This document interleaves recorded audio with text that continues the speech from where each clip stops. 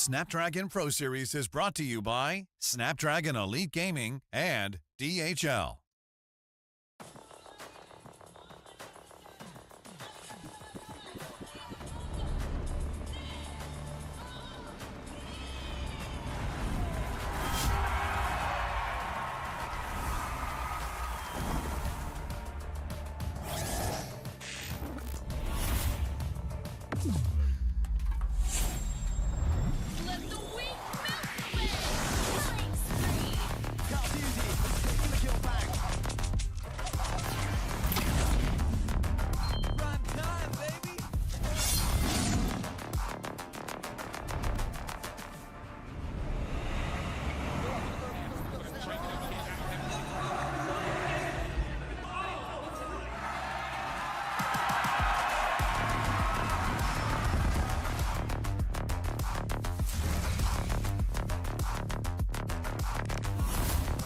Looks like the players are ready.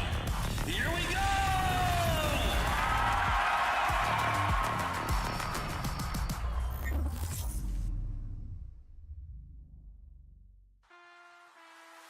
And once again, return to the land of dawn for some good old MLBB action for day number 3 of the Snapdragon Pro Series Season 6 MLBB Challenge Season, where for the first time we are going to see some teams qualify directly to the Challenge Finals. My name is Stafa once again with Dodo here today, as well as Fasha Bunny. How you doing today? I'm doing good. I mean, it's been exciting. I've been waiting to join in for the challenge season, and the fact that it has been 2 days, a lot of things have been inserted or even added on into the game, especially the fact of after the patch notes, as well as the fact that we have a new hero in town.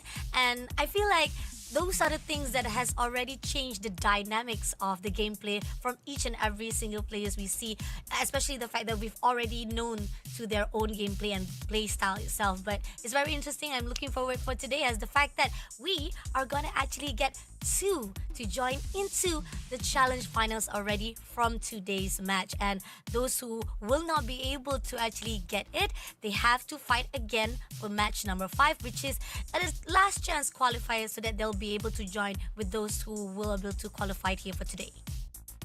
For those of you who have already joined us throughout day 1 and day 2 of the challenge season, you know that the entirety of the round 1 matches across all 4 groups have already concluded. Some teams have been able to make it into the upper bracket, one step closer of qualifying directly to the next stage, while others, like Fasha has already put, will have to brave the long and arduous journey through the last chance qualifiers. Let us once again remind you guys of what happened in the first couple of days, as in Group A, Blacklist International as well as Onyx Philippines made it through their first matches, going up into the upper bracket while knocking down Lazy Esports and Evo's Esports, who will face off later today. I mean, it's crazy, right? To think about how even at the point of that first game itself, it was intense to go into best of 1. Lazy Esports showing themselves really good at the first run, and then going into the second match itself, I think Group A is phenomenal. I think it's one of the great opening for day number 1 itself. Now going into Group B, we got RSG was beaten down by Alter Ego, and at the second match itself, TLPH also had to turn over the win to the RRQ Hoshi. But they are going into the lower bracket, which we are going to see them trying to rise off from that lower bracket to qualify to the LCQ. Whereas the crucial 1 match on Group B itself, they will be qualified if they win against each other, which is Alter Ego against RRQ Hoshi.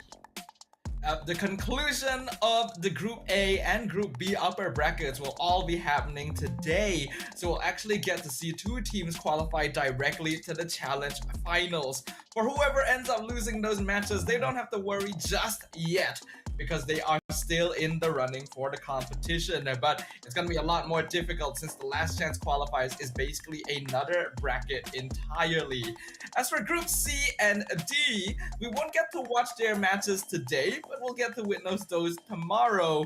And it's going to start off with Evo's Holy going up against Team Liquid Indonesia, both of which were able to triumph in their first matches against the Homeboys and Team Flash KH, who will be meeting each other in the lower bracket. I mean, this is something that we are going to look forward tomorrow, definitely. I mean, knowing the fact that every single group will have one qualifier will be able to move into the challenge finals, and they have two other teams that will be able to actually qualify as well if they try their best to survive those lower bracket journey themselves. But now, going into the next group stages, we got BTR, who wins against AI with 2-1 on their first match, and Toda unfortunately losing against Aurora, putting them down at the lower bracket. They're still in the running right now, but they still need to prove themselves at that lower bracket, which we also talk about how Group C and Group D will not be shown for today. Only tomorrow that you will see who will qualify, whether BTR or Aurora will be the one who qualified, and who from the lower bracket will still survive to go into the LCQ. So fans of the teams in Group C and D can take a break for a moment, since you won't have to worry about the fates of your teams for today.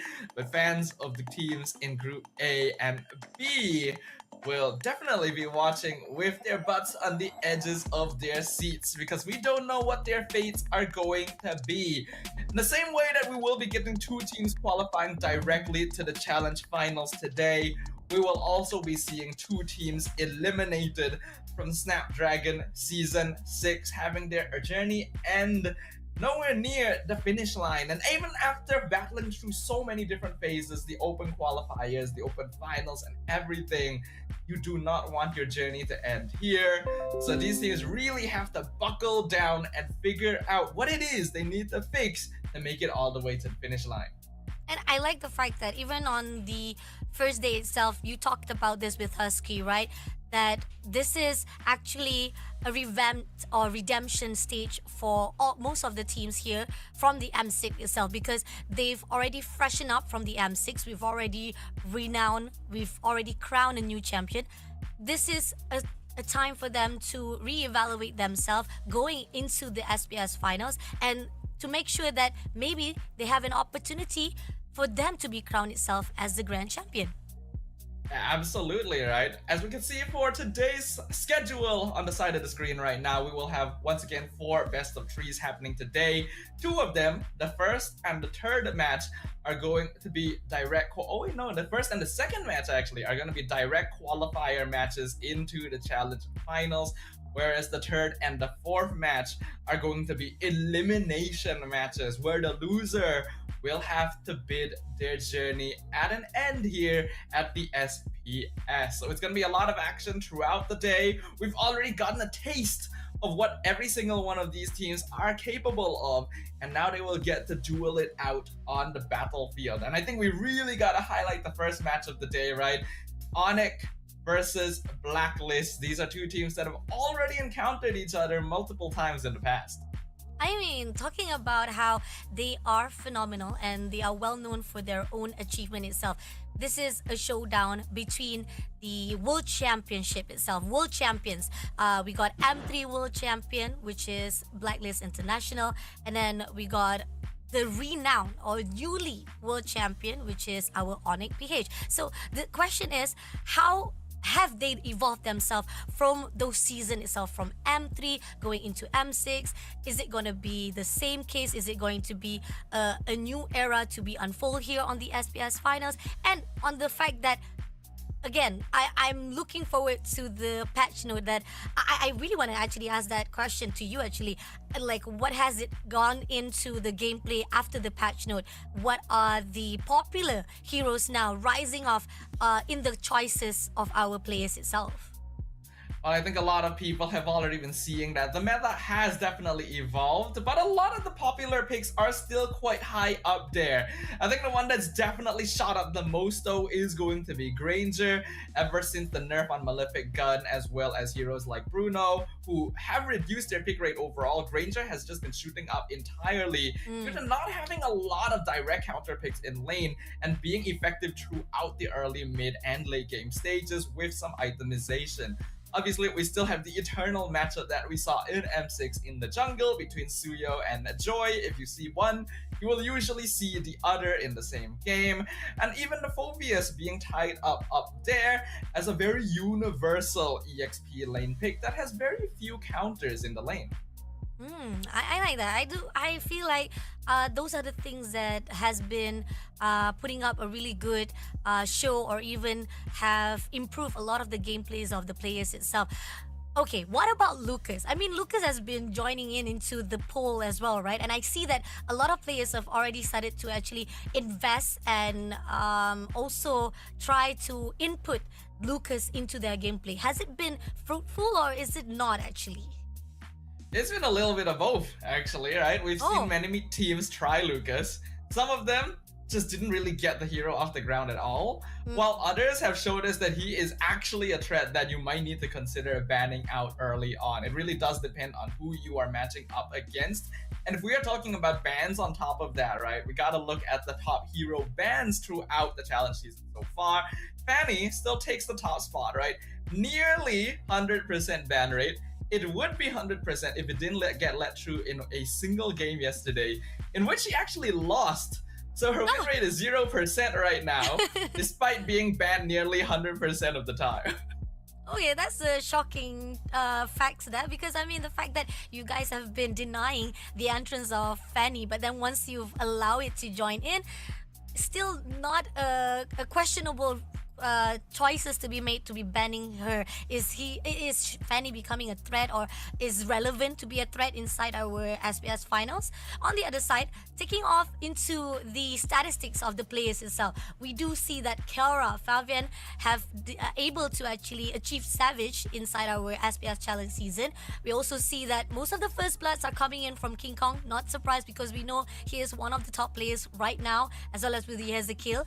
And for the highest goal per minute, it seems that King Kong is on the top here with 993, alongside with Fabian and Ellen. I think pretty much we see most of the control, also how King Kong, this is specifically on King Kong itself, how he actually maneuver from each lane itself, and how he actually control and make sure each and every movement is contributing into the team itself, has been very good for the Onyx. And this is what we actually feel that most of the teams would love to actually adapt and try to actually incorporate in their own gameplay. Do you agree on that, Stafa? Yeah, I would think so, right? It's definitely telling that the daily check-in is basically being dominated by our M6 top 2, right? We have multiple players from Onyx and TLID up there.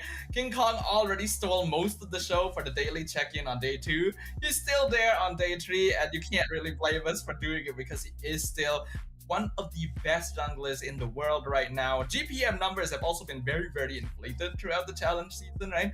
Those are the average numbers, and even then they're like over 900. We have seen multiple players breach the 1000 GPM mark. But if we're talking about players, we of course have to talk about the teams themselves, right? Onyx PH is still going to be up there. We wondered if the M6 champs would still be as strong after a short break into a new year, and the answer to that appears to be yes. All right, they're still dominating the same way that TLID is, but we're actually going to focus a bit more on Team Liquid Philippines, who has been having a lot of difficulty adapting to the current meta now, right? We thought that, okay, after some time, they would have figured things out. They would look a little bit more solid overall, but their performance previously is still a little bit lacking. Like, there's still something missing, and we can tell that they're still not quite as comfortable, right? So hopefully they can fix that so that they are not eliminated too early on. Whereas Lazy Esports continues to be one of the potential dark horses of the entire tournament, an MDL team, yet able to put up very strong showings against MPL and world stage veterans.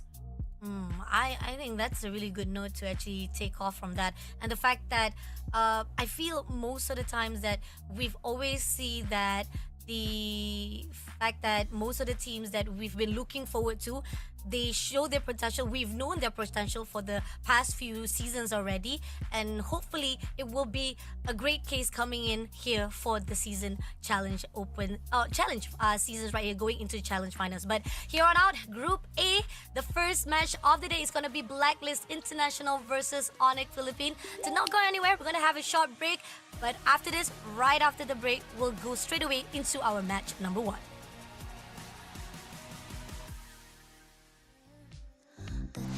Logic into atoms.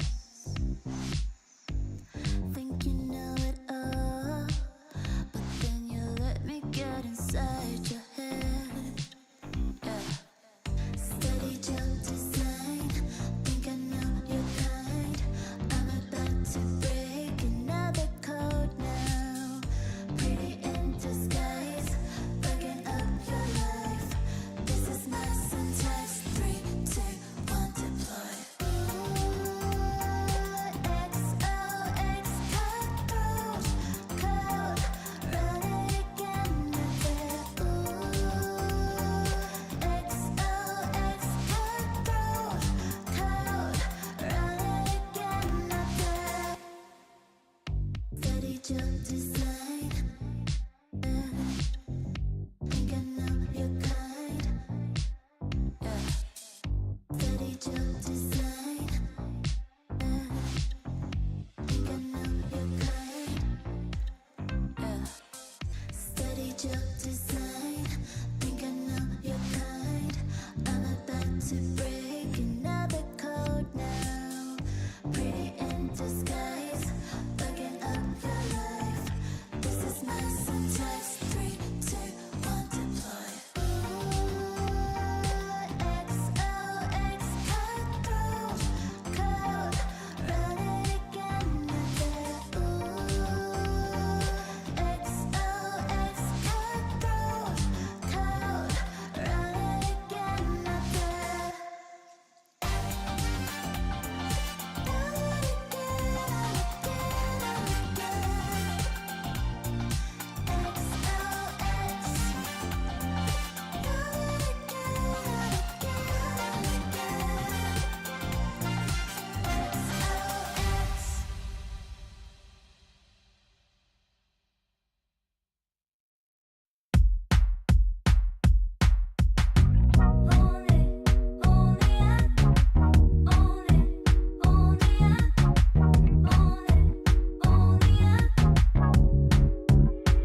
Like a moth to the flame,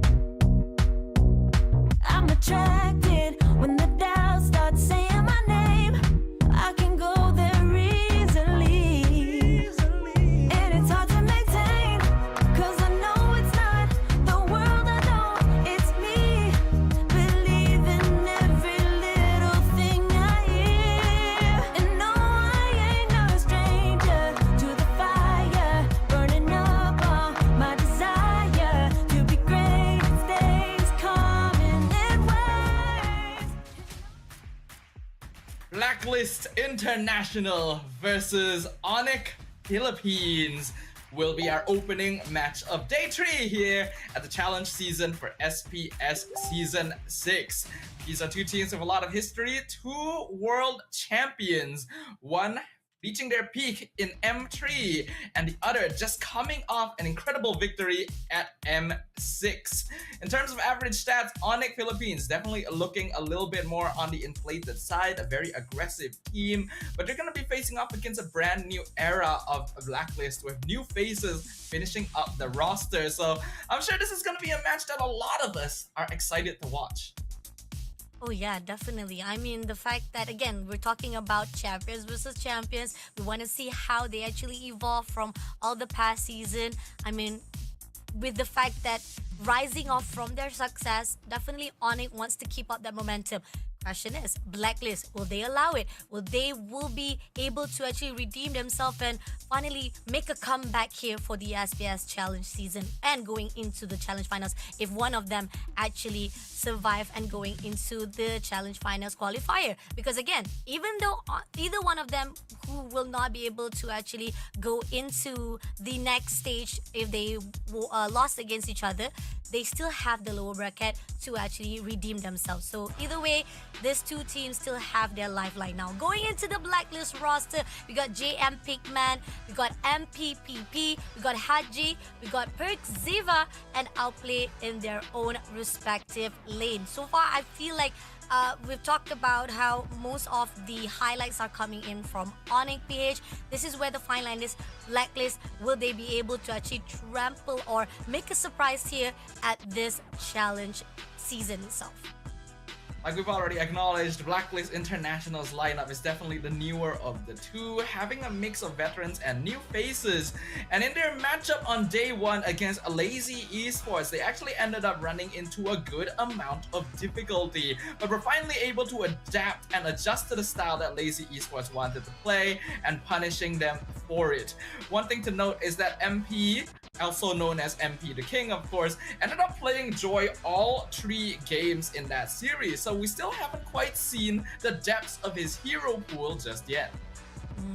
I do agree on that, because the fact is there's again, it's only been 2 days and there's a lot of things that can be portrayed here into the challenge season itself. And again, these two teams, they still have a lifeline, even if they might not be the first team to go into that challenge finals itself. But going up against the Blacklist, it's gonna be Onyx PH right here. We got Kirk, King Kong, Super Prince, Brusco, as well as Clara. I mean, King Kong, we've talked about how he has been dominant. He has been right onto the pedestal right here from day 1 to day number 2. Even up to day number 3, he is still right at the top list to be watched out itself. Steffa, comments on Onyx Philippines, what are your thoughts on this? Well, I think I share the thoughts of most of the MLBB community that Onyx Philippines is just a different beast altogether.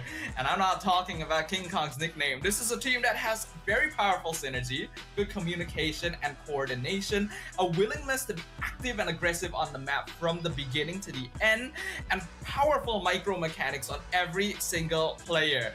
Not to mention that a lot of them are meme lords in and of themselves. They like having a good bit of fun. They like to enjoy themselves in the land of Dawn while still demonstrating very clean gameplay. Their performance, in contrast to Blacklist on day number 1 against EVOS Esports, was a one-sided massacre. There was basically nothing that EVOS could do to counteract against them. They are still very much in championship form, and it doesn't even seem like they've been forced to pull out anything from their back pocket just yet. I mean, it looks like there's not even a breather for all the players to even catch up with Onyx, because it seems that they're very, very vicious. They're very pulling off a lot of the confidence as well as so much momentum that even all the players who try to actually put out a really good fight, I mean, to point that we see a lot of the drafting wise, I feel like they have a good answer to Onyx Philippines. They know what Onyx Philippines is about to do. They know who they want to actually ban off to give a little bit of reduce of the hero pools itself and to respond it well. Even though drafting wise, I feel like Onyx definitely covers up the ground very, very well, and the response coming from the opponent wise is good. But somehow it's still not enough, because as all around together from the team of Onyx Philippines itself, they just know who to actually cover up, who to actually go in first to capture and bait off all of their opponents. Now, going head to head between MPP as well as King Kong, average wise, we do still see King Kong right at the top. I mean, the fact that he is at the top 3 itself for the goal per minute. KP wise, we see King Kong is better off with 79.50%, and average KDA is definitely on the King Kong side with 34.00 over to 73 to MPPP. King Kong stacks are definitely very inflated right now because they did have 2 very fast and very clean sweep games in their first match of the challenge season. An average GPM of 993 is actually kind of ridiculous, because that would be the peak GPM that other players might achieve throughout an entire season of MPL, for example, and that's his average. And then you look at his KDA and you just think like, did something go wrong somewhere? Did someone type in the incorrect numbers? Because 34 is just on a different level altogether. But it's not just King Kong that they have to worry about, right? From the side of Blacklist International, Kelra already got the first Savage of the entire challenge season on day 1. Turk, one of the few players who actually executed on the Lucas incredibly well. And when we look at our caster predictions, both of us are undoubtedly leaning towards Onyx Philippines. But it does look like you've given one game over to Blacklist, Fasha. May I ask why that is? Because again, it goes back to the topic because I was hoping that I saw on day number 1 itself, Blacklist, it looks like there's a hope, a glimpse of hope coming in from Blacklist. I feel like they finally, with the new roster itself, they finally learned a really good pattern, a really good gameplay to be put out. And I want to see more. I still want to see more on Blacklist International. Despite I know that Onyx PH will definitely have a better chance in actually going the first one into the qualifiers or into the challenge finals itself. But at the same time, I think Blacklist International, they have what it takes as well to put a little bit of Onyx Philippines to run for the money itself. And looking onto the drafting itself, look at this. Granger already been picked off early on, and even Joy been picked off. Now, those are the 2 deadly heroes already been picked up. And Onyx Philippines, on the other note, they responded well as well. They've already picked up Iritil as well as Suyo itself.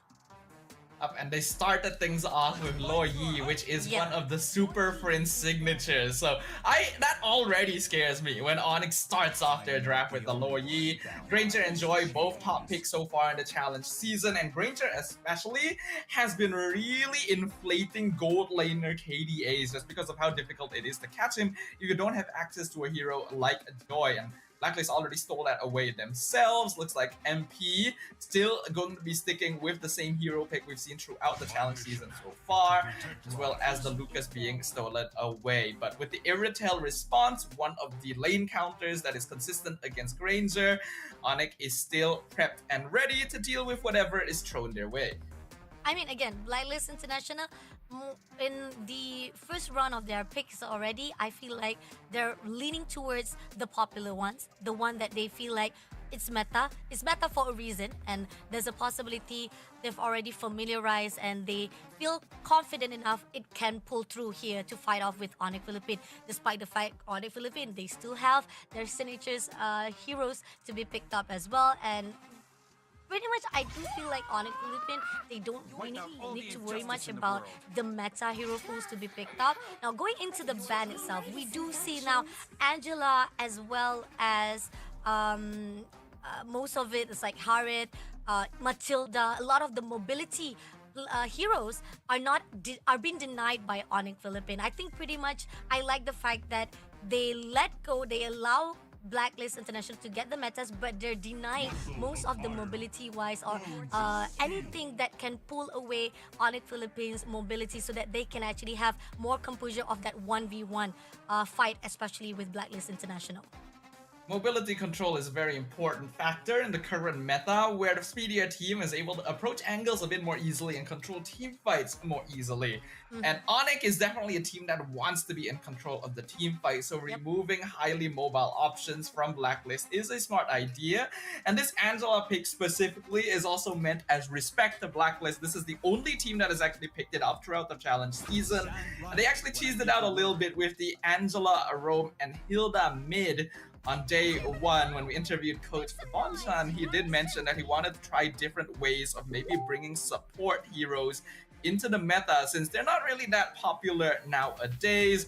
And now with the Khalid and CC locked in by Onyx, you have a very mechanically intensive draft that doesn't play the typical front to back. It's very skirmish style and intends to try and split Blacklist apart so that they can deal with them one by one.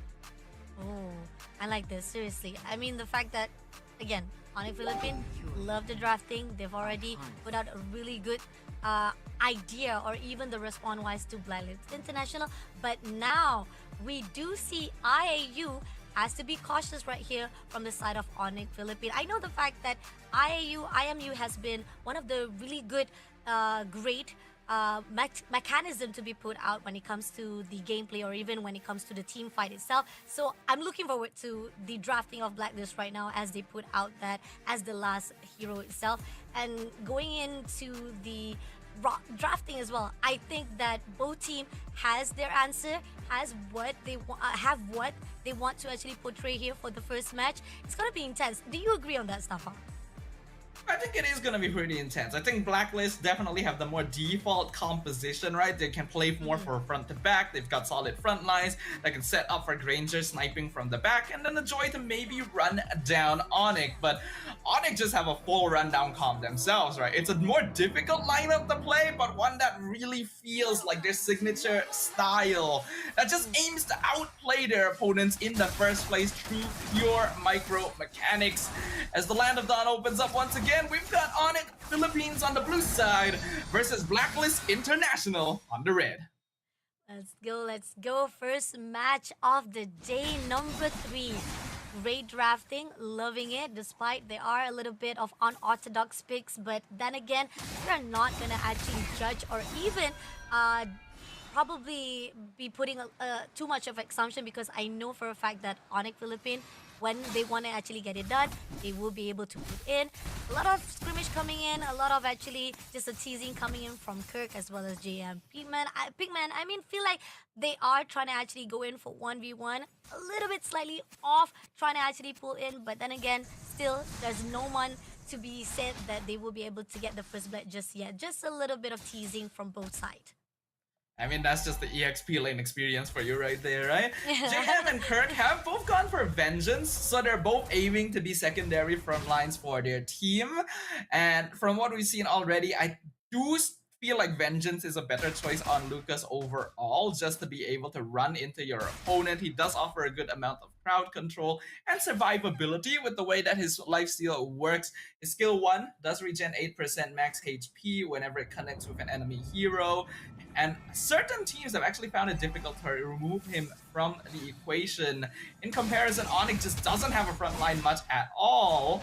But because of that, their team lineup is going to be a lot more formless when it comes to team fighting.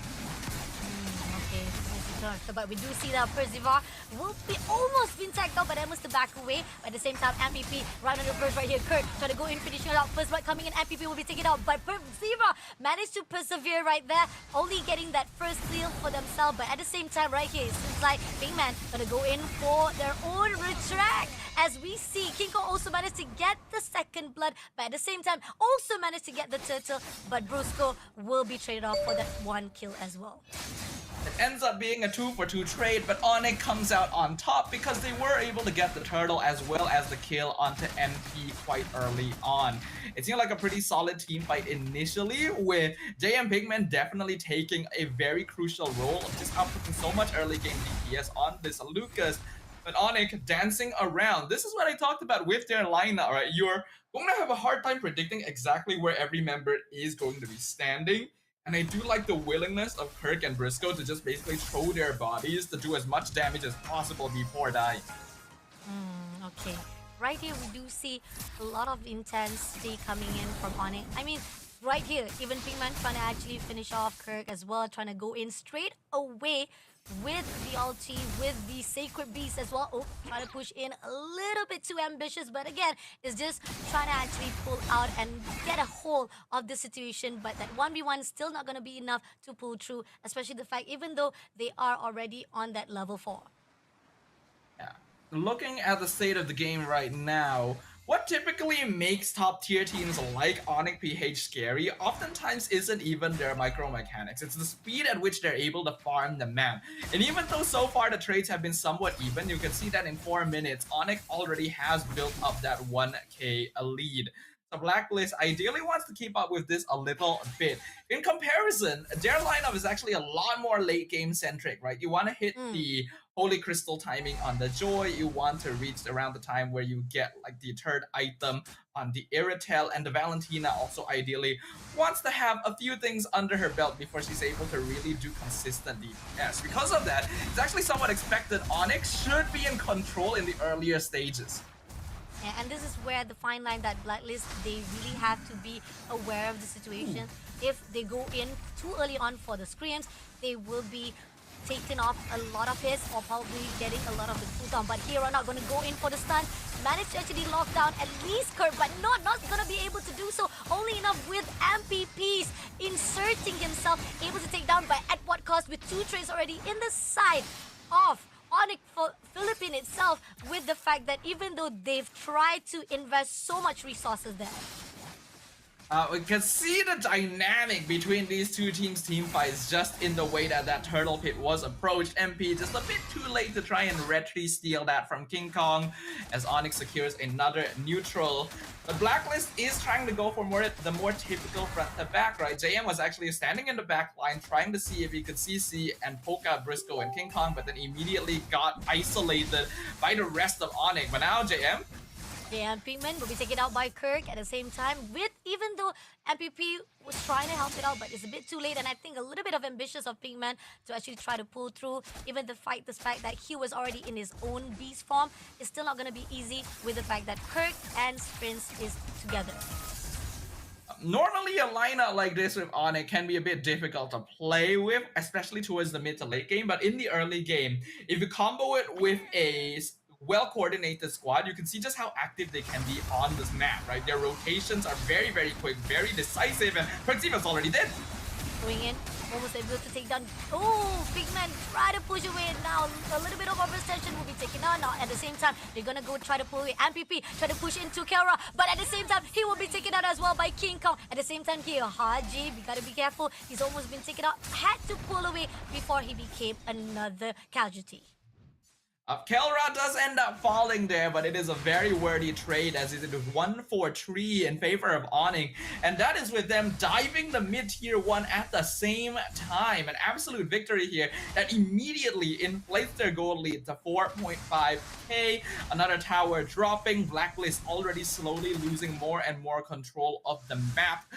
Hero picks like this allow Onyx to be incredibly independent. They don't really need to be reliant on being together in order to make things happen, and they're able to make split-second decisions within team fights on their own terms based on what they think is going to be the most effective for the team. It is a lineup that requires a lot of faith between one another to be able to do what they each need to do.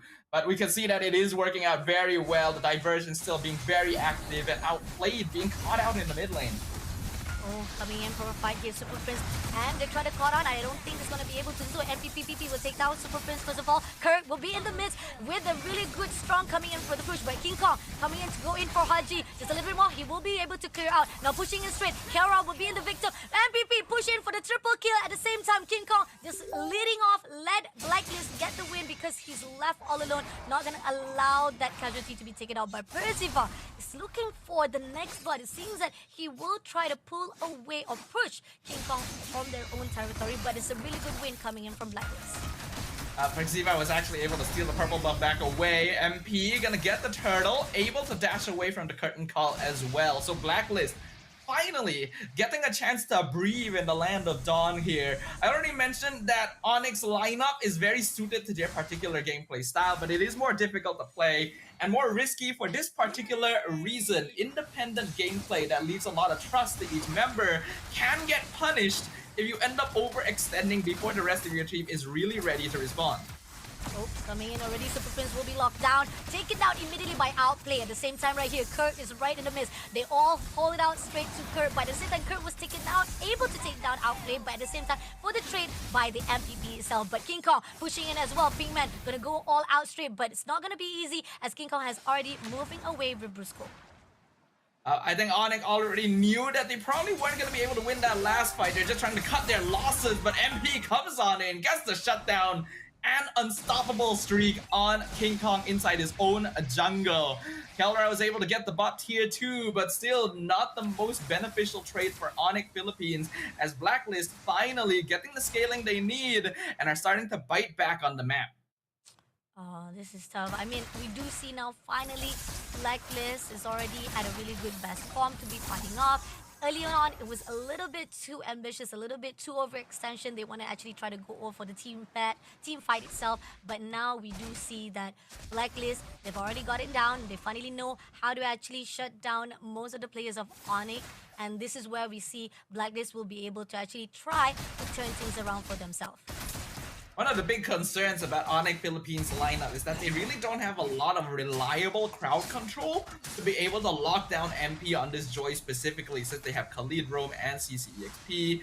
Diversion into the mid lane, but Blacklist isn't really nearby, so Onyx will just settle for controlling the Lord Pit instead. But because they're not able to lock down the Joy, MP is being left largely unchecked.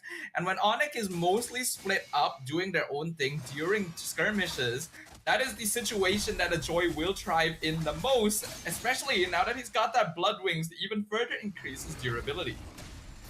Gonna actually try to contest for the Lord here. We do see Onyx will try to bait out Blacklist, whether or not they want to actually try to fight off here in the midst, or will they actually just play it off with time? This is all disciplines coming in from both sides of the team. See Calra already doing some good damage. Curtain Call comes out from Kirk quite early on, but Blacklist still maintaining very safe positioning on the map. They want to pick off members first. Oh, MLBB try to go in, but King Kong will be the first one to go in all out. Avatar Guardian been invested, able to take down King Kong, but at the same time, King Kong will be shut down by JMP Man. And coming in right now, Persada also try to push in straight. Is also trying to go in all out for Kurt, but it's not going to be enough. But MPP gonna try to finish it off, getting off that monster kill straight away to shut down, getting 2 pieces on the side. And this is where Blacklist open up for the Lord.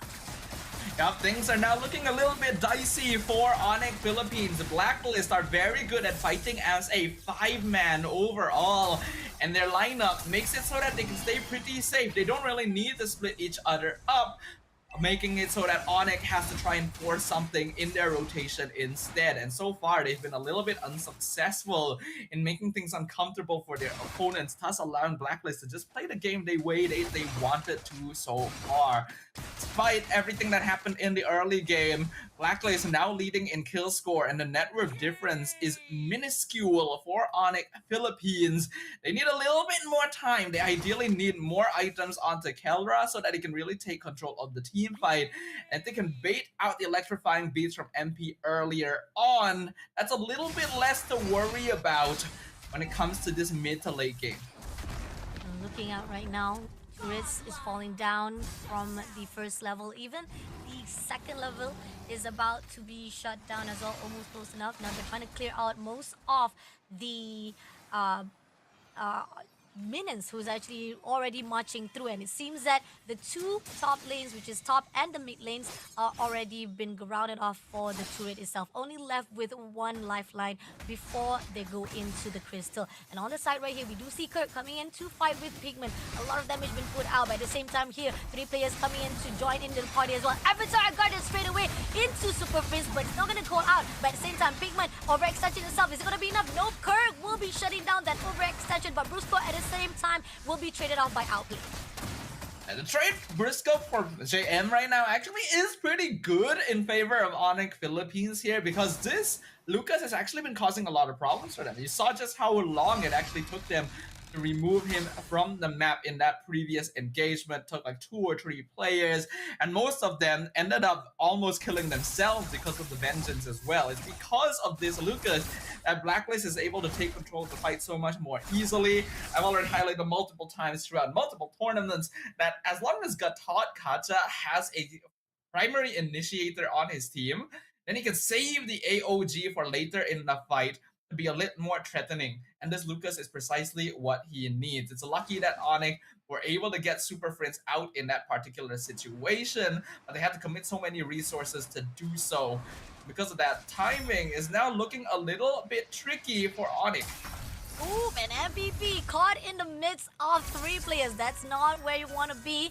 But then again, was able to move away as quickly as possible before being taken out by Onyx. Now, things are getting a little bit peaceful in the Land of Dawn, but at the same time, they are looking forward to the second lot, as it's going to be spawning within the 4 seconds. There are certain teasing coming in. Ziva looking straight to Brusco. So looking for the discipline that is coming in from both sides of the team. Who will be trying to tease out and who will be baiting out. And knowing for a fact that Persada will try to actually get at least the Avatar Guardian to shut down or even locked on Onyx players, that's where the fine line where Blacklist will be able to actually get a hold of the control. Personally, I feel like Onyx shouldn't be grouping up too much behind the Lord Pit because they just don't have a team composition that's very good at holding position. Instead, they could be sending Kelra with Super Friends onto the opposite side of the map to get some split push in, and then diversion back into the fight when it is necessary. Because they are all right here, they're not really getting too much macro done on their map. They're relying on slow pushing through the natural minion waves. Kelra being diverted into the backline. Oh, and MPP almost lost lifeline right here, and Brusco will finish off the job, but at the same time, he's right in the midst. Outplay will trade him off instantly, but at the same time, Lord has already been taken out by King Kong, and now they're gonna try to go in for a fight, or will Blacklist will shut down. Avatar Guardian, been invested, doesn't let long anyone, but at the same time, they're pushing it, and that's gonna be an investment. Haji almost able to clear out. Outplay will be able to finish off the job, at the same time, Kerr almost losing lifeline, will clear out by JM Pigman. They got the Lord, but at the same time, Blacklist clears it out for the kills. A good idea by Onyx to start off with, but they're still trying to jump back in for this. No, and losing off already Persada as MPP and getting the double kill to JM Pigman and Haji all alone without Kelra. here. And here on out, Kelra already spotted out his victim.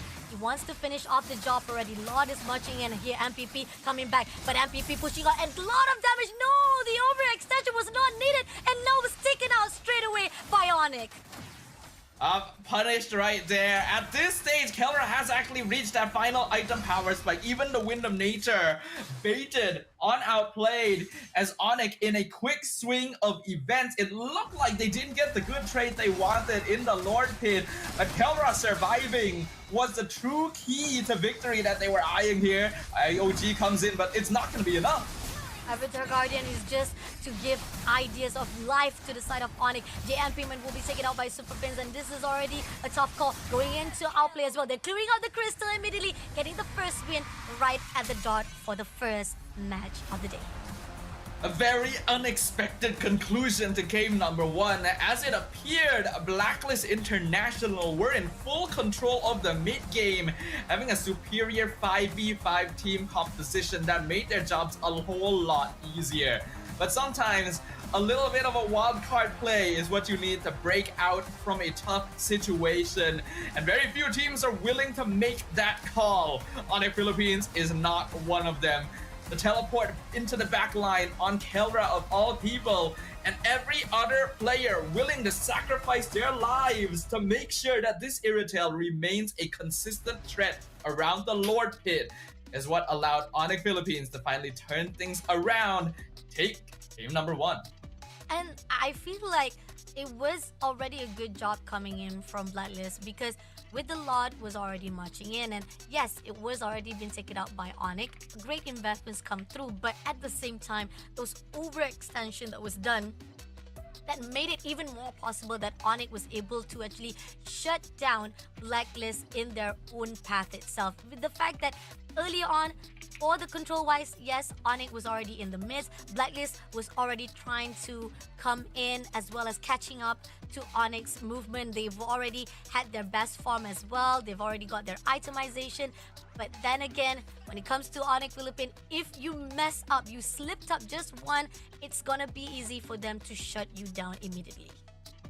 Yeah, a single mistake really is all that it takes in this current meta, because gold just swings so wildly, especially if you end up losing your cores more than once in a row at the very end.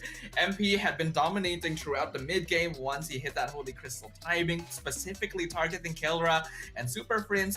Hilda, I mean, like last year we see that after the buff, she has been one of the phenomenal jungler to be put out, to be fight off into the gameplay itself. And you talked about how Joy is very popular, but now Onyx is gonna respond with Alpha to be put out. Yeah, I myself thought that Onyx was going to grab the Matilda here to force Blacklist in an uncomfortable situation. But they actually let it through, so Blacklist are able to get the Matilda yesterday and day one as well. Matilda was a surprising counter pick to the Joy because of the extra shield she could provide to the backline heroes that would otherwise have been a lot squishier without her. And paired up with the Hilda means that Blacklist is aiming for a little bit more early game aggression. They're not really going to be able to invade against a Alpha, but it will give them a bit more presence to make sure that Onyx doesn't just have the run of the land the first couple minutes. Oh, okay. This is interesting. Definitely, Blacklist International, they're now more to mobility wise. They're very quick to go in. Their movement are gonna be able to actually secure going in to fight off with Onyx Philippine. On the side of Onyx, they're more to try to actually go in for damage. They do have Harris. Harris is definitely a great mobility wise hero to be put out, but then again, he only has like a single lane or a single shot to be put out. He's much more on the focus side of one hero 1v1 situation. So those are the things that Blacklist need, or even Onyx needs to be probably aware of. And I think despite the fact that I still in the favor of Blacklist right now for their own drafting. Now on the side of Blacklist, they ban out Odette, and going into Onyx, they ban out Bruno as well as Moscow.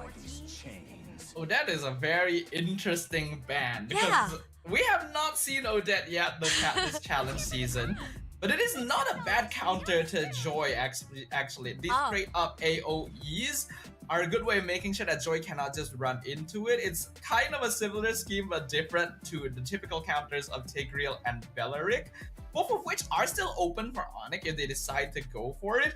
But Blacklist is a little bit more worried about straight up damage in the mid lane, and it could speak to what they're trying to do for their mid laner as well, as Onyx instead go for the bans on the gold lane, getting rid of Moskov and Bruno. Since Granger is already gone as well, that doesn't leave Blacklist a lot of meta marksmen to actually face off against the High Rift. The Eve going to come out here. I'm kind of surprised this got so far into the draft. It's quite often banned out in the first phase. And as for their marksmen, there's not a lot left. There's Claude, there's Carry. The Irritel somehow slipped my mind. I don't know how that happened, but this is a very high mobility composition from Blacklist. Yeah, definitely. And the fact that they stole an Irritel, right? And we saw how Onyx was able to pull through a lot. And Farsa been picked up for the last hero. Again, I have to say this. I am pretty much in the favor of Blacklist International. They always have a really good choices to be picked out. High mobility wise is a really good gameplay. The question is, again, I hope they learn from their mistakes with mobility wise on their side. Hopefully they don't mess up going into team fights. The fact that they can actually cover the grounds on back line, front line wise. The question is, can they actually know who to actually pick up? Because Onyx Philippine, yes, you have the Ways of the Dragon, you have Harris to move things around, and the fact that Farsa also can slow things down with the ulti itself. This is something that, again, an orthodox pick, but it is a good response coming in from Onyx itself.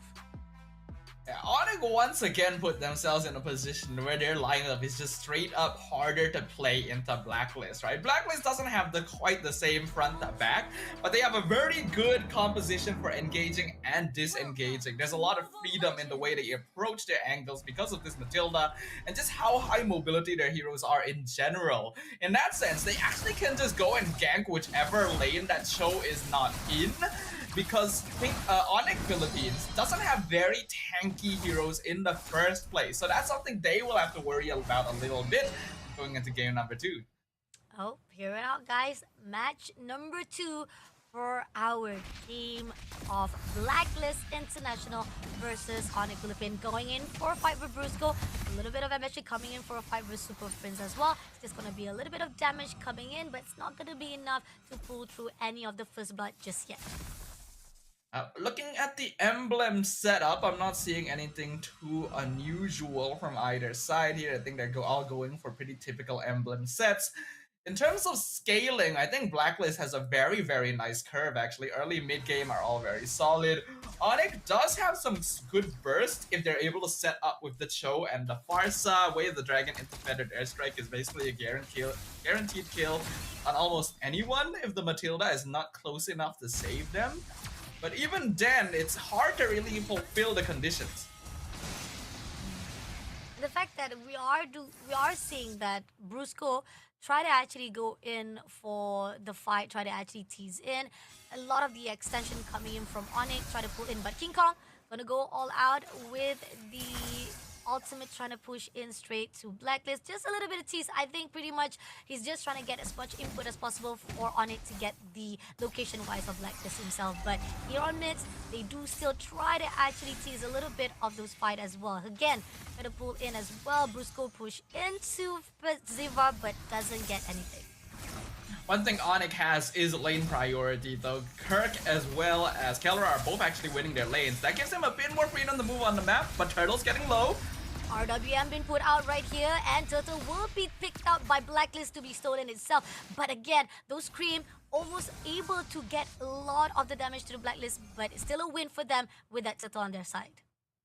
Yeah, with a composition like this, it's gonna be very hard for Onyx to just run into the real-world manipulation, so Haji can just stand there and pop it, but it looks like it doesn't matter too much to Onyx as King Kong just walks into the jungle and steals the purple buff away from MP. Up until now, the Alpha has been keeping ahead in EXP because Onyx just generally have been more active in invading Blacklist half of the map.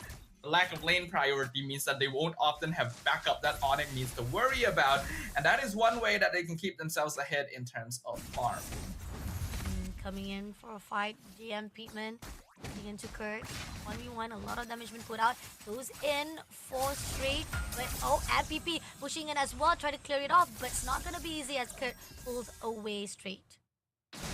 The vengeance gonna be forced out there. Kirk had to use it. If he didn't use it, MP would have absolutely killed him under the tower right there. So good coordination from Blacklist. JM definitely went for that initiation because he knew that the Joy was nearby to maybe get the free kill. But baiting out the battle spell is still very good as well. Now they're trying to gank JM instead. Oh, going in all out, JM Pigman straight on 3v1 situation. First blood comes through from King Kong, but Kira at the same time will be pushed out by Outplay and Perziva. Is it gonna be enough? RWM been put out, but doesn't actually lock anyone. Summer Force also been put out. Kira almost been turned, but that's the resources of 3 players. So much of investment had to be done by Playlist just to get that one play. But at the same time, RG try to push into Super Prince as well. Oh, so much damage. But here Brusco clears it out into straight off the tower to get the trait they want. Honestly, the fact that Kelra survived that long against a 3-man gank is insane.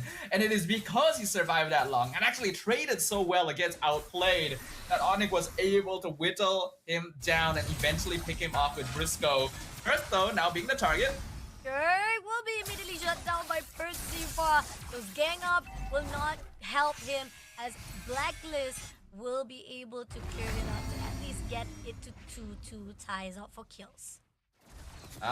I'm liking the activeness I'm seeing from both teams right now. There is actually a certain similarity in the way that their drafts are played, especially around power spikes as well.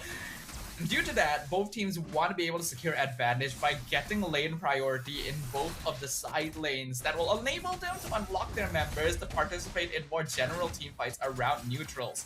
Kirk, unfortunately, getting punished quite heavily. Oh, and going in all out, Brusco shuts down MPPP.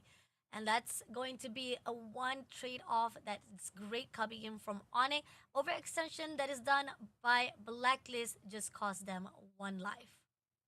And that was a bit of a mistake right there from Blacklist. They didn't realize Briscoe was nearby, and by the time he showed himself, MP was already too deep. And now Perziva gonna be forced to use Flicker as well to escape King Kong. RWM comes out.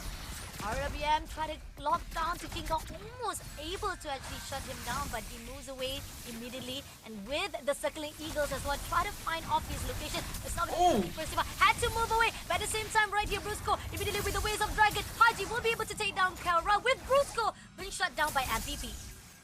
That was insanely close. Actually, Kelra almost picked up Haji. If he was able to get that last hit, then he would have survived just long enough to maybe dash away from MP as well. But because it didn't happen, Blacklist ended up coming on top in that one, since Onyx were very deep in their base and they have a little bit more sustainability to play with. In terms of itemization, Flash completed on Matilda, Flicker from JM, Kirk in trouble now. Oh, even Pigman is also in trouble. With that Blacklist finally stepping into the grounds of Onyx and try to actually punish them as a team. They're trying to actually gang up and doing what is necessary to actually get a hold of the situation. With the economy wise, we do see that still Onyx is right on the lead with 2,000 on their hands, but King Kong made it even more possible with the turtle in their hands. That's 2 turtles already been collected by Onyx. Now just short of a 3k lead in favor of Onyx Philippines as we approach the 7-minute mark. Kill score is still even, but we're starting to reach the stage where it's more comfortable for Onyx to roam around independently, while Blacklist still actually needs to play somewhat together since they're relying quite heavily on the Matilda and Eve to set up team fights. Because of this, we can see that the macro on the map is a lot easier to control for Onyx side. They can just send one member to a lane, push it out, and force Blacklist to respawn since they have to rotate largely together. This is making it very difficult for Blacklist to actually contest the neutrals. But going in all out to Kirk. Kirk try to move away as quickly as possible, but it seems that MPP will deny it immediately with the electrifying beast as well. But Brusco try to come along, try to connect the dot, but it's already been done deal for the Blacklist. Onyx, they definitely risk getting picked off because they're sending people so deep to push lanes, but it's actually worth it for them right now. There's no point in them trying to force a straight up 5v5 because they know that not only is it more suited to Blacklist lineup, it's also a more comfortable gameplay style for Blacklist in the first place. So Onyx wants to keep them running around the map instead. They're not worried about maybe throwing bodies away in exchange for structures. But here now, Brusco will be going in for the Waves of Dragon, shutting down Pigman immediately, but Pigman was able to move away. But the same time, Haji at lost cause almost been taken out. Zamanfo has been put out at investment, try to lock things out, but Blacklist will not be able to be shut down immediately by Onyx. A good disengage here from Blacklist, and we're already starting to see the impact of this Matilda as a whole, right? That Flask of the Oasis shield is keeping people alive in situations where they should otherwise be dead 100%. JM with the kick into the feathered airstrike should have actually died even as a Hilda, but the extra shielding gave the HP needed for him to survive, and now the Holy Crystal and Berserker's Fury are completed for Blacklist. Coming in, Kirk will be right in open. Pinkman takes down Kirk immediately. King Kong trying to finish it off with Pinkman as well. Forza comes in right here as they try to actually immobilize King Kong, but King Kong almost being shut down, trying to pull away, but Super Fist able to take down Haji, but Pinkman traded off for King Kong, but at the same time outplay, trying to move away, try to get that kill as much as possible, but Kara managed to push off the team of Blacklist, and this is where the fine line of Blacklist, they don't want to mess it up. They did manage to get some kills, they did manage to get some wins for themselves, but Pinkman gonna go all out, gonna overextend himself, pushing in, and Pinkman gonna push out with the Zaman first been done, and Hero now getting double kill to shut down outplay as well. And this is why he's called the gold standard, ladies and gentlemen. Onyx Philippines, doesn't matter how many bodies they throw, how many people they have to trade, as long as Kelra is kept alive, and even MP knows that he cannot make the same mistake he did in game number 1. This is no longer a situation where you can just dive and hope to get a kill on the goal lane. Kelra is going insane right now. Another one with Hardy as well. Oh, another one to be shut it down. That's a great kill coming in from Kelra to push into Blacklist. All of the formation that was done by Blacklist now lost with Kelra shutting them down. Oh my goodness, this is insane right now. Kelra. And he's still going as well. The amount of action that this Harif is participating in. Even JM being forced back by the feathered airstrike. Onyx, there is so much faith in each other in the way they approach this game. The way that they take these team fights can fall apart so quickly if a single player messes up.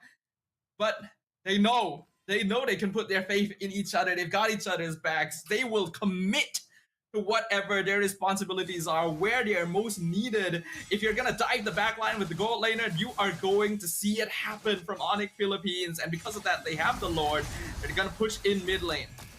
Now Brusco looking for a way here. We do see Kara going into the tower already. Brusco pushing it with the Waves of Dragon. Takes down already for the one. RWM been put out. They're trying to lock on to straight away to Onyx, but it's not going to do it any favor. Zamafon been put out by Haji, but Haji managed to pull away. But here on out, Lord goes into the crystal. They have to defend it, but it's already half a lifeline. But Lord was able to take it down before they would take it into a casualty. But Onyx not done yet. They're going in all out to King Kong. Not going to be enough. MPP will be the one to be shut down by King Kong. With a lot of the investment was done, and it's not going to be easy with Blacklist. Try to shut down all of the marching of the minions. And at the same time here, God's going in all out to outplay, but he's overextending. He will be taken down by Persada. But at the same time here, we do see King Kong pushing out to Persada again, as well as Pinkman. We do see Kara going out with the Zaman Force to lock it out, but Aura almost overly shut down. But here on out, he goes in for the synchron vision as Chrono Dash. He gets the double kill, and now they manage to clear out the match number 1 into the hands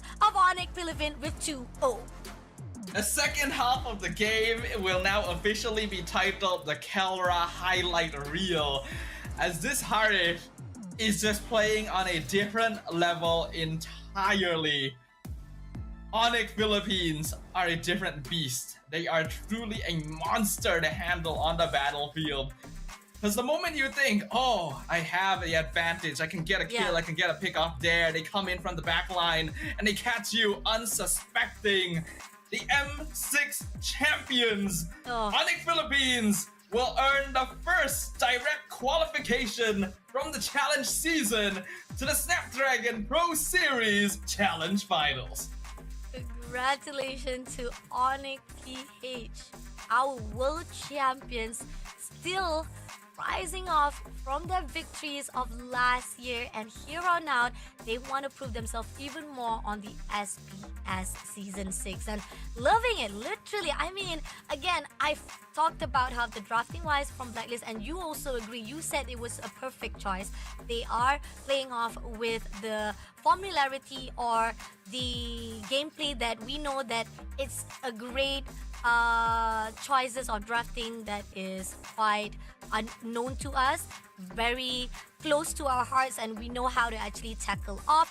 But then Onyx Philippines going into their drafting, very unorthodox, a little bit different, and it's not as easy to be put out. But then again, not to say that there's not a chance at all, because we know how flexible Onyx is, and another motion to be put out here for the gameplay, and you talked about it. Highlights for Kara, that gameplay from the Harid itself, how he goes in from the Chrono Dash, going in from one Zama Force to another Zama Force to lock down one and each of every players from Blacklist itself, put out so much pressure that Blacklist could not do anything.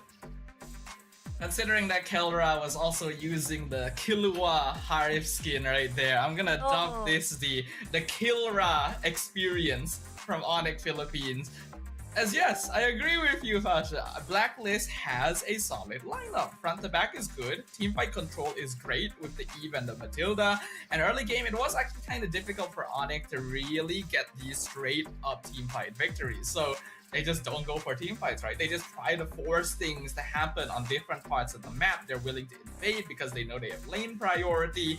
They're willing to throw bodies in order to make sure that other cores have more space to farm and might be able to bait Blacklist out of position just to get a kill that they think they're very close to securing. Onyx Philippines entered this game using potential teammate deaths as a resource. And because of that, Kelra gets a very effective MVP, 921 GPM, and his damage is just on another level entirely. I mean, I like the confidence that Kara put out. I mean, like, he was doing all the show for himself. He gets it done. He knows for a fact that he saw an opportunity, he goes in. There was no one to stop him at all. He was just all one-man show for himself to just shut down one after another. And you also talk about how during the early runs, even the mid games, Blacklist looked like they had a really good form. But then again, Onyx Philippines, they're just on another level with how Kara was pushing off as well as controlling all of those movement and taking down. That was when Onyx was able to have an opening to just shut down completely Blacklist. They were shut down so effectively by Kelra, and yeah, Blacklist has tools for stopping this Harif. Yes, they don't really have a lot of crowd control, but they have the Joy that can run Harif down, they have the Hilda, and even if they get jumped on, they should have the Matilda to be able to pull them out to safety. But Kelras has such a good eye for opportunity. Every single time that a member of Blacklist is just slightly out of position, just slightly, Kelra just goes in. It's like, okay, this is my chance. You know, he sees that tiny percentage, that statistic that says, I am going to destroy these fools right now, and just goes for it. I like that monologue that you put out. I mean, I do agree because again, we do see he was ambitious, not just him. Rusko was on the line as well, picking off the players of Blacklist. Yes, we do see there was earlier on, it was a little bit of overextension. That was what caused the team of Blacklist was having a little bit more composure, even at the point where we thought that Blacklist has it done. They're already grounded off a really good composure. But then, after that mid-game, that's when it all falls through because from one kill to another kill, Kara was just on fire. I can tell that the production team just really loves Onyx in particular because look at the way that they're editing Kelra's movements into his gameplay, right? The Harif dashing in, throwing these balls of energy at the opponent and then just exploding all at once. Once Onyx had their eye on the win condition, it was already done. There's a reason they are M6 champions, and they have once again claimed a direct ticket to the next stage in a very clean fashion. 2-0 victory on Blacklist International. I mean, I really expected more from Blacklist. Again, we talked about how they could have actually be able to turn things around.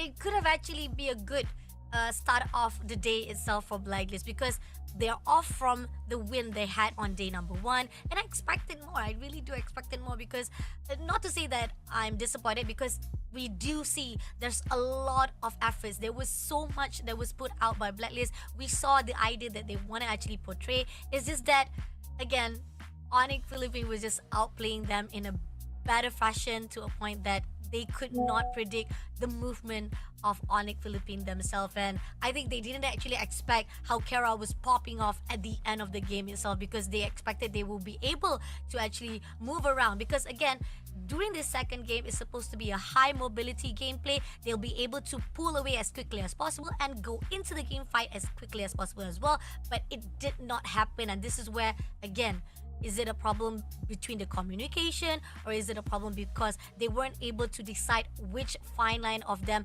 pulling away and where the fine line they want to actually pull all out straight to fight off with Onyx Philippines? But still, it's not a lose chance yet for the team of Blacklist because we talked about these two teams are the one who have rise off from their win on day number 1. So those who lose, they're going down to the lower bracket to meet off to those who are at the Group A who will be meeting off just yet, which is the team of Alter Ego versus RRQ Hoshi right after this. We have second match already ready for you guys, but we have to have a short break just yet to settle things off. So go get your breaks, all your snacks that you needed, and we'll be right back for match number 2. The Snapdragon Pro Series is brought to you by Snapdragon Elite Gaming and DHL.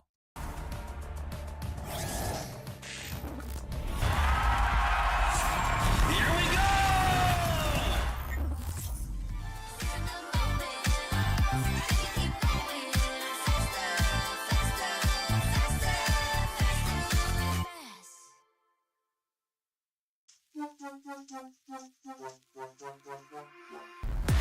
Give it more, give it more, give it more right now, right now.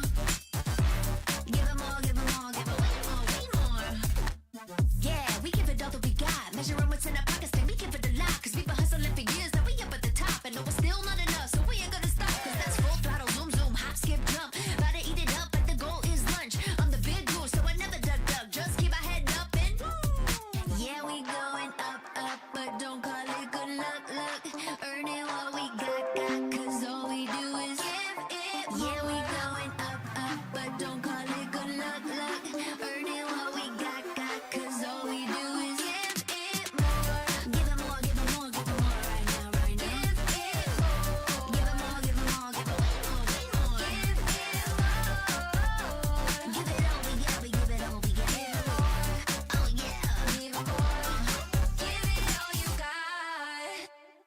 Now they know about our dedication. Not just hard work, it's also patience. Chipped away at it and ignored the hate. And now we big time status and it's us for the taking. We eat, dream about it every time we sleep. Making moves, just look at my feet. Yeah, we bring the heat. We make every situation sweet. Now all we need is, yeah, we going up, up, but don't call it good luck, luck. Earning what we got, cause all we do is give it more. Yeah, we going up, up, but don't call it good luck, luck. Earning what we got, cause all we do is give it more. Give it more, give it more, give it more right now, right now. Give it more. Give it more, give it more, give it way more, way more. Give it more. Give it all, we got, we give it all, we got. Give it more. Oh yeah. Give it more. Give it all.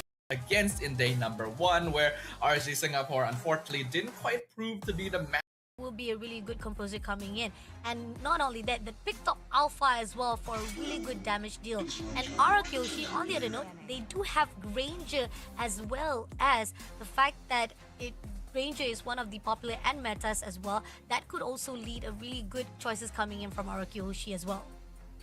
Yeah, so far, the picks are pretty meta from both sides. It's interesting to see that RQ would still grab the Eve because Hylos actually offers a way to counteract the RWM somewhat because of the glorious pathway, but it still gives you a lot of control over the team fight in general, so it is not too bad at all. The Suyo Alpha has always been an age-old duel, but I do think that Harif has the slight edge in lane against Granger in exchange for less scaling potential overall. We're seeing a bit more focus towards the early game bans from Alter Ego, getting rid of the Jawhead, which could really mess with an Alpha and a Haris rotations early on in the team fights. We already saw a combination of Jawhead and Zusin, I think in the first match of the entire challenge season, in fact, and it was quite impressive. Okay, knowing for the fact that they're trying to take off all the possibility of picking off individually, because the fact is they are expecting Defin on the side of Harith as well as Alpha. There's a lot of grounds, even though we do see that they might be able to lock on. There's a lot of individual fights that they need to be aware of. So with Jawhead on the side, it's not going to be a good composition. And they also take off as well Cho in the scene. So this is where Alter Ego, they prioritize any possibility of separation will be done by RQ Hoshi. Now RQ Hoshi, they ticked off Lucas, and we talked about how Lucas, it's a 50-50 situation whereby he's a really good contender, but at the same time it might not go into a really good gameplay if we don't actually have a really good composure. But then we do see the last pick coming in from RQ Hoshi to be banned off. They ban out the Cecilion here, which is actually interesting. I wouldn't have expected Alter Ego to go for Cecilion in this particular situation, because then Harif and Cecilion would both be late game magic damage scalers.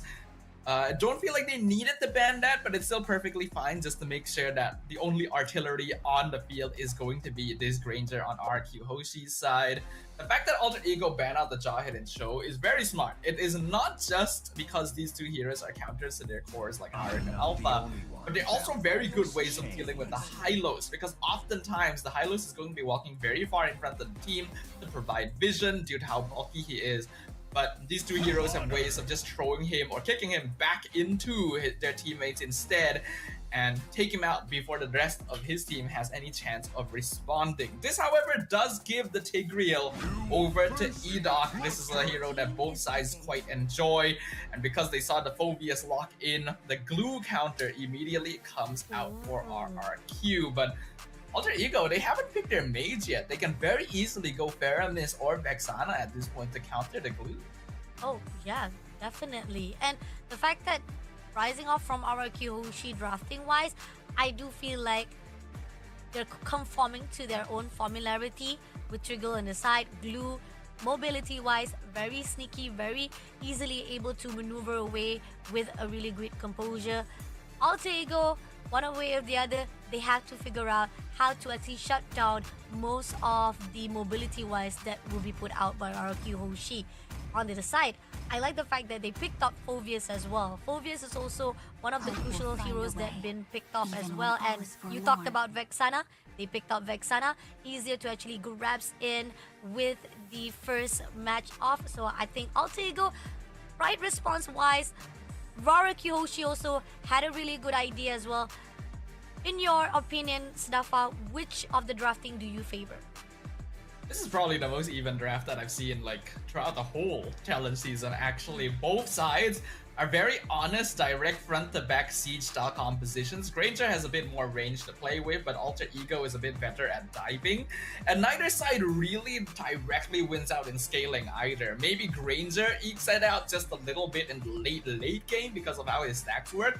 But otherwise, I think a lot of it comes down to how well the early game snowball actually happens for the respective junglers. And if we're talking about the junglers, Karin's actually equaled King Kong's KDA, who has been like topping the charts overall. So we can't just be focusing on what's happening in the jungle. The rest of the lanes have something to prove as well. As we jump on in to the Land of Dawn. Let's see. Match number 2 right here. First round itself for the team of ROQ Fushi versus Alter Ego Indonesia. Right on the line here. Who will be the first one to go into the qualifier of challenge finals? Now, looking on the side right now, it seems that both respectively using their potential to actually scout the area. We do see Rins pushing into Roundale, trying to actually hold them off from the territory as well. Ido also trying to find a way if they can actually try to go in and squeeze himself, but it's not going to be any case, as we do see both sides are taking care of each other. I have to point this out a little bit because it's very rare that this happens, but both teams have 3 Impure Rages, 1 Concussive Blast, and 1 Brave Spite. It's very, very unusual that we have the same 5 emblems on both sides, but of course, the actual emblem setups are a little bit different there. It's just a little bit of fun trivia. In terms of battle spells, it is of course going to be very different as well, with a heavier focus on Purify on Alter Ego just to deal with the Tigreal, and even a Sprint on Dyron because they want this glue to be running down the back line. So let's be careful though. Vexana is a counter to glue for a reason, so Split cannot be used too willy-nilly. Let's see. Right here, it seems that they're going to gang up straight away to Dyron. Starting off immediately, Susujin also comes through. But at the same time, they're just going to deny any composure coming in from Alter Ego. Try to gang things up. Edok also denying as well. Trying to actually pull into Dreams as well as Gebe. It seems that Alter Ego, the attempts was been failed or been challenged away from Arakyoshi. So right now Turtle is in the side and they will be trying to actually contest it off. RWM been put out straight away and we do see right here immediately to be shut down by Gebe, and at the same time a lot of investment being put out by Susujin, able to take down the Turtle as well as getting the first blood as well. Nino on the rise here, try to push into Edok, but at the same time with the cause right here, Nino will be able to pull through to get Edok, but Susujin is on the rise. Darren takes down Dreams immediately and Susujin shuts down Nino. RQ Hoshi definitely come out on top in that one. They get the turtle and they trade Edok for like 3 kills on the side of Alter Ego. So much better control over the team fight in general, but it was actually very, very scary, right? When they initially dived onto Alter Ego, they took a lot of burst damage from Roundel, but AE just didn't have enough follow-up damage after that to actually land the finishing blow, and that allowed RQ to basically reset their cooldowns and re-enter the fight. In fact, Edok almost escaped if Nino didn't manage to just clip him on the edge of that dark wave. So it almost was a 0-4-3 and the turtle too. RQ are very good at taking these sort of team fights. Alter Ego needs to be a little bit more wary of it, even if they do have a tankier front line. Oh, coming in Dreams, and Glorious Pass been used up. Will denied in middle of the movement, and it seems like no matter what, they will not allow Dreams to back away. But at the same time, what caused you with the trade-off as RQ able to control the maneuver. Now Sutsujin coming down to try and deal with highs. Retri comes out. Zaman Force used by the Harif. Sutsujin instantly has to dash out. Rins is coming in from the back line now to go for it. But Highs is beautifully maneuvered past 3 members of RRQ. He is the goal lane. He's the win condition for Alter Ego. And by avoiding a pickoff here, he's at least able to keep himself up to date with Toys Farm. Oh, nice maneuver coming in. At least at the time, Heist was able to actually evade those, fight it off of the gang. You do see Dyron clears out the minion. And it seems that Roundin and Nino would try to actually find a way if they want to actually go out. But it seems that they decided to focus more on the turtle. will be able to tease it out. Edoc's getting the info as well, and Rinse is ready. Glorious Pass been put out. RWM also been set out, but at the same time, they locked on. And at the same time, right here, Alter Ego will be clear. Gabe takes down Edoc immediately and pushing him straight to the side of Gabe. Darren section down, and Dreams will be in the closer as well as getting the double kill. And right this in open, Nino had to pull away. So much damage has been put out, but they are not allowing him. Mobilize straight away him, and Nino will be the one to be a casualty as well as RQ gets the win.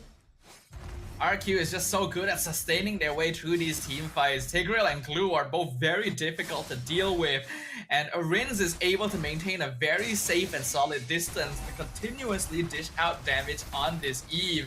Even the mid lane forcing out the Zaman Force, and Highs almost dies to the poke from Toy. We are 5 minutes in, and RQ has already built up a 3.6k gold lead. Things are not looking swell for them, especially when you consider that RQ may have the slightly better late game scaling curve. And looking at how RQ is very persistent, try to turn things around, or even try to actually shut down Alter Ego. Nino pushing into Suzujin, Rounded also gonna try to turn things around as well to back things up, but doesn't able to do so as Suzujin managed to pull away. And here on out, Alter Ego still finding the opening to close it off. RQ are definitely maintaining control over the map a lot more effectively. This Glue doesn't get picked up too often, but is a very, very good counter pick towards Phobius in particular. And if the enemy team doesn't have good ways of punishing him, he just has such a strong presence. Multiple ultimates used in the mid lane to catch Rins, but a simple flicker just gets him out, and Alter Ego not able to be rewarded for their aggression anywhere on the map. Oh, it seems that we do see that Team RRQ already clearing out the first level of top and bottom lane, and they're almost close enough for the mid as well. And here, Suzuki seems that he is gonna go in for push out to Dreams, but RWM was invested right on the mid, going in all out to Roundel, managed to shut down by Dairen immediately. Now Gebe is in the scene of Dairen. He wants to go in all out, but the turret will deny his movement, only getting that one kill, but it's already enough for RRQ Hoshi to do so much damage.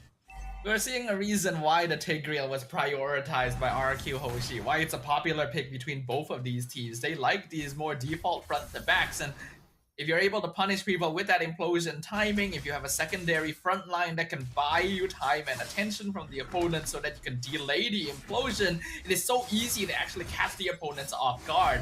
Especially since Alter Ego actually isn't a very high mobility composition. Their positions are going to be largely fixed within the team fight itself, with the exception of Highs, which allows RQ a bit more strategic thinking and how they want to approach every single engagement. They are trying to clear out the first level of turrets as well as the second. Try to actually go all out for that second level. And Dairen also overlooking to round in Nino. Try to find a way and allowing Edoc as well as the fact that Toy will be able to actually find a contempt for the territory. Almost there, and turrets number 2 on the level of top lane will be cleared out. And so far, RRQ for the pushing of the control-wise has been fruitful for their side, and Team Alter Ego still struggling not only to win those fights, also try to control the movement. Things are going very, very smoothly right now for RQ Hoshi. It's going exactly according to plan, exactly how you want to play the game of MLBB. I'd say this is a very textbook definition of how you're supposed to win the game, actually. It's a slow burn, but it's an effective one because they've already built up an 8k lead in 8 minutes. That's usually the phase where you expect it very difficult to make a comeback. Even the RWM by Rins just to force him back, maybe get a cheeky pick off if they can. Mind you, this whole time, Toy has not been disrupted on the Granger. Oh, Glorious Pass has been put out, but he's not gonna be able to go anywhere. Every time he put out the Glorious Pass, it's just for him to escape, but denial been done by RRQ.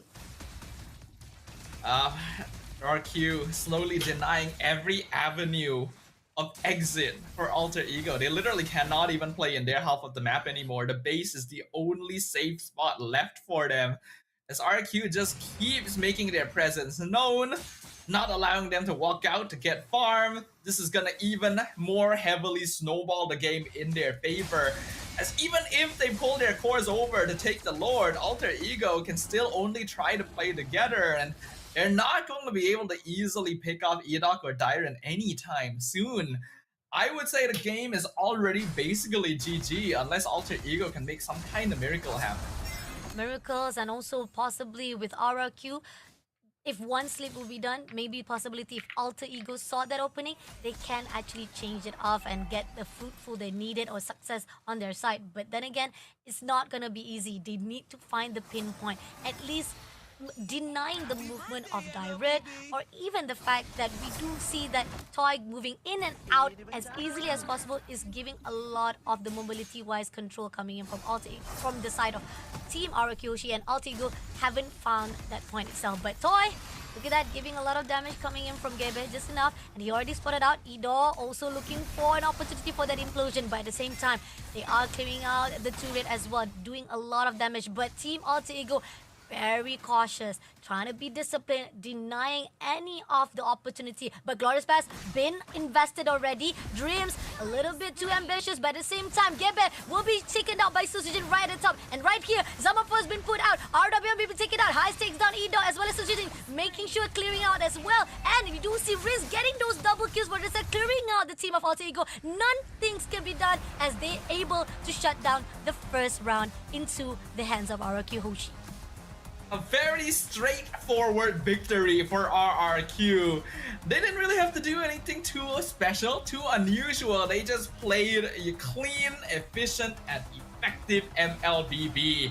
Because they had a good lineup, solid counter picking, and a plan in mind right before they entered the land of Dawn, it all went smooth like butter. Alter Ego tried their best to respond, but were still lacking on certain tools and missed out on engagements that they needed to actually get farmed to keep them relevant during certain power spikes. Because of that, this is the fastest game of the challenge season so far, not even reaching the 11-minute mark, and still having a 13,000 gold difference in favor of RRQ.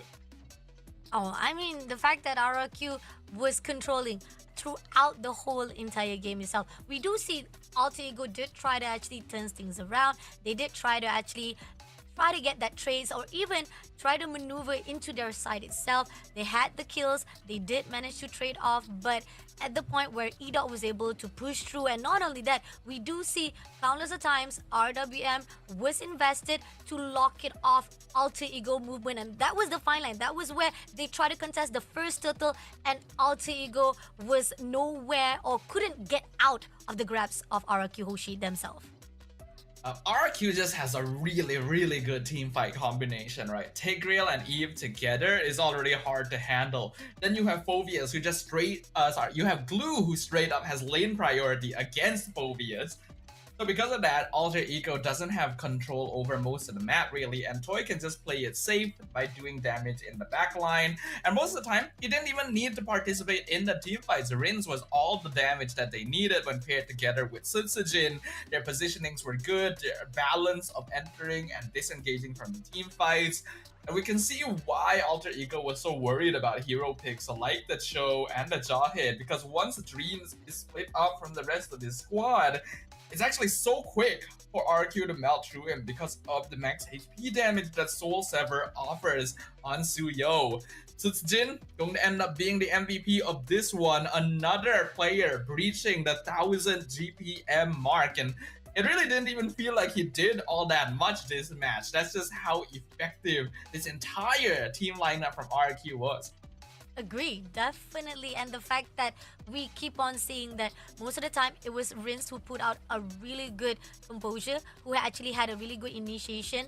And you talked about how the combination of E-Dog as well as Rins, implosion as well as the RWN been invested, had locked on against Alter Ego, couldn't do anything. And I feel like every time that Dreams try to actually hold things down, the Glorious Path has been put out just as an escape route for him. It's still not able to be done as Araki Hoshi just shuts him completely, and that's where the fine line of Alter Ego didn't know where to do anything from that fact. Even with Zaman Force try to lock things off, it was still not enough. I think Alter Ego unfortunately spent a bit too much attention thinking of how they would keep their front to back formation solid by getting rid of heroes that would isolate the high-lows, and then just forgot that glue existed as a direct counter to Phobius in lane. You need to have your EXP lane priority at least to make sure that you're not losing out in early game rotations. RQ Hoshi, still a very well synergized team lineup. The players are confident and comfortable with one another, and our mercenary Sutsujin as the MVP, showing why Suyo is the second highest, most prioritized hero in the meta. I think pretty much like you talked about how Susujin, it wasn't actually seen much. The fact that it was one of the highest GPM we see here for today, but yet pretty much we've always seen that the fact Rins was performing really well, but it was with the help of Edok as well as Rin where Susujin was performing well. This is where Nino was actually quite ambitious, tried to shut down Edok immediately, but at the same time Susujin was able to trade it off, and this is where the fine line of Alter Ego, they try to actually push in those team fights, but it's still not enough, and we do see those are the crucial condition that was done by ROQ that they made it really happen. And this is where they contest with a turtle, but RDM been put out and Alter Ego was just been shut down. So much damage been put out. Darren was able to get the double kill. It's honestly strange how Alter Ego weren't respecting Edok as well, right? Like, Dreams also plays a lot of Tigreal. You should be well aware that you do not approach the neutral objective grouped up together, because Law and Order is not that long of a stun. They just kept getting caught over and over again inside the implosion, and that sets up so well for RQ. Yes, they have revitalized to keep themselves topped up even if they are caught together, but there's so much burst with the Eve and the Suyo, and you don't really have too much to play with on your own regard either. RQ Hoshi made very good use of the draft that they were given. It's a very solid one. Their gameplay is clean, textbook, exactly how you would want this lineup to be piloted, and it was just an easy and straightforward victory. Liking how Team ROQ Hoshi now seems a great composure on the first round itself. Now going into Alter Ego, a lot of the focus that they done was actually not doing in what they were actually expecting. And going into Susujin's rotation wise, this is where we see how freely he was able to actually go in, taking all the buff he needed. He was actually investing himself for the team fights participation for the turtle as well. Many times he was able to actually get the kills they needed so that Arakyoshi was in the lead itself. And the fine line, pretty much he was freely. He wasn't being interject whatsoever by players of teams from the side of Alter Ego. That's where Susujin was just freely doing what he needs to be done for the side of ROQ Hoshi. I especially like how active Dairon was being very early on into the game. He not only was winning out lane priority against the Phobias, the moment that he had already taken the tower, he immediately starts like rotating over and making his presence known in the enemy jungle. This allows RQ Hoshi to slowly push their line of control forward in the Land of Dawn and reduce the amount of space that Alter Ego can play in safely, all while providing vision so that when Alter Ego tries to go for objectives, RQ are able to position themselves in a way to instantly respond to any sort of aggression and punish them for grouping together. So again, exactly how MLBB should be played when you have a lineup like this. Alter Ego needs to fix a little bit, right? They firstly got to approach the draft a little bit more smartly. I think they let a bit too much through, kind of hyper-focused on certain facets of the draft, which are perfectly respectable to focus on, but you gotta keep your mind a little bit more open in that regard. And then in terms of the gameplay, maybe try to do something a little bit different. And adapting to what we see, despite the fact that yes, Arakyoshi was following the textbook coordination itself, those are the things that maybe Alter Ego needs to surprise us, needs to find some essence of maybe do not too much engage on the details wise, or find a way that possibility there could also be an issue of not familiarized with the heroes that they are using as well. That could be an issue for in the side of Team Alter Ego. So again, they need to be figuring out how to respond properly to Arakyoshi, despite the fact I feel like there was a lot of things that could be turn things around when it comes to that drafting. So match number 2, somehow again, I'm looking forward for Arakyoshi. So far it was just so beautifully done. It was just right on point to the fact that Team Alter Ego could not do anything no matter how much they try to go in for the team fight. And during the draft, I actually mentioned how I felt this was one of the most even drafts I had seen the whole challenge season 2, right? So I feel like Alter Ego could have actually still made something happen. Ideally, they put a little bit more focus towards the EXP lane early on, right? Try to have the jungle rotate up there. I think they did actually try to do so, but RQ already predicted it in advance. So that made things just a little bit more difficult for them in general. The draft definitely was the source of quite a lot of their woes in game number 1. So if they're able to clean them up slightly, it should help them a little bit more. Oh, I hope so. And the fact that the team of Alter Ego, a lot of things that they couldn't done, they could have actually rotated around. Those are the things that we saw on match number 1, right? Where Onyx Philippines, they not only surprise us with unorthodox picks, but they always adapt to the players, to the opponent's gameplay. If you saw that Team Arakyoshi is denying your movement, find a way to break through. And Alter Ego, every time they try to go in on top, they keep on trying to target Dairin. I know for the focus that fact, they don't want to allow so much mobility in the hands of Arakyoshi. That was the target they keep on trying to put out, but with Dairin, it's always been covered out, been back up. They actually lost touch of the control of the map itself because of their objective was not seen through. So Team Alter Ego, in one lane to another, they're not looking overall itself on the gameplay. And hopefully going into match number 2 or round number 2 here, they will be able to be in a better of eyesight itself. I think a little bit more willingness to think outside the box in terms of their gameplay approach who could have done them wonders, right? We already saw from Onyx earlier the willingness to use bodies as a resource to get a little bit more space on the map. Here, I think Alter Ego wasn't really willing to give up on anything. That is, like, they were making sure they weren't getting picked off. They didn't really want RQ to push into their lanes and get free towers. But when you're not willing to give up on anything, then you may not be able to earn anything in exchange when you're already a little bit behind in terms of the lane matchups. So going into game number 2, Alter Ego going to be on the blue side, RRQ on the red. Doi, Eves, as well as Joy have been banned off, and going into Arakyoshi, Parrot, Juicin, and also the typical Fanny ban off already been put out. So I feel like Alter Ego is respecting the RWM that was done by Arakyoshi, so that's the reason why they're denying it as well.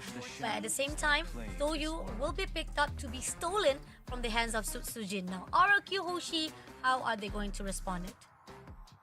You can probably just grab Matilda here, right? You do the same like alpha baiting that a lot of other teams are doing.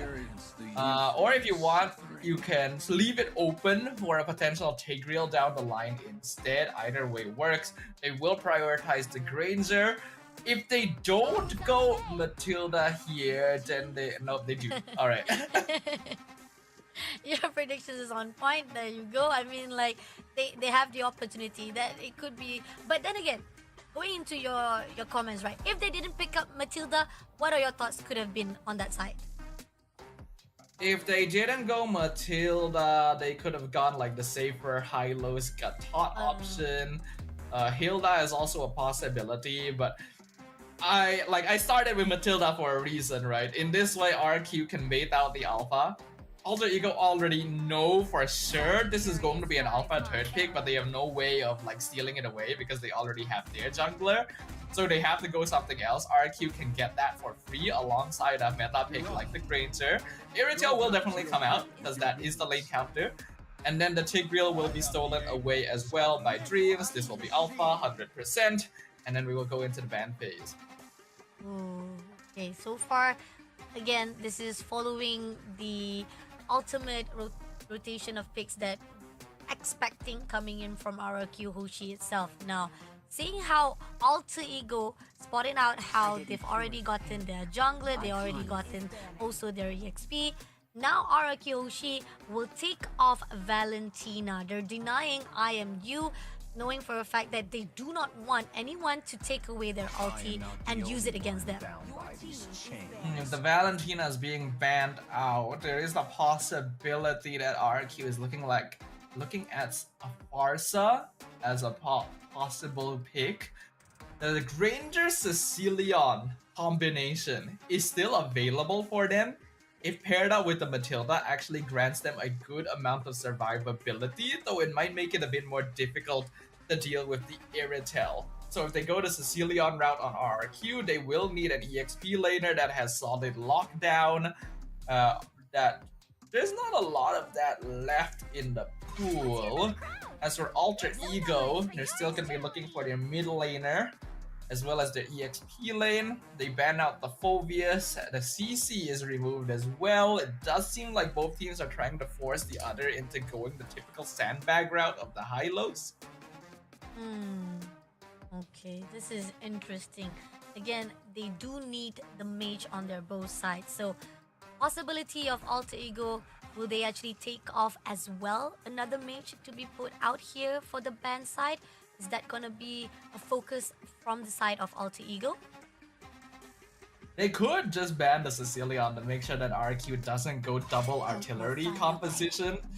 But they go for the Vex instead. So if they're banning Vex, they're trying to make RRQ pick glue so that they can maybe like counter with the Faramis. Because like if RQ doesn't go glue here, Alter Ego can go for it quite safely themselves. So Lucas actually doesn't match up too badly into it. So RQ already on top of that one. Alter Ego, they can go glue here if they want to. So the Faramis is still a possibility, so it's a bit risky. Otherwise, you still have options like the Hilda or the Khalid, but both don't actually do too well into Lucas. Hilda probably has better chances though. And let's see, 2 more to go. And the fact that Luke has been picked out by RRQ Hoshi, this is where the fine line, I feel like drafting wise from RRQ Hoshi is even more sturdier. Definitely put out a really good defense mechanism, as well as for the damage wise, RRQ Hoshi has it going down already on their side. Alter Ego, they picked out Hilda and the Faramis for their last pick. To live is to Yeah, they were definitely trying to make RRQ pick the glue here. They were trying to bait them into it. They want to go for a teamfight comp with the Tigreal and the Faramis. Having that Netherrealm will grant them a lot more survivability to match up against a Matilda. We see a lot of teams that pick Matilda ban out Angela so that they don't have to deal with as much healing and shielding on the opposite side, but Faramis will grant that in exchange. So now RRQ going to need a pretty good mid laner. Farsa is still in there. Not too sure if it's going to be the best. And if they're worried about rundown, Aurora is also not too bad. But looks like they'll go for the first choice instead. RQ going to have a squishier lineup overall, but also a lot more damage potential. A lot of damage potential coming in from RRQ Hoshi. And we do see a little bit of mobility wise also coming for him. I mean, we do see Granger having a really good skill wise on their side. Not much of a grounding can actually be in the back line. We do have Matilda with a circling eagle. Will be able to move away as quickly as possible. Alter Ego, they're looking for a way to able to control or even center out the game fight, the team fight itself for themselves. So hopefully that could be a really good idea or a response to the side of RRQ Hoshi after that first match. But then again, if execution did not go their way, Team RRQ Hoshi can just as easily punish them. But let's see if that's going to be the case. Here on out, round number 2. Remember guys, on this challenge season, it's best of 3. So that means if Team Alter Ego does not do something, RRQ Hoshi will be the second team to go to the challenge finals. It is a qualifying match after all. Loser doesn't go home, but they'll have a much longer journey ahead of them, having to qualify for the last chance qualifier. So you ideally don't want to have to play around that. Game number 2, Alter Ego has a very solid composition. The same way that we saw from RQ in game 1, you can play a very honest style and go for more efficient control over the team fight, playing around Implosion and NetherRealm cooldowns. RQ have a good amount of sustain and damage because they can play around this Matilda, but they're going to be overall a little bit squishier. That means that team fights are a little bit more difficult for them. It requires more finesse and synergy and trust because they actually have to play a bit more similar to the style that we saw from Onyx earlier, forming more independent units within team fights rather than just running at them as a death ball. And you have to be really confident on how you actually go in for those combos, because Carol wise, he knows how to shut things down. He was able to lock on you individually and he was confident enough. And if you actually do go in for the fight and overextension was done, too much of his movement was done to a point that didn't manage to clear it out, it's not gonna be easy. I mean, talking about how E-Dog as well as Nino is a little bit tankier and they might be able to pull through as much of his movements to put out. Then again, Araki Hoshi, they have damage on their side as well. Now, looking on the side right here, we are still holding off because so far, the teasing, the picking on the side are seen. Turtle has already been spawned and Suzujin will be the first one to straight away tease it off. Now, Gebe, looking for a way, does want to actually try to maneuver and fight it off. But Ido, looking forward to straight it off, to fight it off. Dairon also go in straight to the Sacred Beast, but Turtle almost been shut it off. Suzujin will be able to shut him down, and at the same time, they're looking forward to the side of Team Alter Ego. Doesn't manage to get the first blood just yet, just enough to get them all the kill, or even at the most, the damage to pull them off. And it's very... Oh! Dreams! Gonna be caught there by Enoch! First blood going over to Sutsujin, actually found in his own jungle. Matilda players this challenge season, honestly, have been scaring me a lot. Oh, but Suzujin, a little bit overextension, did try to go in for the fight with Gebe as well as Nino and Rince. Looking for an opportunity also. He opens up the ultimate and Gebe will be the second as well. Now pushing it, but oh, he managed to actually survive it up. But nope, he was sticking down and now looking for the next one. It's going to be Rince, been airborne. At the same time, shut down by Dreams as well. Now Dreams looking for a way to trade it out, but at the same time, Nino, a little bit of the ambitions will be put out and that's going to be a good trade already for Alter Ego, even though leads comes through to the side of Araki Hoshi. Matilda just enables you to play so aggressively, it is ridiculous. Rince got traded there, but RQ is still going.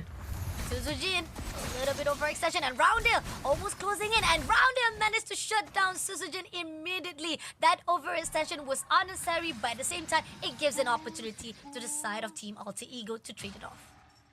Yeah, there was a lot of faith from Sutsujin that even if he ran into danger, he would be pulled out by the guiding winds. But a really nice licker for him by Roundale. The extra bounce from the Ghostbusters is what finished him off in the end. So, Alter Ego gets a little bit back so far. Kill score actually 2-2. The turtle is the only thing that's making the difference for RQ right now. And you can see that this modification in the draft is making it a little bit easier for them. There's more leeway for Alter Ego to play around now that the tick rail is on their side and they have the NetherRealm too. Dairon try to go in 1v1 with Nino. Doesn't manage to go in. Turtle will be spawned. This is going to be the second Turtle as Dream. We'll try to tease it out. E-Dot looking for a way.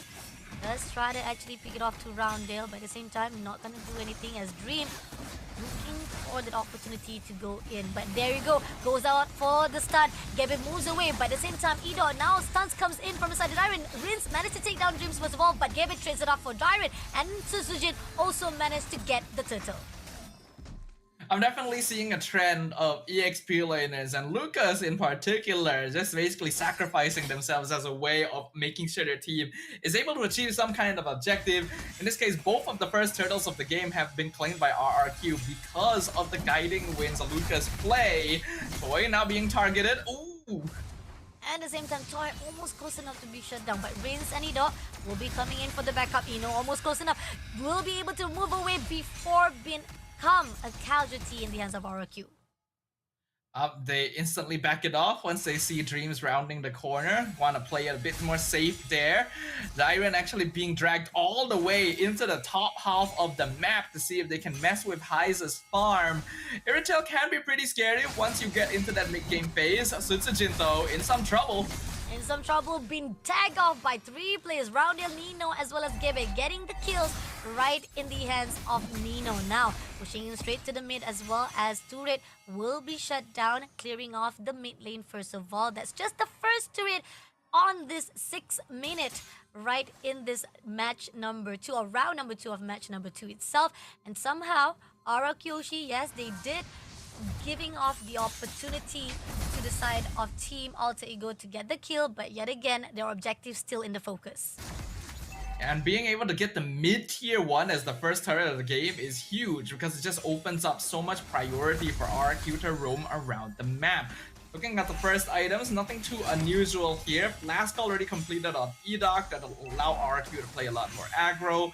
Toy going for the Sky Piercer build on the Granger, so intending to be the finisher overall, and otherwise pretty default openings for RRQ. They only have about a 1k gold lead, but they've been making sure to trade every single time they see Alter Ego go for some kind of gank on the map. They're making something happen elsewhere.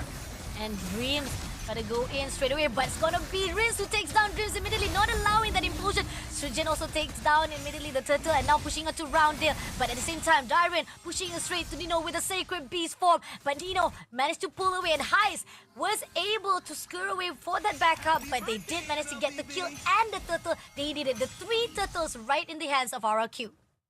A massive mistake by Dreams right there, wasting his entire combo and leaving himself vulnerable in the middle of the river with no team backup because RQ Hoshi were still doing the guiding wins Lucas combo and pulling Dyren in to separate the rest of his team from him. And now that there was no longer an Impulsion to play around, they could actually take Dreams out and even pick off some extra without worrying about diving too deep into the enemy jungle. Alter Ego cannot have that happen. I really do think the implosion should be saved for a little bit later in the fight instead of trying to initiate with it. Let's see if that's gonna be a good decision making or a note they are gonna build up after the mistake was done. 3,000 goals in the lead right here does show that RRQ is in the really good potential of form, even despite that the leads or the kills are just lead by 1 point. And RRQ Hoshi, they already have a really good cover out. 1 layer of turret has already been cleared out, and Dyren is looking for someone for them to push in. Roundale and Nino right in the scene, gonna go all out to Dyren first of all. Dyren gonna stun it off and push it out to Nino. Almost close it out, but doesn't manage to get the kill they needed. The last hit that was needed to be shut him down. Nino pull away, and that's a really good composition coming from Alter Ego. But then again, right here, Dyren tried to tease off Dream as well. Not gonna be in the favor. That team fight was unsuccessful to the side of RRQ, but at least they did try to push away Alter Ego. It had the potential to be disastrous actually. Once I saw Dreams coming in from the flank and RQ still quite grouped up in the mid lane, I thought for sure a Flicker Implosion play was coming. But Rins was in the bush and actually stunned him midway, which gave RQ the time needed to separate and run backwards. So that was a really nice call coming in from the Parsa.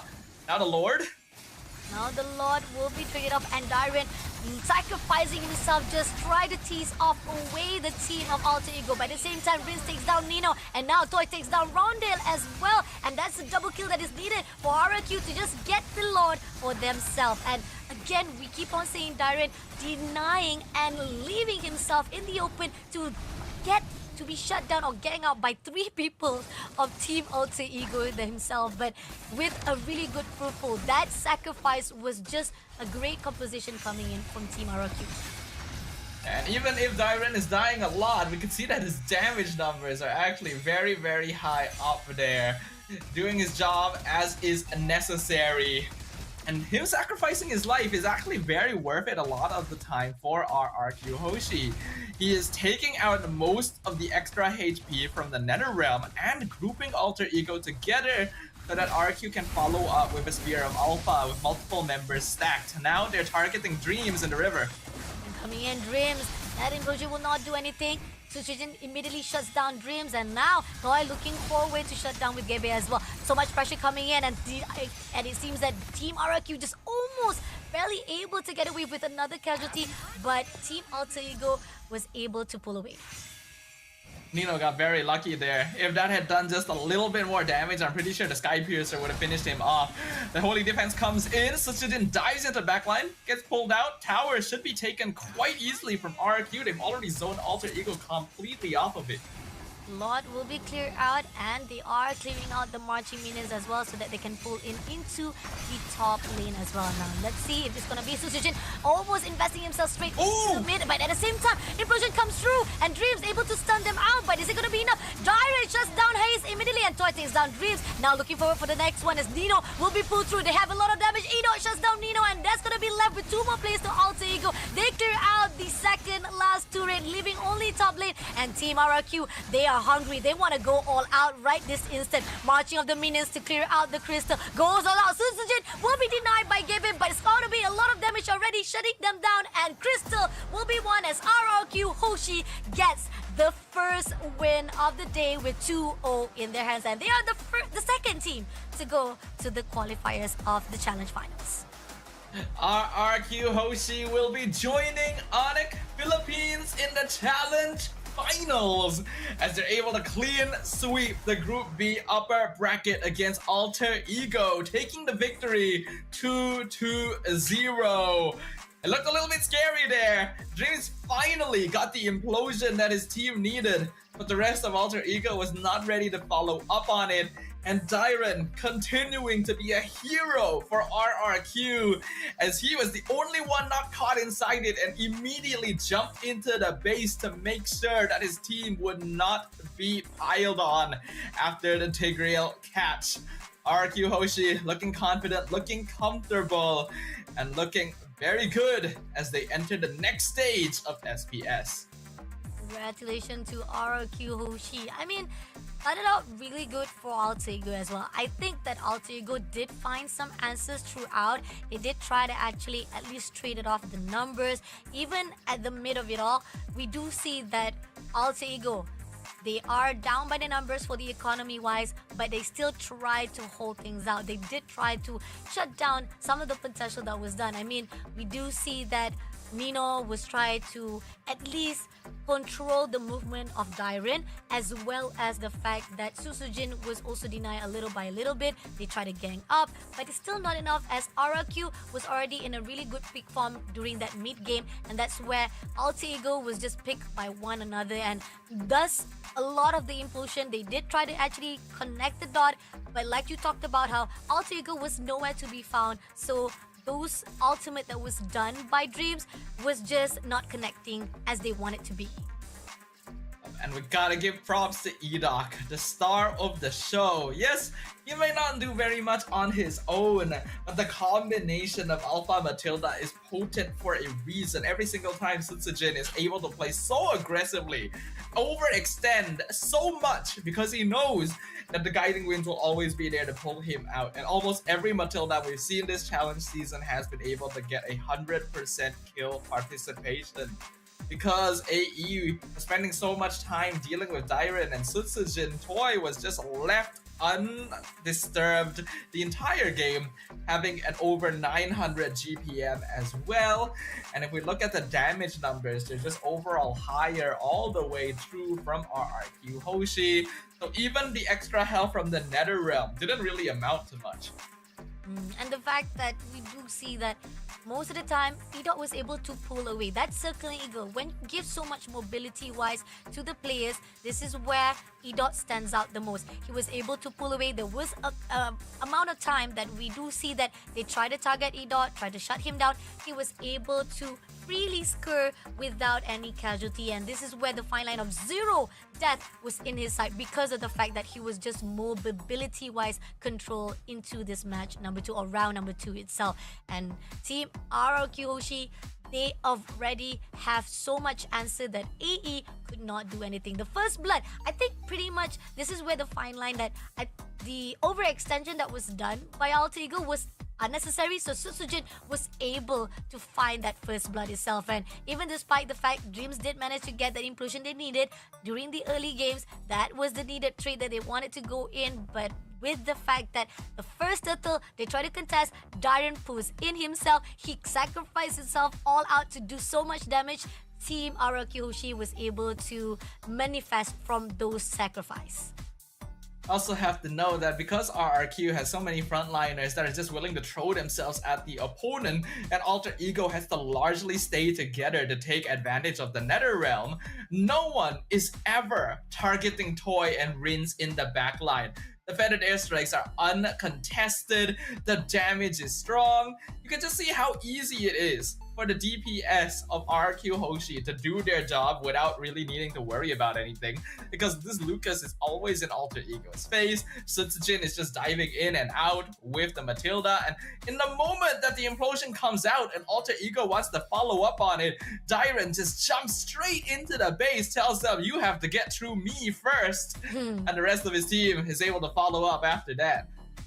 Oh, definitely. I agree on that. And the fact that there were a time where, despite the fact, yes, the implosion did manage to stun off, at least control an area for the side of Team RRQ Hoshi. Alter Ego had the idea, but again, RRQ was already in the lead. There was so much powerness that was already accumulated in RRQ Hoshi's side that they couldn't do anything to counter it off. And going into the movement of RRQ Hoshi Edo, this is where we say, I even talked about it, how freely he was able to go as manywhere as he wants. He do a lot of the teasing. He does get a lot of the assists in it. He helped along all the team fight that is needed. And when the team of Alter Ego wants to punish him, he will deny it immediately and move away with his mobility.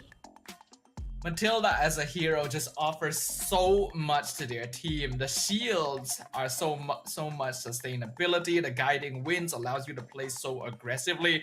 And Circling Eagle is also an excellent tool for providing vision and getting set up, while being able to safely provide whatever your team needs at the perfect moment. Right from the get-go, you can tell that Iraq is very comfortable about running into the enemy jungle alongside his team, because they know that they have the tools that can get them out of danger if they just happen to slightly overextend. That allows them to play a little bit more carelessly, but also more controlled in the sense that their aggression will convert into something. And it doesn't allow Alter Ego to play the game at the pace that they ideally want to with a team fight combination, right? When you have Tigreal and Faramis, you want to fight around the first turtle at the level 4 mark. So at level 2, they invade, they try to take camps, they get first blood, slow down the Tigreal, and now Alter Ego's timing has been delayed. They can no longer fight on that first turtle, and RQ just keeps doing this over and over again. It doesn't matter if they have to throw Dyron's life away to make it happen. It is more than worth it, because Alter Ego's entire pacing and power spike is linked to one another. You disrupt one, you disrupt the entire composition, and it creates more cracks in the armor that RRQ can burrow into. Oh, that's a great analysis. And the fact that RRQ was already able to shut down only one connection and it alters all the Alter Ego's movement. It was just a perfect decision making coming in from RRQ Hoshi. So congratulations again for becoming the second team going into the challenge finals, joining in with Onyx Philippine. And we do have a couple of teams that is already on the side that will be joining with the two teams that are able to survive into this challenge season itself.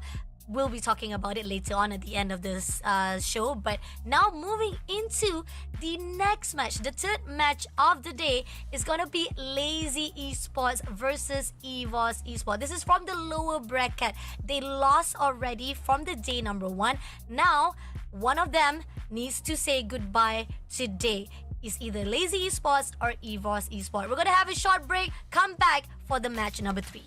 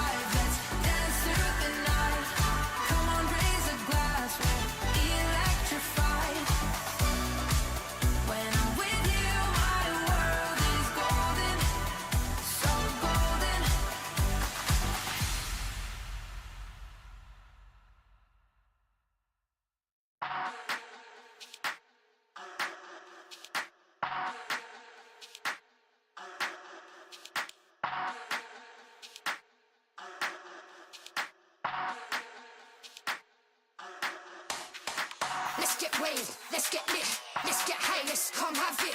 Let's get burst, let's get mash, let's buy a bottle and splash that cash. Guess what? It's time for action. You're feeling fine, main attraction. Pure vibes, not satisfaction. Feel the baseline, chemical reaction.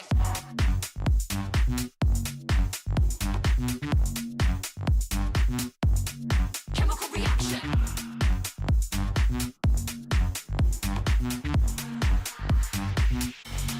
Chemical reaction.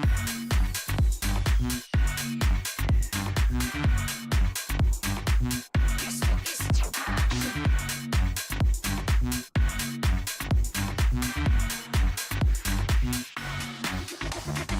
come, let's have it. Bad boy rhythm. Come, let's have it. Bad girl style. Okay, all eyes on you. Come, let's have it. It's time to get wild. Come, let's have it. Bad boy rhythm. Come, let's have it. Bad girl style. Okay, all eyes on you. Come, let's have it. It's time to get wild.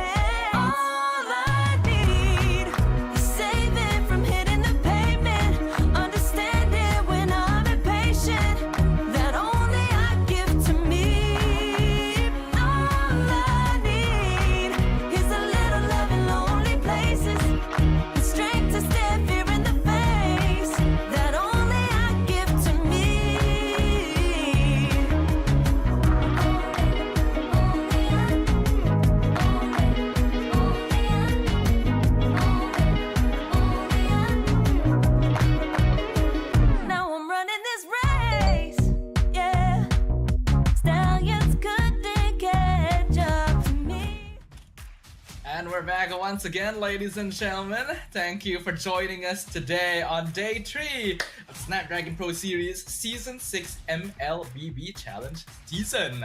We're about to enter our third match of the day, which is going to be our first elimination match of the challenge season between Lazy Esports and Evos Esports. Once again, my name is Stafa, joined by Fasha Bunny. And not only the first elimination, because the first 2 matches, those who didn't manage to qualify to the challenge finals, they still have a lifeline, but now they're at the bottom lower bracket.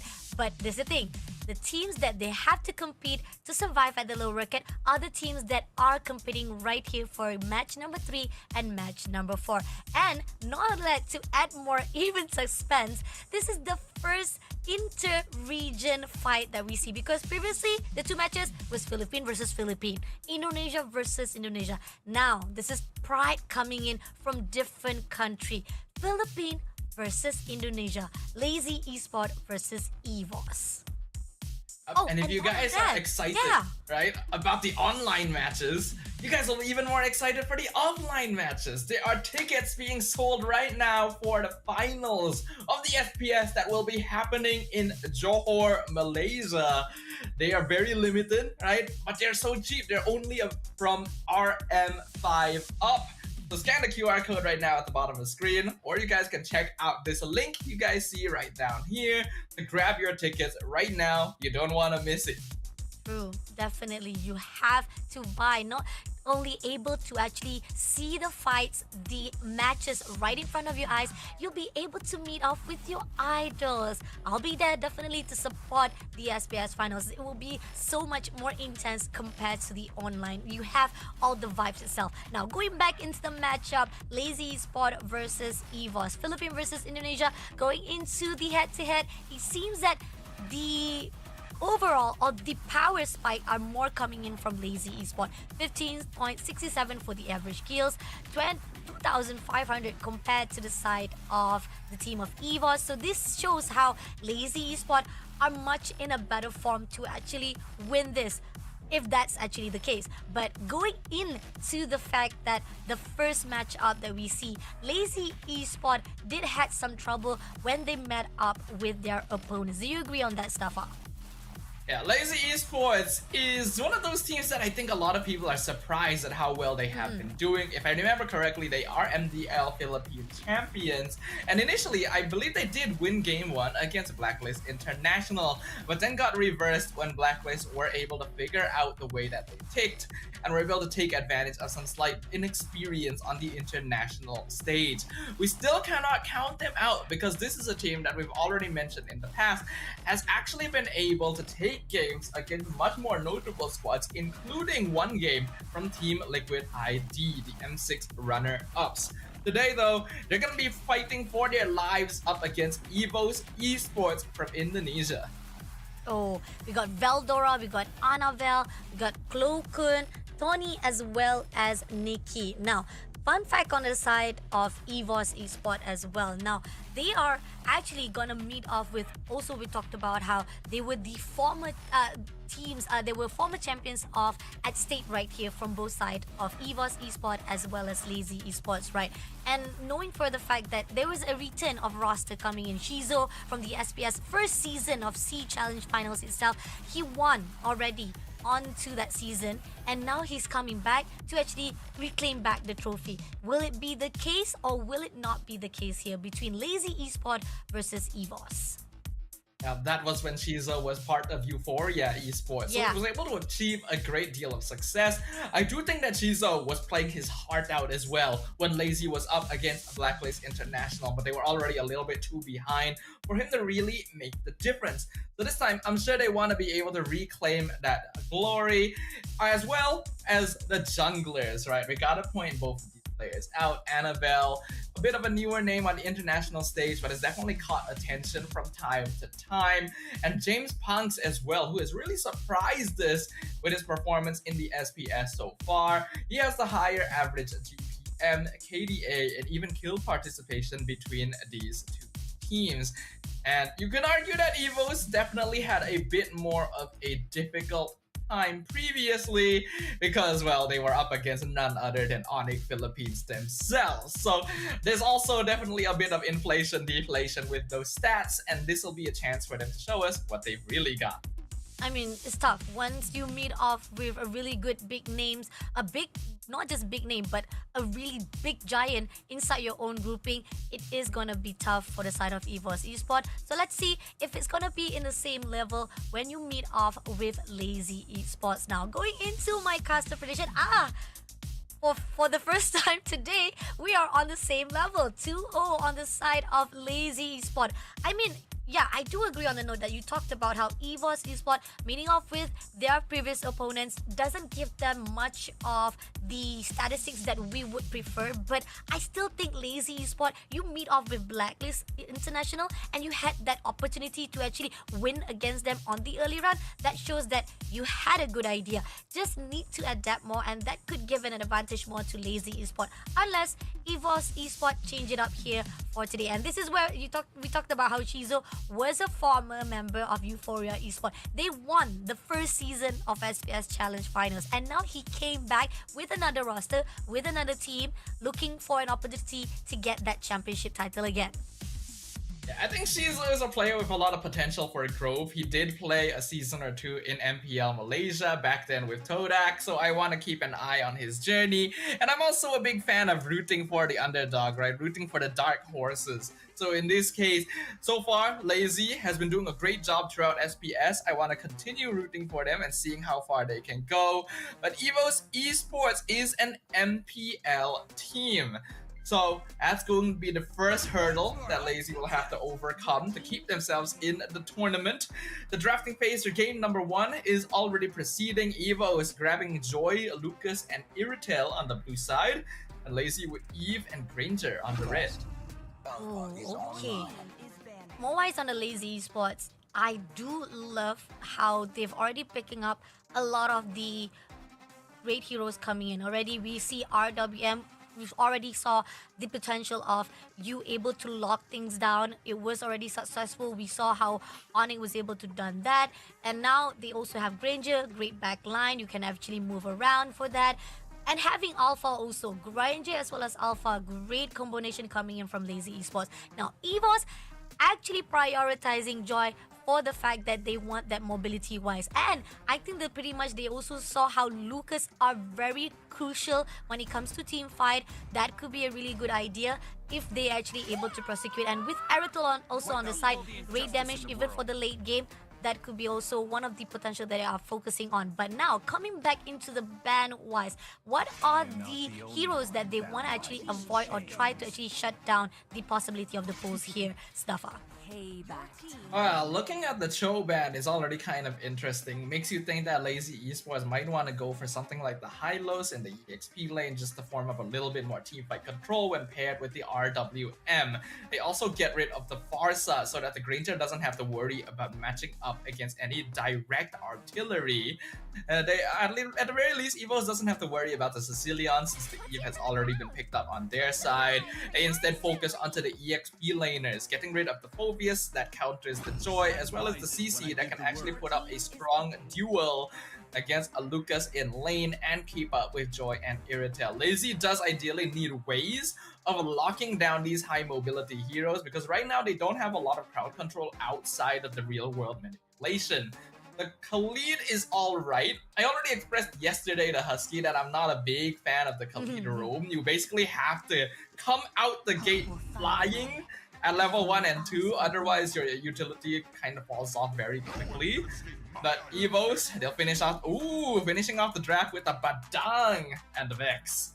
Oh, and I think Husky was talking about how he was actually looking forward for Badang to be much more popular here for the SPS Challenge season. We're seeing it also been put out as well from EVOS. And I do agree on the side of Khalid. You talked about how it is. I think there's a lot more that you can actually put out. I mean, you talk about how CC, right? You could actually have a really good control with Gatot Kacha on the side. That could actually be a good benefit on the side of Lazy Spot. But they picked out Edith. Also a really good idea as well. But then again, I mean, pretty much from the start, I like the potential. Just that Khalid was just a little bit questionable and interesting choice to be put out by Lazy Esports. I was kind of hoping Lazy would go into like the Belleric. I feel like it just counters a lot that Oh. Evos has, especially the Joy. Even the Tigreal would have been okay, but maybe he has a harder time against Lucas, so I can understand why they didn't go for that.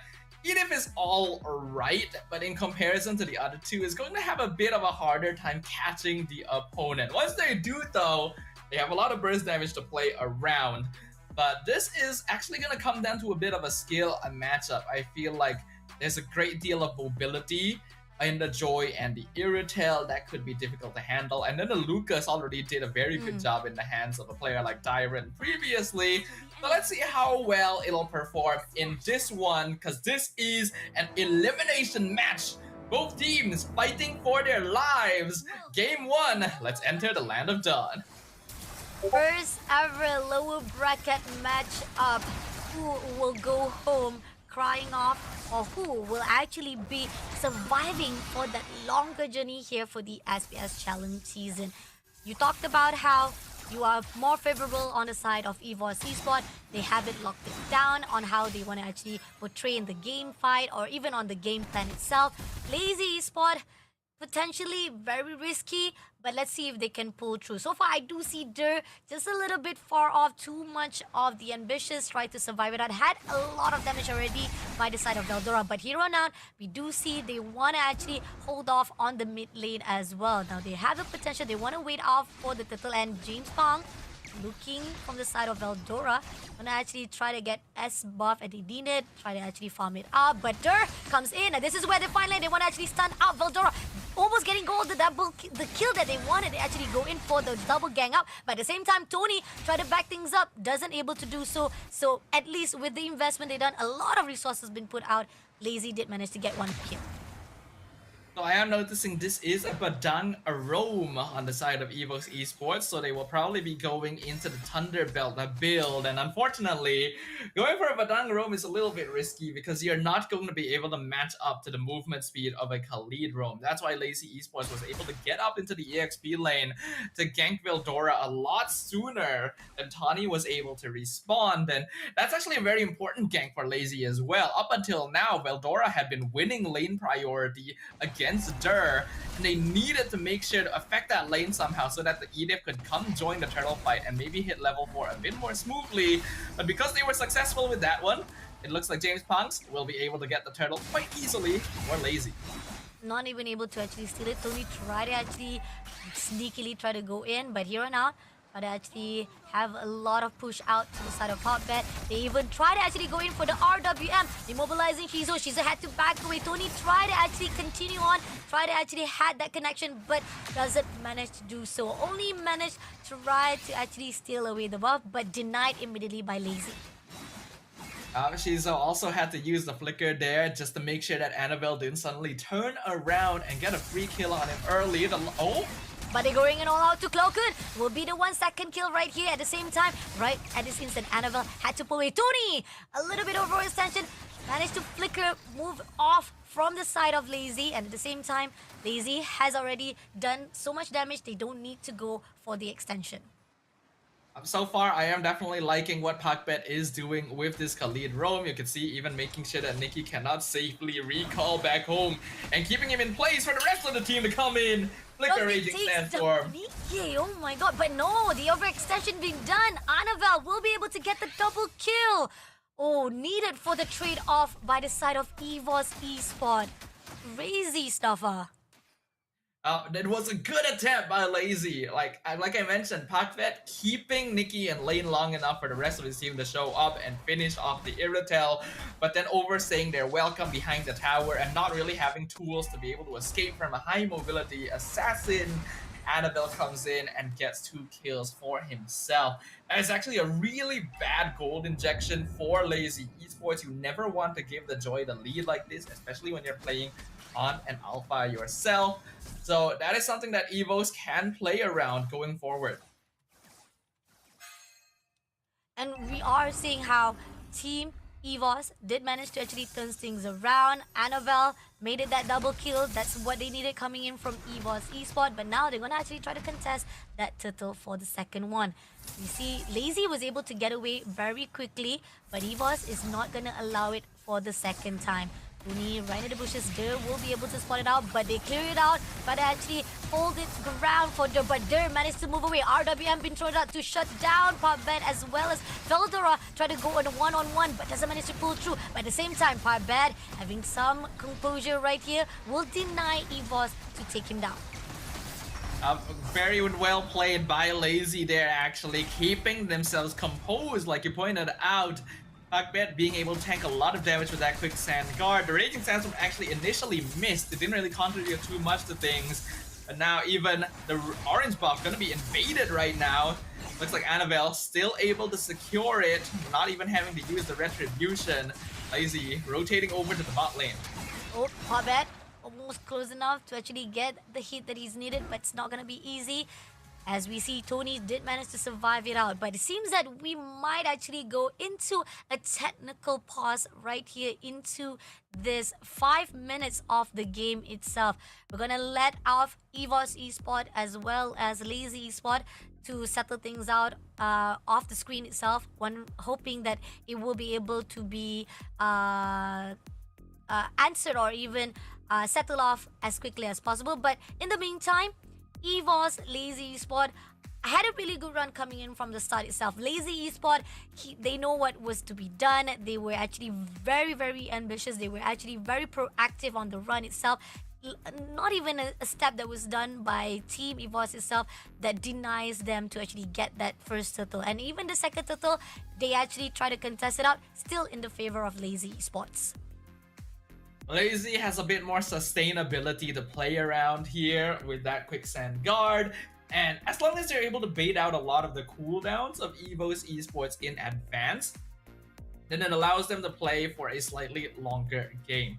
They do have solid teamfight control with that RWM, and then the Granger just melting them away from the back line, but not quite enough items yet to really efficiently dispatch their opponents. So EVOS Esports does still have some openings to play around themselves.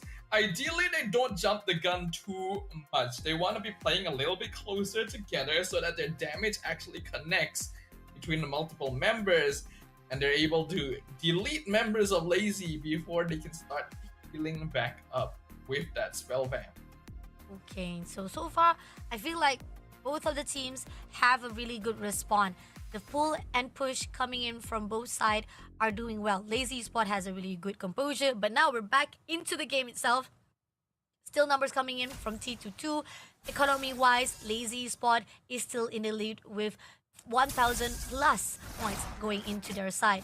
Now, EVOS, they will try to actually get a hold of composure, get the buff they needed, farms it out, and it seems that we do see Pet is being left off to roam around freely, and this is giving a lot of information that is needed for Lazy Esports. And it's exactly what a roam Khalid should be doing, taking advantage of his mobility and sustainability to keep an eye on how the map is rotating so that his team can make the most use out of that information. The first item is going to be completed on most of the cores at this point. Both teams going to be slowing things down just slightly. So far, still not really seeing the value of this Badang roam. I hope we get to see a bit more of it later on, but a big rotation from both teams to the bottom lane. They're eyeing this tier 1 down here. They are trying to actually figure out, can they actually find an opening? Tony is gonna deny it. Popbet just finds a way to actually just to at least bait out EVOS Esport. Clears out the minions, but will be denied immediately, and Lazy Esport just a push and pull right here, just try to actually bait out, but Lazy Spot is also a little bit hesitant. So the third turtle is coming up here, and they're gonna actually try to get it for themselves. Now Veldora is in the scene, will get the info they needed for Team EVOS. Parbet is just roaming around. Let's see who's gonna actually go in for the opening. RWM has already been opened, Dirt also shutting down, but had to be flickered away, had to move away immediately, but Tony will be the first one to be the victim of EVOS Esports. Very quick movements here from Lazy Esports, and the Badang once again being targeted. It really isn't as bulky as most other roamers are nowadays, so trying to walk forward to set things up is very risky for him when you have so much siege potential coming out of Lazy, and he just gets deleted in a single second after the Edith combo, keeping him in place. But We have to note that there are going to be some pretty notable key players on both sides for this game. Shizo so far has not been disrupted, 2 assists on the Granger, no death, should be farming very cleanly. And Annabelle is still riding off of the momentum of the 2 kills that he was able to secure earlier on in the game. The late game will actually come down to the duel between these 2 players in particular. And there you go, they're going in all out to Popbet, but Popbet managed to move away. Great, all the investment being put out by Popbet is just a wasteful coming in from EVOS, and this is where the fine line, they will try to actually punish it. Shizo coming in, and it seems that Tony also push out, but at the same time, James Bond comes through, RWM will be able to shut down. Shizo getting the kill, James Bond also takes down Veldora, double kill coming in, and now one more player to go to be taken out as we airborne straight away. Annabelle had to pull away before becoming a casualty, but 3 kills in the hands of Lazy Esports, that's a really big win. That was very well calculated by Lazy Esports. It went exactly how they hoped that it would. The RWM came out at the perfect time to force Evos backwards. And then James Punks was just waiting in the backline to get a multi-target spear of Alpha. For a moment, I thought that he was going to die to the tower, but turns out he actually had an early winter crown and was able to pop it just in time to divert the tower's aggro. I'm very surprised that he went for that as early as he did, considering that his team does have good enough front line that he shouldn't have to rely on it, but it ends up being very worth it in that particular situation as it instantly doubles Lazy Esports' goal lead up to around 5k. We're 9 minutes in, First Lord has just spawned, and Evos doesn't really have much of a foot to stand on here. I think they're gonna have to play this safer and slower to get the items they need. RWM been put out, Lord has already been taken out, but here on out, they try to push in straight away to Nikki. At the same time, Tony right in the scene. It seems that Popbet does not allow him to pull away, but unfortunately, they've already done enough. They don't need to worry much. Overextension is unnecessary, so now they're just gonna go in with a win. But Popbet is looking for more. Try to go in for a fight with Cloakun. Does manage to get a lot of damage to put out. James Bond is also overlooking, trying to find a way if they can actually get another win on their side. And the mid-game snowball is now starting to get worse and worse in favor of Lazy Esports, to the chagrin of Evos. Annabelle being sent up to the top lane should actually get a free tier 2 there, but Lazy doesn't seem to mind it. They're going to be able to get 2 tier 2s instead in the bot and mid lane. And will escort the Lord down mid, see if they can get an inhibitor here. Holy defense going to be expended. See, Cloakun almost close enough been taken off that easily. And it seems that they didn't manage to actually maneuver the occasion of the Lord marching into the mid. But here on out, RWM has already been invested. Just a little bit more turret will be taken out. But at the same time, Popbet pushing in. And it seems that Annabelle will be able to take down Shizo. Feldora takes down Kopskut. But Lazy Esports, they got what they needed. And they had to pull away before it gives more leeway to the side of EVOS Esports. But now Annabelle is actually going to start becoming a problem. That's even more gold injection into the Joy. Lazy, I think, did end up getting a little bit lazy there. Got a bit overconfident that they could keep pushing into the base. Forgot that Annabelle was on the opposite side of the map and could come in from any angle. And they lost the entire back line. Evos getting a bit more space now. Oh, Annabelle almost close enough to take down Popbet, but they managed to pull away, getting the turret for the mid lane. That's going to give more control on the side of EVOS. So it's almost balanced right here for both sides of the team, especially the fact that it's more in the favor of Team Lazy Esports. Yet they still have the control-wise, economy-wise still high on themselves as well. Now, Lazy Esports, they have to be cautious. There's one slip they already been done. They don't want to mess up again. Yeah, they cannot afford to mess up again. They still have a bit of a goal lead right now, but a Granger becomes more and more of an unstoppable mass the less and less he is targeted. So that was Shizo's first death of the game, actually, to his ultimate nemesis, the Joy. The rest of Evos having a lot of difficulty catching up, but the Great Dragon Spear was just completed on Nikki not too long ago, so the Irritel can actually still do a respectable amount of DPS at this stage. And Lazy really needed to keep track of that gold lead that they had before. And they're trying to play a bit more aggro, taking control over the top river side since they know the Lord is going to be spawning up there, should be able to shut out the wave. And this is a pretty important objective for Evos to contest. They only have 2 inhibitors left standing, and they're going to end up losing both of them if they're not able to stop Lazy from taking this Lord. Let's see. They even try to actually gang up to Annabelle. They will literally try to shut down Annabelle first so that they can have more composure on their side. Here trying to tease off Lord first of all, and then Veldora is overlooking. He's finding a way to actually go out for the fight first, and it seems that so far they haven't actually tagged off anyone. Chizo doing some damage to Veldora as well, and it seems that they're gonna go all out here. Dur will be able to pick up RWM. Have already clears out, at least shut it down. But Klukun managed to take down James Bond. But Parbet in the scene right here. Dur did manage to take off Veldora. Parbet was traded off, getting the double kill right here from Chizo, and now living on Annabelle. But Annabelle making a difference, clears out, and it is going to be a team effort right here by Team EVOS to take down the 4 players of Lazy Esports. Yeah, I had a suspicion that Annabelle was going to start becoming a problem, and I think Lazy Esports really should have considered things a little bit more there. It's fine to engage on Tawny if you're able to remove him quickly, but you're doing it without considering the positioning of the rest of EVOs.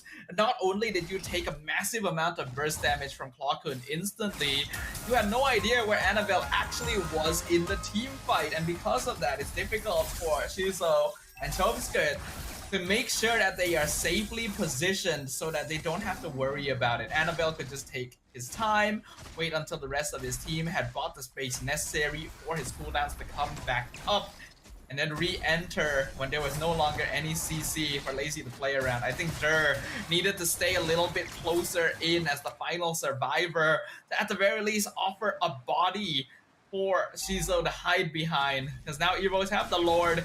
They should be able to do some good damage with this. A lot of advantage coming in because of the Lord with the economy wise as well.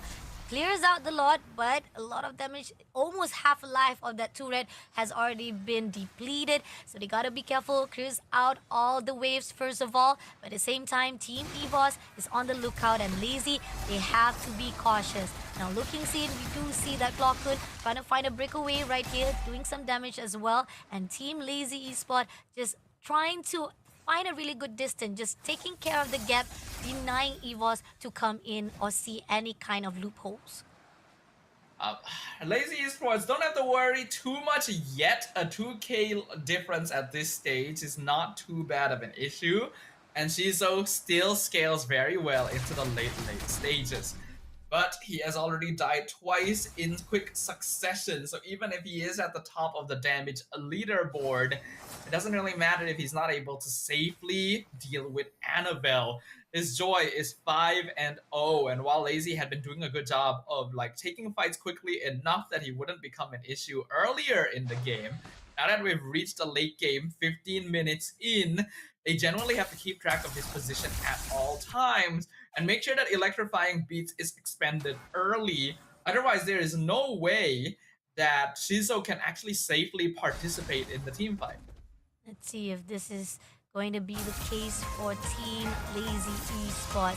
Seems that Annabelle, if they leave this off very, very easily to maneuver, for Annabelle to just have so much composure, so much power for his hands, it's not gonna be easy. So you talked about how Lazy Spot has to actually find a really good eyesight on Annabelle. If they actually allow it even more so, Annabelle can easily damage and punish them. Now, Lord is spawning. This is the second Lord already, and if EVOS can get away with this, they can actually do more damage to Lazy Esports. So Contest is coming in already. Annabelle doing some damage, waiting for the right time. Veldora is on the scene as well. Things can be backed up. Even Klokun is also on the scene as well with Nikki. So it's all about timing right here. But Lord almost going to done. Can they actually get it? Annabelle will get the Lord itself for themselves. But at the same time, extension comes through from Podbet, doesn't get anything, and now they're pushing it straight to Dur, getting the double kill is required, and now team of Lazy Esport holding off for dear life as second Lord is already in the hands. But Shizo did manage to get it straight right here,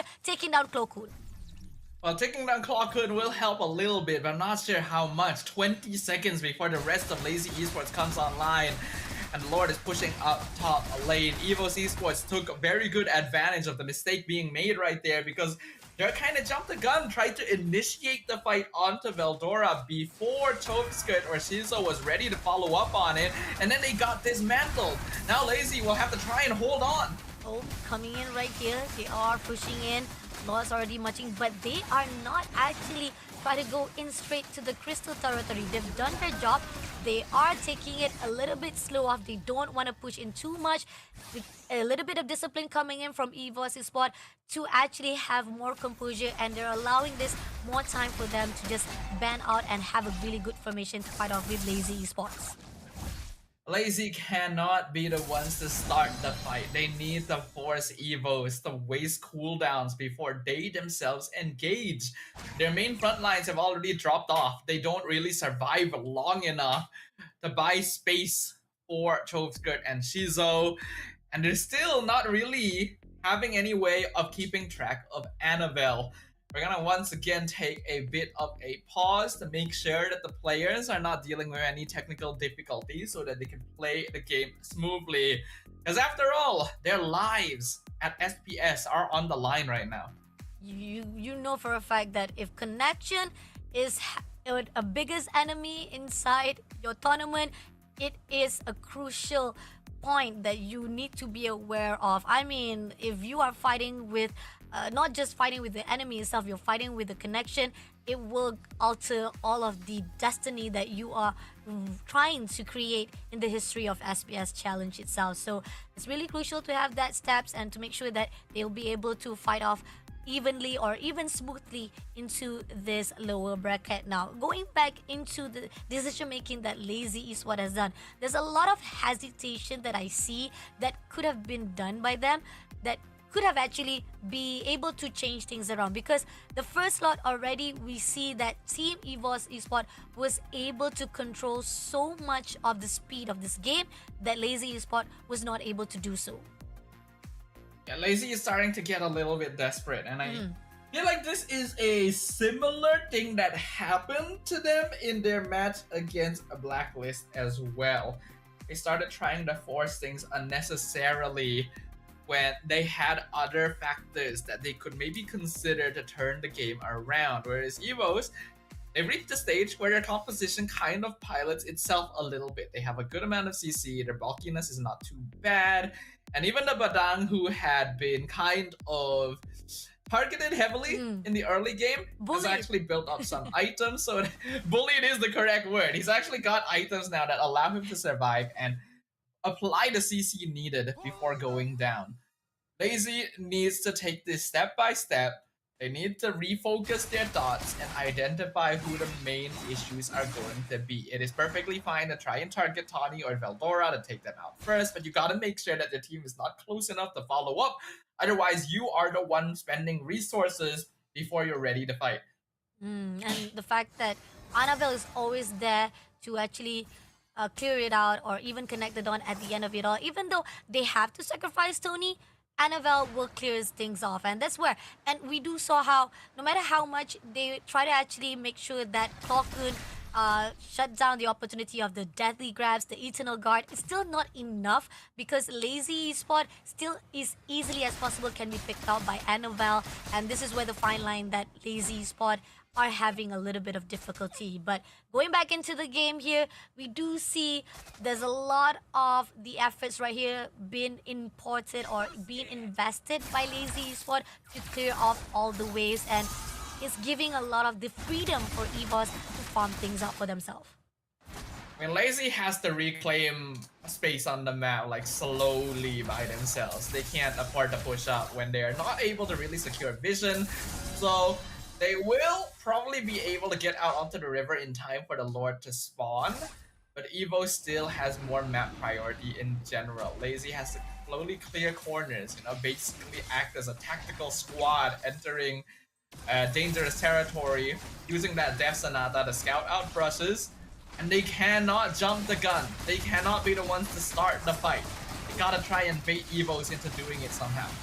If they want to, and there you go, we're coming in for a fight already as James Bond. RWM will be denied immediately as Annabelle takes down the first blood. Dirt takes down Nikki as well, but Parbet is in the scene, and James Palm trying to go in for a fight with Clokun, but can he get it done? He did manage to take down Clokun, but Veldora comes in for the trade, and this is where the fine line Veldora gets the double kill to Parbet as well. Tony will be pushing into Dirt all alone by himself. He will be gang up. He tried to survive, but it's nowhere to be able to survive and escape as Team EVOS shuts down Lazy Sport for the team wipeout, and this is the key for their victory. If they can clear this out already, they can be able to shut it out. And we do see a marching of Wave coming in at the top. If there's a possibility the march comes in and not in time for even Chovskud to survive it out, EVOS can just clear this and shut down this first round of match number 3. And it seems that you don't even need a march. They're already pushing in right at the mid lane. Crystal been done. Chovskud, nothing could be done. The first win goes to EVOS Esports.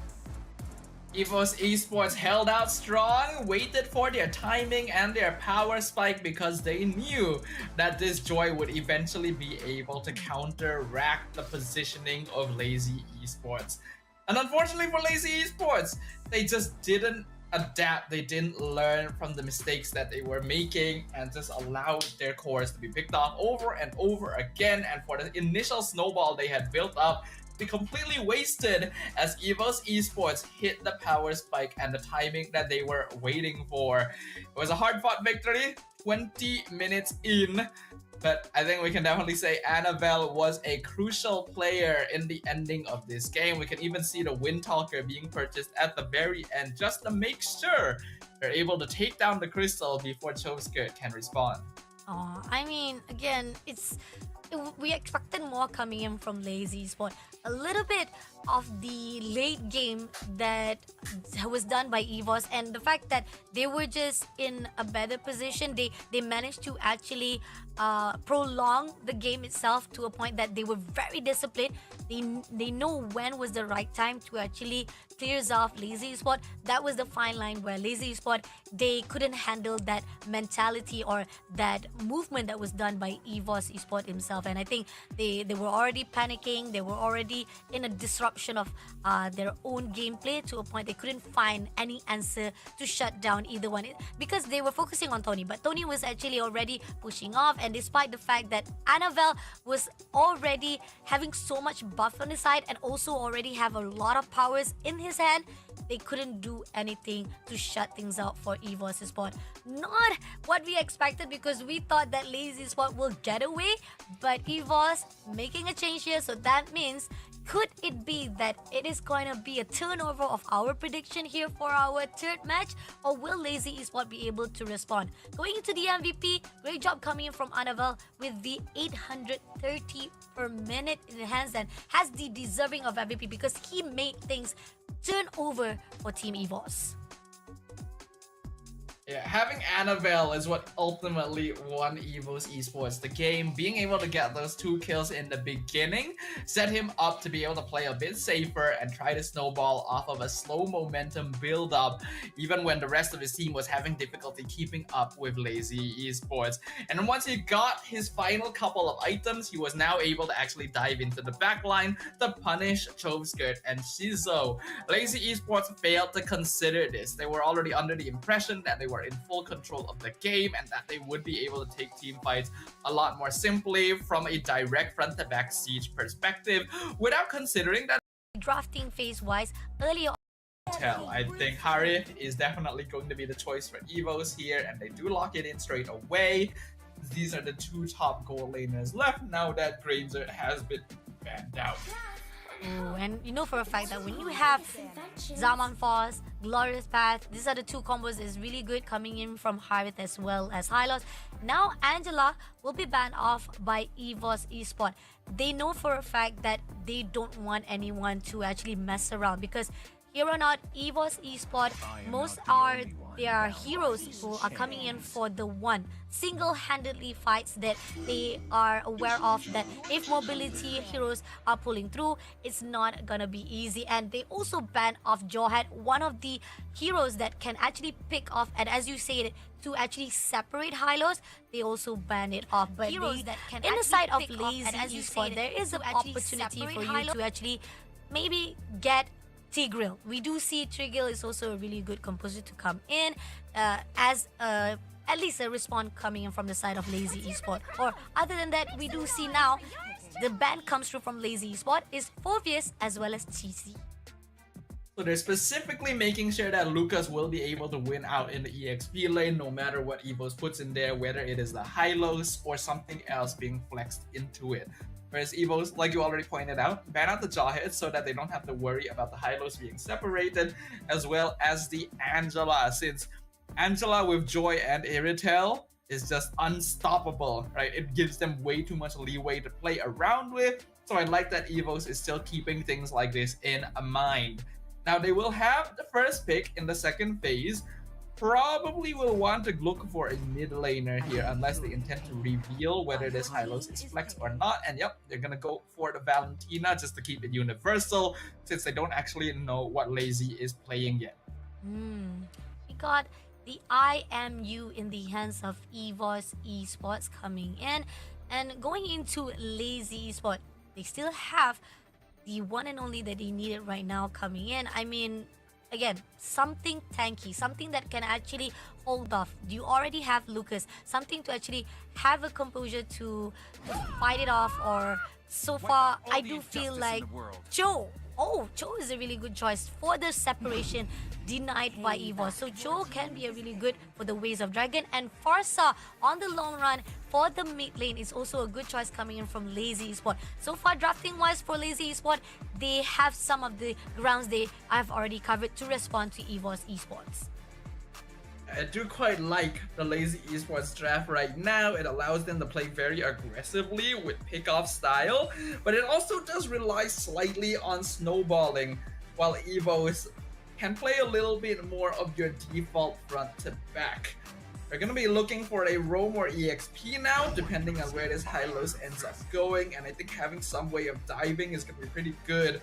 But it looks like Badang, actually a comfort pick here for Evos, as they will go for it for the second game in a row. It won them game number 1. This time it is going into the EXP lane up against Lucas. Oh, this is tough. I liked how Lazy Esport is able to play around with the choices they made and also was able to respond wise, but they also have a lot of risk. I mean, talking about how Farsa will be able to actually maneuver with the wings of my wings, but at the same time, I feel like on the side of Team EVOS Esports, most of their damage and how they will be able to actually have a great crowd control is where EVOS might actually rise a bit better off for the drafting. Unless Lazy Esport surprises off again, if they can actually have a really good connection for the Ways of Dragons, as well as with Joy with the electrifying beast to have a really good mobility to mess around how Lazy Esport is. But then again, let's see. This is match number 3 again, guys. The first elimination bracket right here to see who will be going home. Will EVOS clear it off with a 2-0, or will Lazy Esport finally prolong this match number 3? All of the matches so far here in day 3 of the challenge season have been 2-0 sweeps. Evos are now going to be looking to join that trend, while Lazy will be doing everything in their power to stop them. Like Fasha already pointed out, it is an elimination match. Whoever loses this best of 3 will be taken out of the competition entirely and won't even have a chance to move on to the LCQ. But in the mid lane, Tawny taking a lot of damage already. Ooh, been stunned immediately. Tried to actually put through to James Pang. But that overextension, is it gonna be a fruitful equation coming in from EVOS? Nope, it's not yet, but they are not done to mess around with Potbet. Potbet also try to pull away and push EVOS to the side, denying of them try to actually dominate their territory. Good decision making, and EVOS decided to say respectfully, we will back off for a while. Annabelle being able to steal away 2 jungle camps from James Punks as well is huge, because he will be level 5 by the time James Punks is level 4, and that'll give him a straight up advantage in the turtle contestation unless Lazy are able to somehow delay it for the jungler to be able to catch up. You can see that Joy is still only level 3, not really able to walk out since there are no longer any camps to grab. Will have to wait for his purple buff to respawn, and by that time Annabelle will already be notably ahead in EXP. So even being able to take a couple of camps in this early jungle rotation makes a big difference. Oh, and they do feel like they are in a better position coming in. Evos, Tony will try to actually tease it out. Annabelle is ready in the open to actually get the turtle. Potbet gets the information, but James Palm overlooking here. It seems that they're gonna all go out, and Annabelle was able to get the turtle, but pushing on straight away to James Palm. Doesn't get the kill they needed, but they all go out to Dur. Dur is right in the open, will be gang up, managed to get down Dur, and as well as time, Glorious Path will be put out to slow things down for Potbet to be shut down as well. Clockun almost sniped away by Choveskirt, but able to dash away in time. A great initiation there from Evo's Esports. James Pines tried to come in. The timing was actually not too bad. Oh, Annabelle.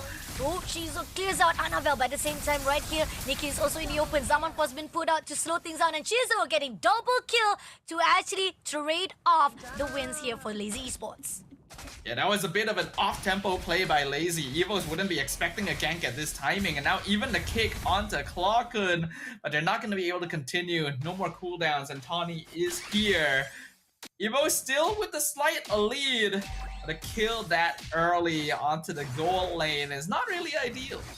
Not really ideal. I mean, like, great idea coming in from Lazy Sport. They really are brave enough and confident enough to pull through, and that's the reason why they got the trade off, and now they're not really far behind with economy wise. And Team Lazy Sport seems that it shows how they are renewing themselves, renowing themselves after the mistake. But here on out, able to go for the Waves of Dragon to pick up Annabelle. But at the same time, comes through with the side of teams coming in for Veldora. But Veldora tried to actually invest it off, was able to back off immediately before becoming a casualty. That was really well played by Veldora, actually. Annabelle 100% should have died there, but a really nice flicker into the fist break. Actually locked down multiple members of Lazy. And I thought that he would be sacrificing himself for that, but still actually managed to escape and will return to the lane fast enough to catch the minion wave. Not to mention coordinating with the rest of his team to see if they could pick off Dur for pushing up. A bit unsuccessful there, but otherwise, Evo still keeping themselves ahead for now. They'll be able to start controlling onto the turtle pit. Let's see, half of the turtle lifeline is already depleted, and it seems that Potbet is just overlooking. Not gonna actually allow it, but it seems that Annabelle would just get easily, and they also let Clockun to just mess around with Chovskus right in the mid lane, and that's the opportunity. But Potbet with the Waves of Dragon gonna pick off straight away to the side of Veldora. This is gonna be a gang up, stun off straight away, but Veldora can actually survive it up. He will not be able to go away without becoming a casualty in the hands. But at the same time, we do see the team of Shizo was able to take Clockun in the midst of it. Some massive mistakes here. There was no reason for Veldora to be that far pushed up in the lane when he didn't know where the rest of the enemy team was, and his team was trying to make a play down bottom. So being caught out there is just a punish on him. But somehow with a 3-man gank lane cut on Shizo, Clockun still ends up getting traded. So Evo's just lost a lot of pressure with those two plays up there. They still have the gold lead, but they're losing a lot of structures. Razor Dragon put out, Glorious Path tried to put in, but Puppet has already been done with the slate. And coming in right now, Nico tried to go in for the Zamorfort to James Bond, but Clockun takes down Puppet for the trade-off, and this is where Evos will be able to get at least some of the win from themselves. Still not enough, but at least they're still in the lead for that economy-wise. Lazy Esports, they lose Puckbet, but it's still worth it because they traded for Veldora, who is the EXP laner in the end. And now Shizo going to be the main issue going into this, because this Iritel is 3-0. Somehow still behind in gold compared to Nikki. A little bit impressed by that. First items being completed on both sides. We got the 100 strike build for Annabelle, Starlium Scythe on the Harif and the Joy, as well as the Haz Claws completed for Shizo at this stage. There is indeed the Thunderbelt build going in for Lucas. We saw a lot of different builds on Lucas in the first couple of days of the challenge season, but I think teams have finally settled on him being more of a tank style with the Brave Smite, be able to just stay alive through the first skill, healing and the Vengeance. Evos now going to rotate over to contest the turtle once again. Let's see. They did manage to get the 2 turtles. Now they're gonna actually try to contest. Waves of Dragon's been put out right here. Annabelle will be able to take it out. Tony was cleared out by Dirt, and James takes out Veldora. Now they're pushing it straight away to Annabelle. Annabelle had to pull away. By the same time, Clawcould almost been tagged out, but Lazy Esport, they got the win they want. Doesn't matter, the turtle has already been dominated by EVOS Esport. So much damage that EVOS Esport has no answer.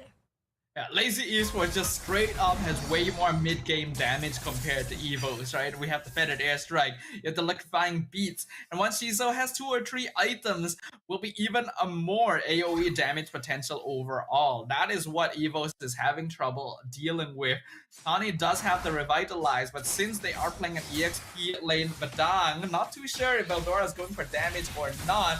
They don't quite have the bulk needed to survive, especially with Pakbet going in and picking off core members.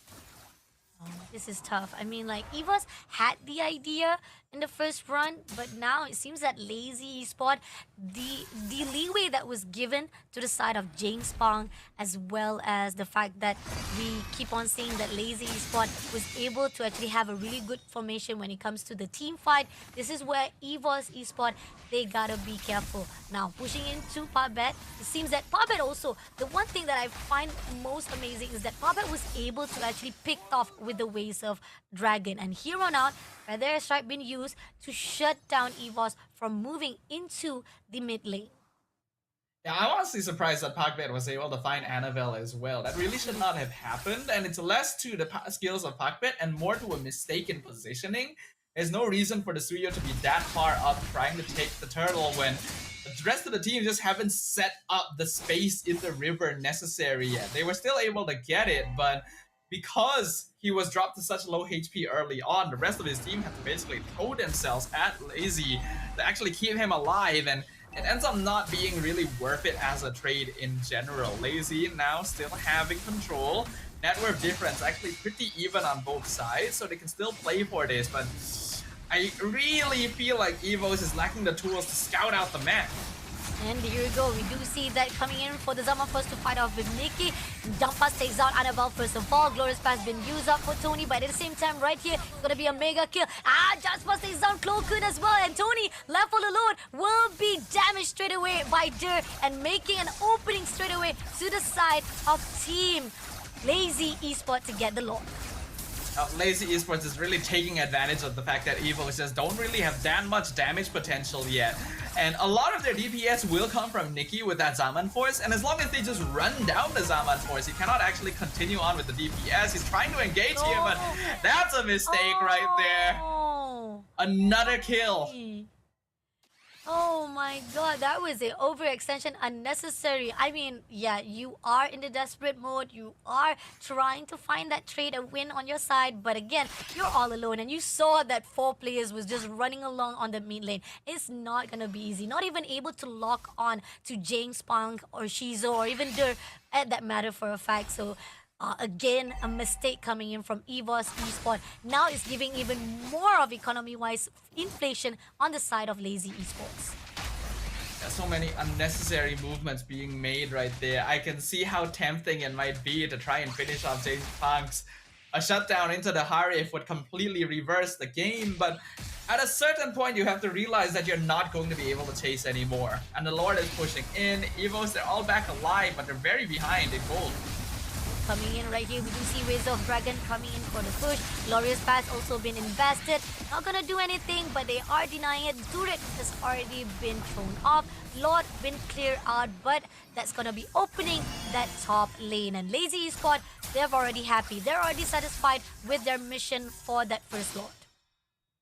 I have to point out just how well Dur has been doing on this Lucas so far. In day 1 of the competition, the Lucases were very hit or miss, but I think now that we've reached day 3 and the teams have started to solidify what the build is for this hero, you can see just how scary he actually is. Vengeance helps him keep alive, and the amount of AoE damage he does with the flash combo, especially in the Beast Unleashed form, is scary, and he is building full tank, mind you. It's only really the Thunderbell that is supporting that damage in the first place, and he's able to whittle down multiple members at once just because of his sheer size. Looking at the goal laners, Holy Crystal finally completed on Nikki, so at the very least that will help boost the damage, but Shizo already has that great Dragon Spear as well. Pakbet with the Immortality so that he's able to play even more aggressively. And quite the early Divine Glaive on Choveskirt, specifically targeting Tawny to make sure that Lazy Esports can remove him from the equation right off the bat.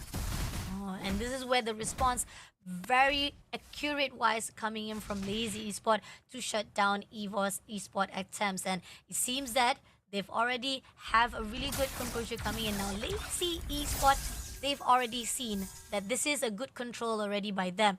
Evo's Esport, they have to find a way to answer straight, because so far a lot of the controls, especially the fact that most of their turrets is already been shut down.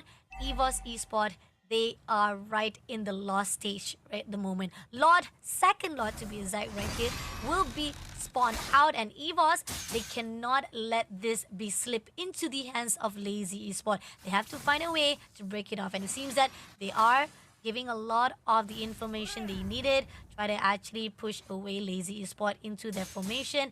EVOS needs to be aware of it. Pubbet, they know for a fact that if he can actually pick up at least either one of them, it would be an opening for Lazy Esport. He's done it already. He can manage to do it if he can pick it up. Annabelle moved away, but it seems that Pubbet was aware of the situation and it was informed into the location-wise to EVOS Esport as well. Now Tess is on the side. We're going to see the Glorious Pathway come out. Evo trying to engage, but their backline already being disrupted quite heavily right here. Glorious pass being put out. Zaman Force also been tagged off. Here, Glokun almost close up to be shaken off, but unfortunately will not be able to do so. James Bond getting the lot for himself, and at the same time right here, EVOS tried to get the win they desire, but at the same time, so much of the resources and ended up damage was on their side instead. Couldn't do anything and stop.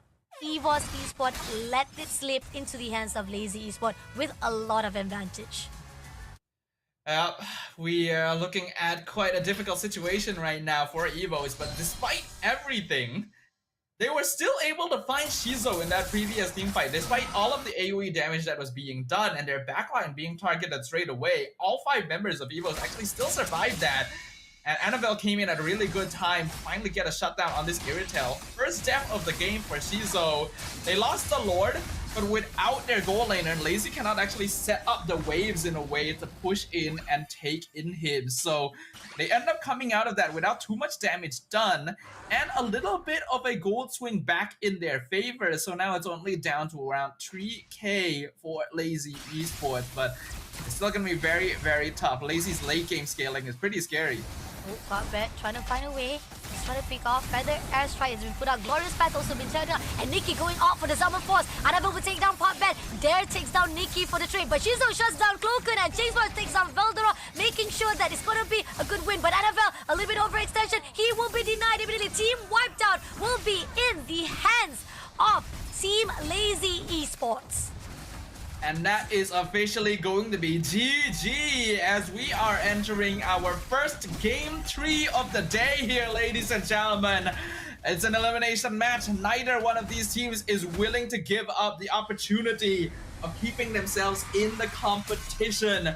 Unfortunately for EVOS Esports, they got a little bit too desperate at the end there. We literally talked about how much late game AoE damage Lazy has, and for some reason they all decided we're going to dive into them together and just stand there where we're vulnerable to being picked off and rushed down.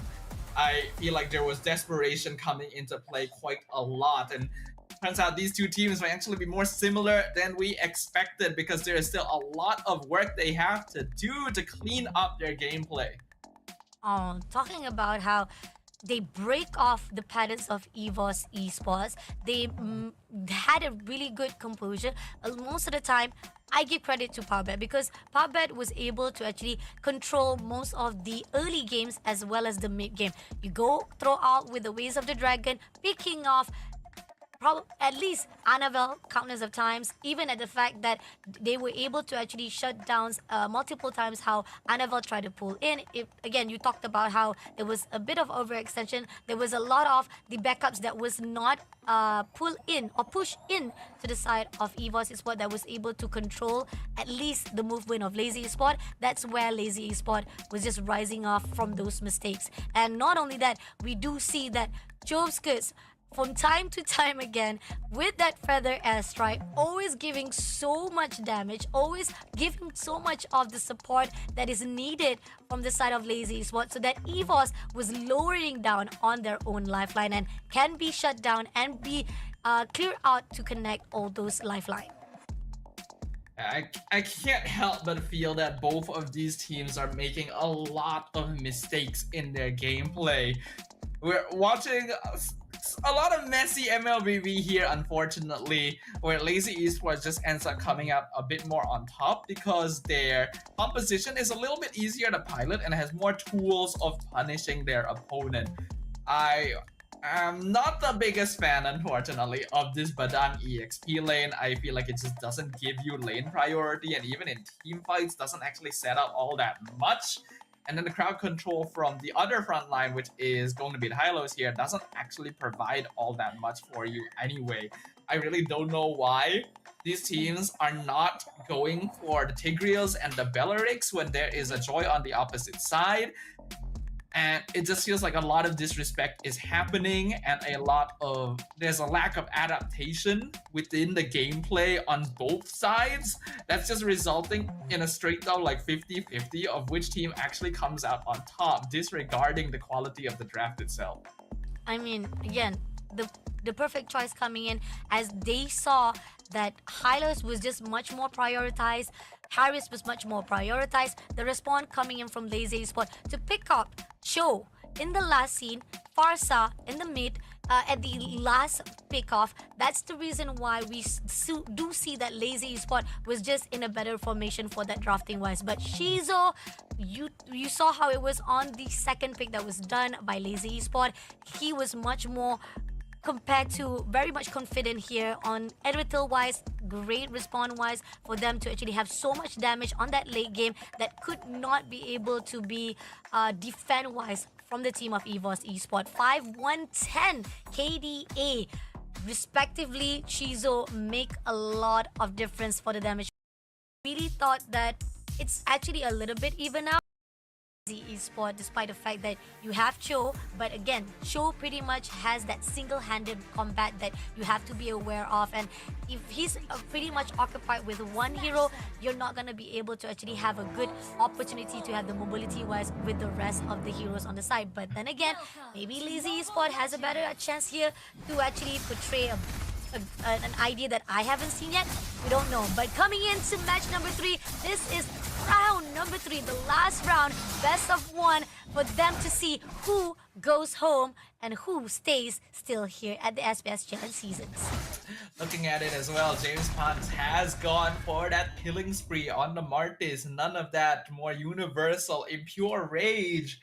He intends to go on kill streaks against EVOS Esports. So honestly, this is a very greedy pick and setup that Lazy Esports is trying to go for. Their pickoff potential is going to be very, very high, but their ability to team fight is almost non-existent. EVOS Esports is going to be team fighting quite a lot around this Nether Realm, so I don't know how well this will work for them, but it's going to be fun to see whether it does.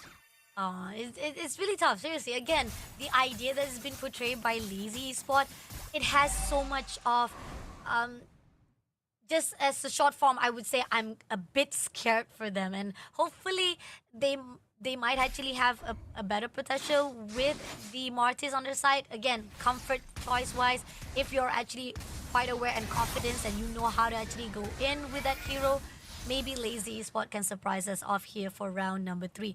But then again, we do see somehow most of the teams, most of the players are just actually having their own focus right now. And it seems that PopBet is finding an opportunity. They want to actually go in already. This is already going into level 3, level 4 as well. So they're looking for a way out. They're going to actually try to actually initiate that team fight itself. But not just yet. You need to actually be very patient as Turtle already been spawned.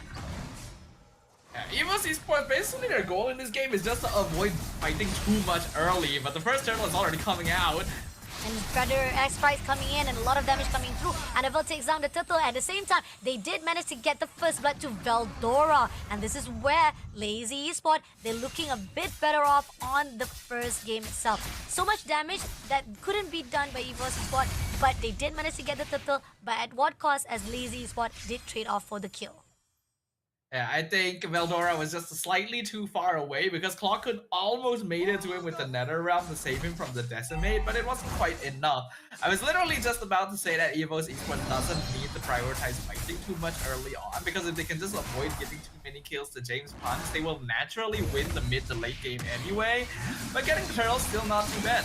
Laser Dragon coming in, stunning off Tony, but at the same time, it's not going to be enough, though James Bond had to pull away. Mobbat also has to push, and now damage coming through. James Bond tried to finish it off, did manage to be taken down by Nikki instead, and Team Lazy Esport unfortunately had the trade into the side of Evo's Esports.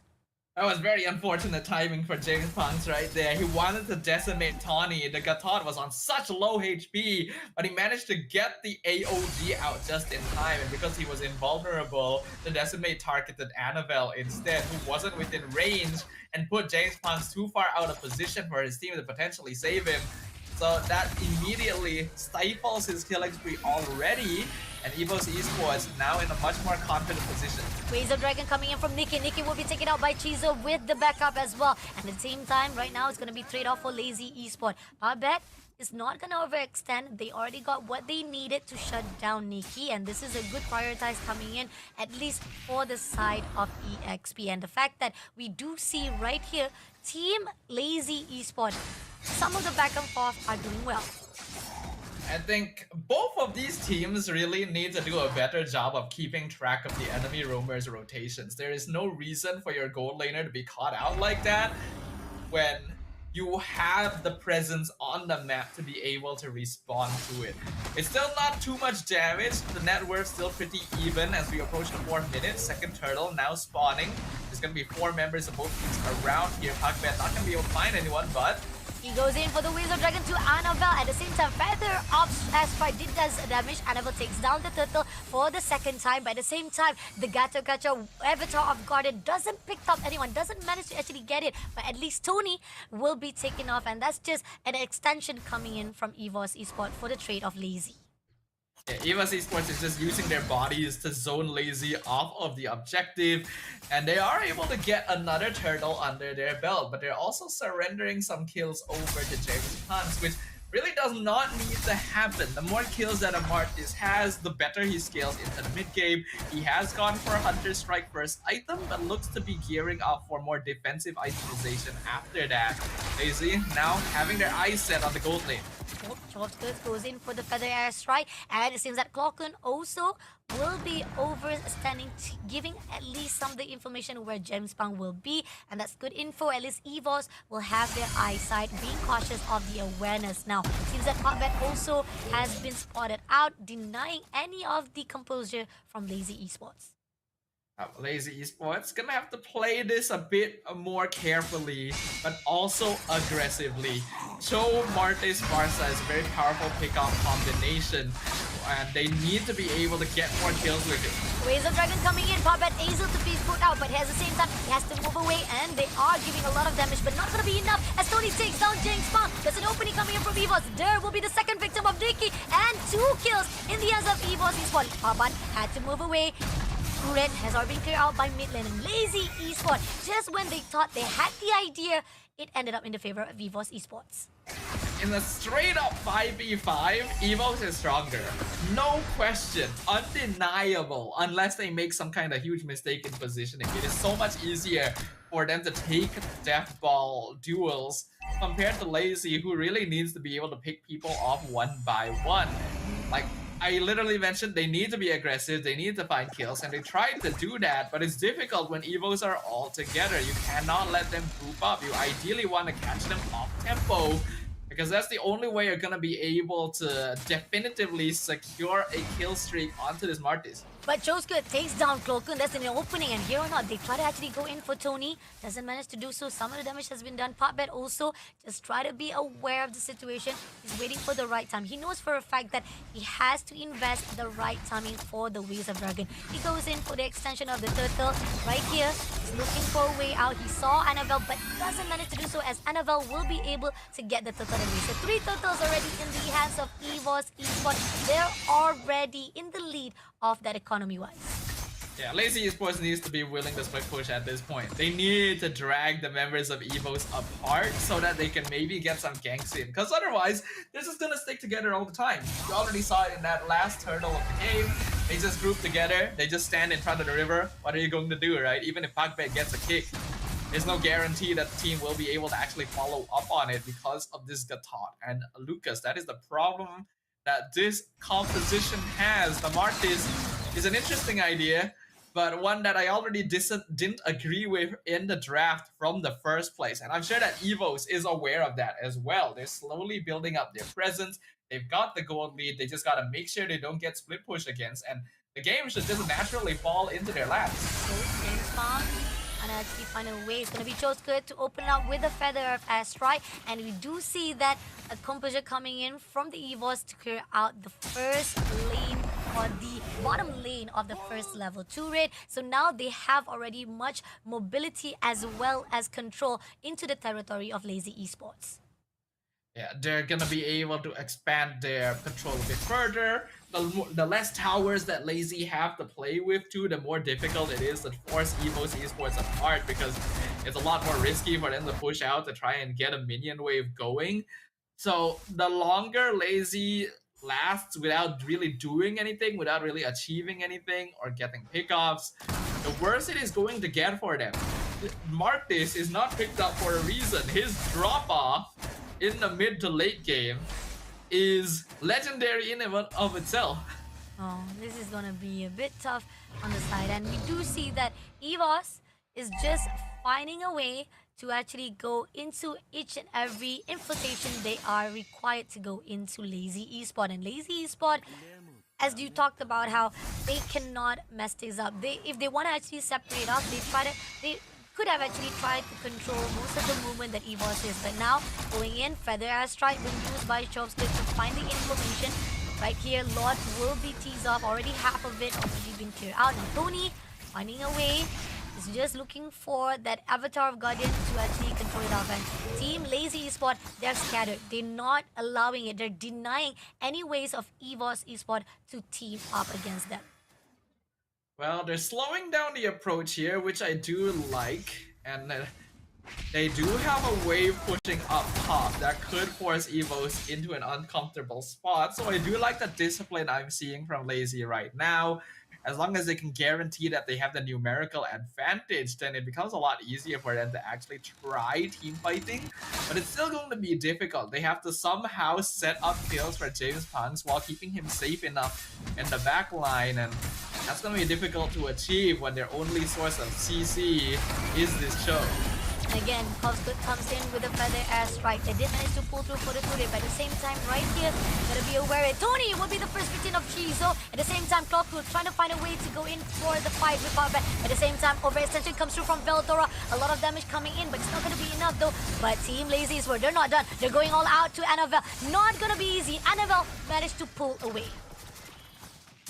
There were so many opportunities there that James Punks could have gotten Decimate, was just not quite close enough, or that the NetherRealm was able to save them. That's how much difficulty he is having in this game right now. But Lazy did approach that Lord fight very, very well. They are actually able to narrow the gold lead quite a lot, though the minion wave up top ends up giving EVOS a free tier 2 since they're not really able to respond to it. And since they know that the CC is up top, Lazy can't really contest this anymore. Honestly, they should back it off. They should back it off, but here, Waves of Dragon picking off Annabelle. Is it gonna be enough? Nope, it's gonna be Puppet who was taken out. Cloakun takes down Shizo as well for the trade. And now Jankspot right in the open. He's gonna be taken out. He's trying to survive, but he will be shut down by Veldora. So much of the potential was being put out by Lazy Esport now, having a lot of struggle. Durr had to pull away as quickly as possible, denying of Team EVOS to make even more damage. And here, with a lot of light line already been depleted, Team EVOS Esports looking better, but lot on the side of Team Lazy Esports. Somehow, despite everything, James Primes was still able to get that retreat in time since he was able to pick off Annabelle. I figured that they needed to back it off, but hey, they got the Lord. But is it really the most worth it since they lost so many members and Shizo ended up dying for the first time as well? You could argue that it kind of is, since EVOS will not be able to get any additional structures thanks to that play. Right now, Lazy is in a very, very crucial timing. It is basically the last chance for them to be able to create some kind of snowball presence on the map. And if they fail to do so in the next couple of minutes, EVOS Esports will just outscale them directly. And it seems that Lazy Esports is finally trying to actually pull out, and it seems that Tony spotted out them right in the open.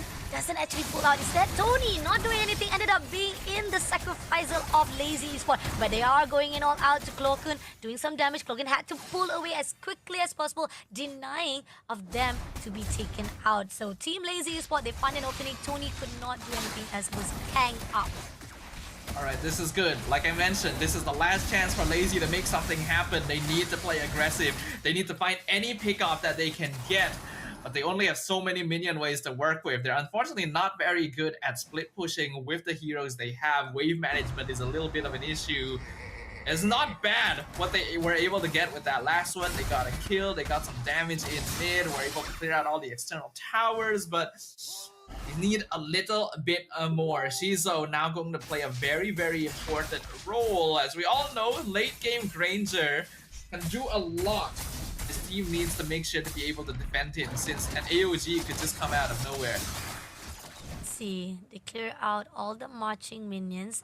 So far, EVOS Esports is trying to actually make sure that they'll be able to be in between the fights all alone, not all alone, to be tagged off all alone by the side of Team Lazy Esports. That's the reason why they're being cautious, denying any of the Lazy Esports to pick off easily. That's the mistake that was done by Tony before, and it gave a little bit of opening for Lazy Esports, but they didn't continue on that measure, that momentum to a point they could have actually get another kill, but it's okay. It gives a lot of space for Team EVOS to breathe. Team EVOS does need the space to breathe right now. They are still better in a direct 5v5, but Tawny is definitely a lot less tanky than he used to be. And Lazy trying to go for the flank. Coming in right now, it seems that Popbat goes in for the Ways of Dragon, picking out straight away Annabelle, but doesn't manage to go in for the connection. He's gonna actually have to sacrifice by Nikki instead, and Annabelle takes down Jinx Fan for the trade, and there will be finishing off for the double kill of Annabelle as well. So much of the potential and investment was done by Lazy, yet been denied by EVOS. I think we can officially call it there. I mentioned that that was Lazy's last chance. These few crucial minutes, they needed to win a definite team fight to keep themselves in the game, but they ended up losing 3 to that last one. Evo should be able to start running them down. They've got the Lord. As long as they sync up the wave, should be able to take all the external towers, even an inhib for free up here before the Lord has connected. And Lazy no longer has the hero presence they need to really be able to handle it.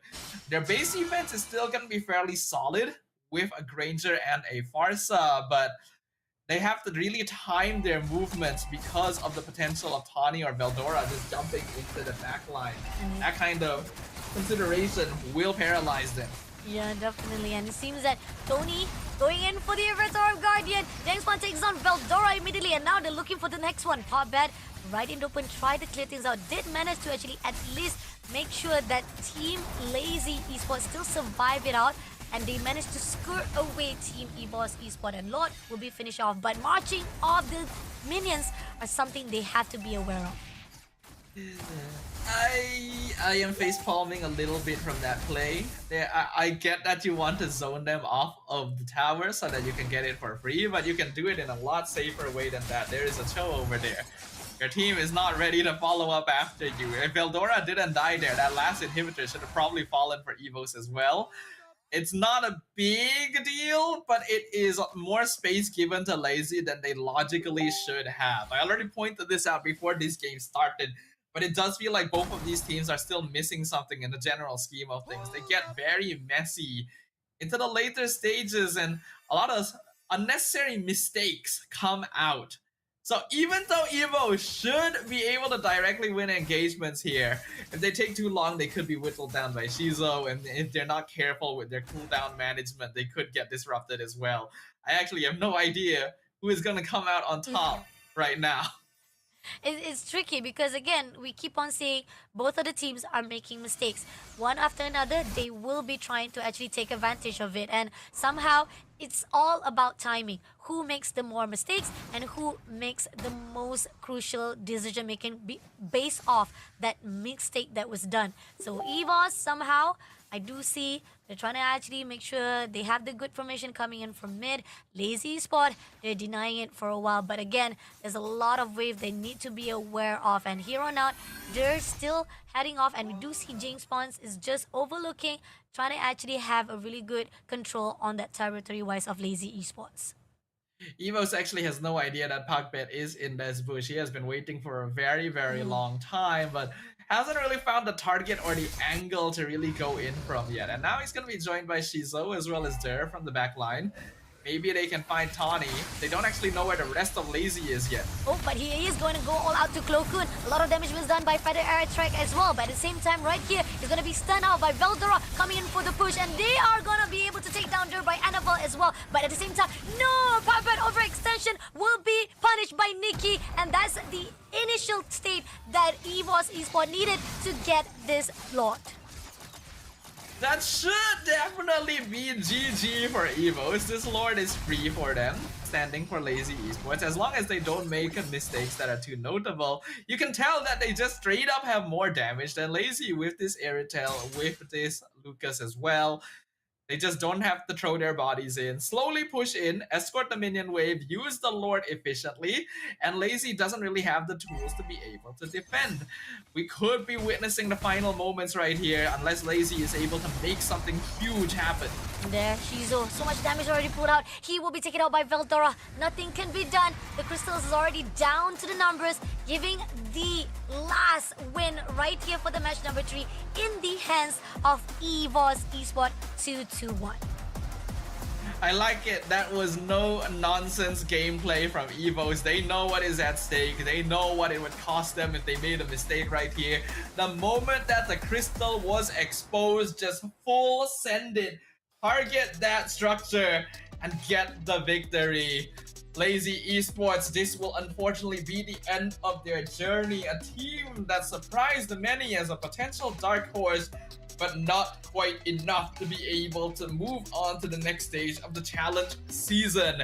Evos had the more complete lineup, had a bit more leeway with the heroes that they were given, and the scaling kicked in when it needed to the most.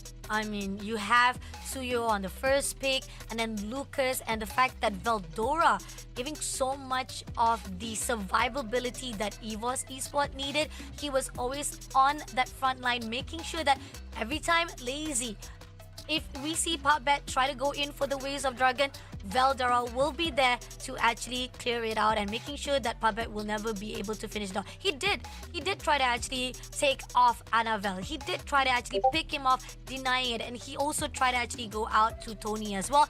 But it keeps on being denied by Veldora himself, and a lot of those damage as well. We saw how it was given out by Feather Airstrike to get that information, but it was still not enough because it was denied immediately by Annabelle as well as Clo Koon with that Nether of Lamp.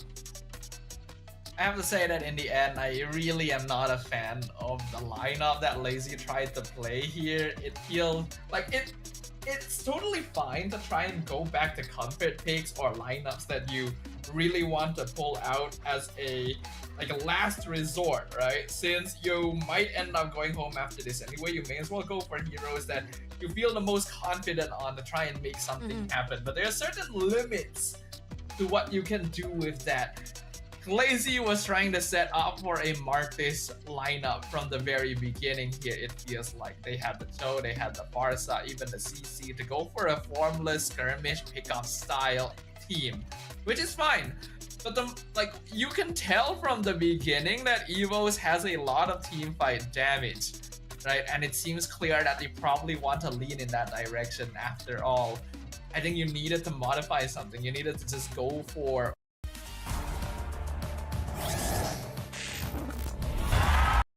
Nothing left, let's drop to the what we got, cause all we do is still does hold the title of the favorites in this particular matchup. They have like a little bit of, how do I say, a walk into the memory lane of the rise and the prime time of Kalti Z himself with Fanny in his hand. Now, going into the pick of RSG Singapore, they know Joy was already in the open for them, so they picked up Joy and Hilda. Now, the question is, Team Liquid Philippines, how are they going to actually respond it off? Who they are going to prioritize more? Are they going to actually let more mobility-wise, or are going to actually have much more tankiness on their side? heroes that have solid lockdown and invasion potential are going to be very effective here. I'm pretty sure that RSG will want to ban out Tigreal in the second phase and maybe even Cho if they're particularly worried about being invaded in the early game. Team Liquid Philippines have decided not to hard focus on that just yet. They're gonna lock in the Phoveus as the general option in the EXP lane as well as the Bruno. So this is what they were setting up for with all the gold lane bans. This is RSG's last chance now to lock in the glue counter in the EXP lane to make sure they have lane priority. They can still send Hilda down there. Doesn't match up too badly into the Phoveus, but glue definitely dominates a lot more and is less vulnerable to being directly targeted by the Fanny as well. Oh, that's true. They kind of need something to hold off. But instead of that, they pretty much picked out Cho instead because they want to actually have a picked off for them. Possibly a good kind of counter coming in from Fanny if he will be able to catch it off guard. And this is something that risky wise on RSG Singapore, but I think they pretty much prioritize more on how to control the mobility wise and the freedom of movement coming in from Fanny itself. Yeah, so they're not going full out into priority in the EXP lane. Instead, they're gonna send Hilda down there to match the Phoveus fairly evenly, prioritize single target lockdown Cho, one of the best options for making sure that Fanny isn't able to fly around wherever she wants. And like I mentioned before, I think you should probably ban out the Tigreal. It depends whether you want to ban out the Valeric as well, but RSG has different ideas in mind. They get rid of Faramis and Team Liquid, heavy focus towards CS in particular. They're trying to force them to dig really deep into the gold lane hero pool. I mean, you still can pick up Cloud. You can still be able to do something about it. But yeah, it's actually decreasing a lot of the pools. There's a lot of most of the choices are decreasing even more for RSG Singapore. So not sure which of the heroes that are actually comfort zone on the side of RSG. But it seems that RSG also picking up Vexana as well to be banned off. Somehow, I am kind of feeling that is there a possibility they might actually bring out Valentina in this, or possibly of Eve as well here, because the potential of RSG Singapore to pick that up, that could be a case. But Sicilian also been banned off right in the instant from the side of Team Liquid Philippines as well. So Team Liquid is just denying RSG any chance of scaling into the late game. They want to make sure that Bruno is the ultimate threat once he is maxed out on items. They still ideally need a bit more crowd control to deal with the Joy, but otherwise I do like the idea they're going for. RSG in terms of mid lane, Valentina is open, but I'm not a big fan of it here. I would like the Farsa because it matches well with the Cho, but is also quite vulnerable to the Phoveus and Fanny, so it depends whether RSG feels comfortable with that. And it looks like they will keep it safe first, leave the mid until last when they know who its opponent is going to be, and lock in the Claude instead. Pretty much expected that because again, you don't have much of the option anymore. So Claude will be a simple case of them try to actually have that option open as well as going in for the mobility wise. Farsa been picked up as well as Khalid right here from Team Liquid Philippines. A great combination coming in from Team Liquid. I mean, yes, you have a lot of mobility here coming from Fanny as well as Khalid as well. And now so much damage will be put out by Bruno as well as Farsa. Now, RSG Singapore, you need one more. Your mid lane, who can actually at least slow things down coming in from Team Liquid Philippines. Aurora could be a case here. It could be, but there's also an argument for like the cheese with the Angela, maybe, right? Oh, With the yeah. Joy and the Hilda. It's risky because he's also quite squishy and can be targeted by Fanny, but alright, Oh. that's not what I saw coming. Me too. Okay, Badang. We keep on seeing the same pattern every single time. Is it because they keep on hearing, they heard that Husky wants Badang and now they're incorporated like unorthodoxly into their own gameplay? You don't need to actually do that, no, because the fact is it's unnecessary. But then again, I mean, this is, again, very interesting pick coming in from RSG Singapore. Yeah, it looks like it's going to be a Badang roam as well. Cho mid, actually. So RSG doing something slightly different. Basically putting all of the magic damage onto the Joy instead. I can definitely see what the idea is coming from them here, because Badang and Cho together forms a very hard crowd control duo. If they like lock down a single person, they'll just never be able to move again, right? So they're trying to just stop Carl TZ at any chance they can get, since they'll both be in the mid lane and will be able to rotate to the sides very, very quickly. But only time will tell whether or not this is actually an effective solution. As we jump into the land of dawn for game number 1, it's Team Liquid Philippines on the blue side versus RSG Singapore, the red. Last match of the night, guys, and it seems like somehow when it comes to TLPH, love the mobility wise, they have what it takes to actually at least counter some of the movement. RSG on the wise right here, they need to be critical on their decision making. If they do not able to actually continue, not to say continue, more to say like if they cannot actually pick off the right players or even connect the dot completely, it's not gonna be easy and it will be punished by the side of Team Liquid Philippines. So far, right now, most of the teams, they are wandering around. They're gonna actually try to get it farm as possible. And we do see a little bit of disturbance coming in from JP just to mess around in the territory of RSG. Now, Yon coming through will try to get into the goal side of the crab itself. So that's actually a good steal coming in. But at the same time, right here is still a slow pace from both teams. This is Damage Cho. He's going to Damage Cho. Purify used by Sanji to escape from the fist crack. JP in some trouble, has to flicker out. Here comes Carl TZ, first blood. Picks off Yunski in the mid lane. I was in the middle of talking, but yes, this is Damage Cho, Lethal Ignition with Assassin emblems, including the Penetration one, as well as Master Assassin. It also means that he's very squishy. So that is the risk you have to play with. I mean, again, this is where we say, yes, you get the pick off, but if you do not finish the job properly and clean, that's going to be the option. That's the crucial point where Sanford takes down Gear immediately. Again, every time they go in for a fight, and here on out, it seems that Sanford is not done. He goes into Yunski, as well as right now going in all out. Did manage to actually get some damage, but it's not going to be enough. But at the same time, Sanji comes through JP, and Carl TZ will be going all out to the side to shut down Closely as well. The Dark Wave right at the end to pull him back into range. Also, Sanji stole the purple buff with that last hit of the Feathered Airstrike. So Team Liquid is coming out the gate running, or flying in this case, in regards to Carl TZ. And that's actually very bad for RSG Singapore. Playing a Badang Cho mid lane implies that you're trying to cheese out lane priority just a little bit, and they are not getting it. It's tough, and here on out, they're trying to actually pull in, and so much damage already been done to the side of CS as well as Closer. Had to pull away, and even at this point in time, Closer just tried to actually survive it out here at the top. But here, mid lane, TLPH, so much aggression to the side of RSG, they cannot do anything to actually hold off those damage. We can already see that on the side of the gold leaderboard, most of Team Liquid already dominating the top spots. We're only 3 minutes in and they already have a 2k advantage. There's no lane priority for RSG anywhere, and you can just see the Feathered Airstrike.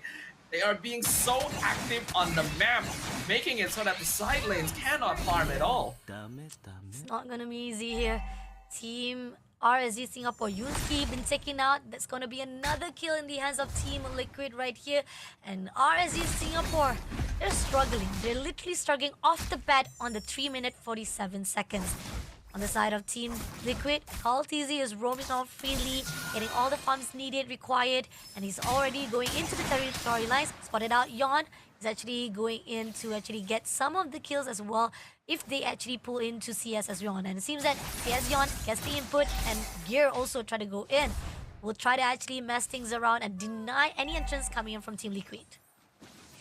Yeah, right now RSG Singapore already being forced into very defensive play. Team Liquid is basically claiming their jungle as theirs already, and this is part of the threat of playing against a Fanny. If they have a good enough support system, they don't necessarily have to farm off of kills. They can actually start flying around the map, taking jungle camp before you're able to rotate over to them. That's exactly what Team Liquid has been doing. RSG already having to play very close together to make sure they're not picked off for free. Team Liquid can just control objectives. Yeah, and then we are seeing Call to Z just trying to go in all out to closer, giving some of the damage here, and they're trying to actually make sure that because the fact that they are actually having a little bit of difficulty, but at the same time, one coming in right now, Call to Z will be pushing straight. JP also push. Gear will be able to take down immediately, and as we see, Call to Z takes down the turtle for themselves, but they're not done. Yuski will be able to trade it off, but at the source of Sanford, trade him off. And this is damage show. It's expected that he would go in to try and get kills on his own, and he was able to pick off Sanji, but I still don't really think it's worth it at this point. Yes, trades are good when you're behind, but you're losing so much priority on the map. It's not gonna be easy here. RSG seriously needs to figure out how to actually deny any of the mobility-wise that is done by Team Liquid Philippines. They got the 2 kills for themselves, but still it's not gonna be enough. Economy-wise, still in play on the side of Team Liquid Philippines for the lead of 3,000k to begin with. And here on out, we are seeing that Team Liquid, right at distance, has already got so much control, not just the map itself, but every single game or team fight. And we're even seeing trades happening off screen, right? Yon being caught out in the top lane. He was able to trade for YukiZ earlier, but he has a lot more value to RSG Singapore at this point. And Yunsky picked off by himself up top. Mega kill for Sanford in the mid lane, and they're still going. It's still going right on top, but CS want to make a difference here. Is going all out to UZ, but still not going to be enough. And Persada comes in, Sanji with a Feather Axe strike, takes him down immediately for the extension. Even CS will not be done. Sanford takes down Gear immediately, and Turret, number 1 of the mid lane, will be shut down immediately, giving more control of the map here for Team Liquid Philippines. For Team Liquid, just continuing to run away with everything, and I really like what YukiZ did there. He specifically stayed as long as possible to bait CS into staying to try and get the last hit, and setting up and pick off in the mid lane. And an airstrike being used very actively as a zoning tool, and Sanford is quite unkillable. Sanford coming in, and Sanford takes down Yuski, stunning off closer as well as the overextension by Gear will be a mistake. Comes through to with Call TZ as well. Yuzi shutting down CS, and now making it even more tougher for RSG Singapore as they are gaining up every single turret. RSG, they're just gonna have to try and trade wherever they can get it. They're at least able to get that turtle with Yon on the opposite side of the map. Yon, you really should have recalled there. I feel like not completing that recall could be a mistake, as now the rest of Team Liquid comes on in, and this is a very dead Joy. Oh no, been shut down by the Feather Strike. Even electrifying bits will not be able to do so. He's not able to get away, and it's at what cost of you stealing off that turtle. And here Sanford is looking for the next victim, doing so much of the cover-up so that turret will be taken out easily by the rest of Team Liquid. Kill score 8 minutes in is 15-2 with an 8,000 gold advantage for Team Liquid. We can see even the purple buff being contested in the jungle, and Gear already gone before we even have a chance to turn the camera over to their half of the map. This is turning into a one-sided slaughter very quickly.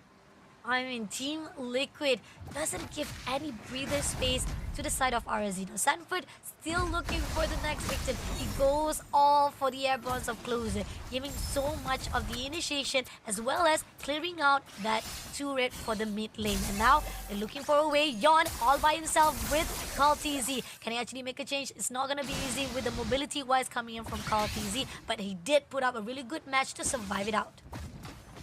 fact, Kaltizi is making the wise choice there of not overcommitting and trying to chase Yon down, because the Joy actually does do a good amount of damage right now to him, and he's got a 5-kill streak, and he doesn't want to give away a shutdown gold closer. Nearly dead there, but Yukizi, look at the damage on this Bruno already.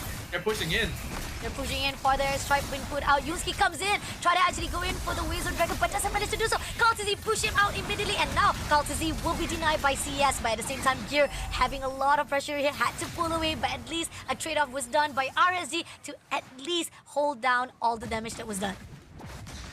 Kaltizi did actually end up losing the shutdown gold in the end, but I can't really remember who exactly got it. It might have been CS. Gear got a really nice fist break, actually locking Kaltizi in underneath the tower, so there was no way for him to escape. But even without him, Team Liquid have so much control over the map and enough damage on Yukizi that they're able to get the Lord anyway. RSG has no way of walking out forward to provide vision to decide if they want to contest it. And now Yon, they're pushing very far on their side of the map. Oh, but at the same time, he did manage to take down Sanji. First of all, that's going to be the target he needed to actually go out. But at the same time, at the moment right now, Team Liquid will be able to trade him off immediately. Good choice of decision to just go all out to Sanji first of all. But then again, here on out, Team Liquid still have a better intake. And even so, at the process, they were able to take the lot. And this is going to be the first lot marching into the territory of RSG. It is only the first Lord, so RSG still has a chance of being able to defend against it, but because they do have a Cho mid lane there, their backline siege potential is really lacking. And UTC is going to be able to do a lot of poke damage from afar. The minion waves are all synced into the base as well. And here on out, trying to actually clear it out. Yon, gonna push into JP. A lot of damage coming in, good support coming through, but at the same time, they are trying to clear out the lot before the team of Liquid try to push into them. But at the same time, Team RSG, great defense-wise, Team Liquid, a little bit of resistance, and that's giving a lot of pressure. But at the same time, Feather Strike comes through. They try to actually at least do some damage with the crystal, but Yuzi takes down, as well as with Kaltizi takes down Closure as well. Yuski with a double kill right here to be shut down by Yuzi, and now leaving off CS and Yon to be defending. And with the marching of the last minion coming through, they will be able to clear out this crystal. CS had to pull away. Even Yon tried to survive it up, but it's gonna be a win here in the Team Liquid hands. One of the fastest games of the challenge season thus far, not even breaking the 11-minute mark. Team Liquid Philippines completely dismantle RSG Singapore, not giving them a chance to breathe, not giving them the opportunity to even play the game, as they were dominating map control and lane priority right from the first minute onwards. A 24 kill score to 4 on RSG's side. The draft was very well intentioned to make sure that they were able to snowball right from the beginning, and RSG once again running into the similar issues we saw before. They just don't seem to be prepared for what the international MLBB community can throw at them. I mean, the fact that Team Liquid, from the start, they denied a lot of the options for the gold lane to be put out, and I think that put RSG right at the corner. They're being pushed right at the end of it, and I'm understanding the fact that they are a little bit clueless on the side. But again, you do have other potential, even though the fact that you put out Badang in the midst of it, and you had Cho as the mid as well, it's a bit questionable decision making coming in from RSG from the drafting as well. And then Team Liquid someone knowing for the fact that some of the formation or even the team lineup here coming in from RSG, it's not gonna be hard for them to just break through from the backline itself. That's where they just have everything running in their own way to a point that RSG could not do anything. It's a very hopeful lineup from RSG, because on paper, you can kind of see it making sense, right? You have Cho and Badang in the mid lane, they can rotate quickly, they can stop Fanny from flying around too much. But then you remember that both heroes actually need some items to be able to do too much with things, especially since you're going for damaged Cho on top of that. Hilda's gonna be locked in lane a lot of the time, and Claude doesn't have early game damage either, nor does Joy. So TLPH already have a huge window of opportunity in the early game that they made sure not to miss out on. Sanford, getting lane priority, being able to join fights a lot, 67% kill participation and picking up 6 kills of his own while doing even more damage in total than UTZ is gonna be our MVP of game number 1. I mean, it's crazy the fact that UTZ was able to actually survive it out, most of the damage, to just drag on the fact that they know Yusuke definitely want to do some damage. Closer also will be trying to actually go in. CS, he does what it takes to actually go in for the damage of Cloud itself. But once you do so much, definitely, I mean, again, we are talking about the previous champions in their own hometown, Singapore. There's a reason why they have been achieving a lot of the champions. It's just a matter of time they'll be able to step up from their own home achievement into the global stage as well. Now we see RSG Singapore will be banning E first of all.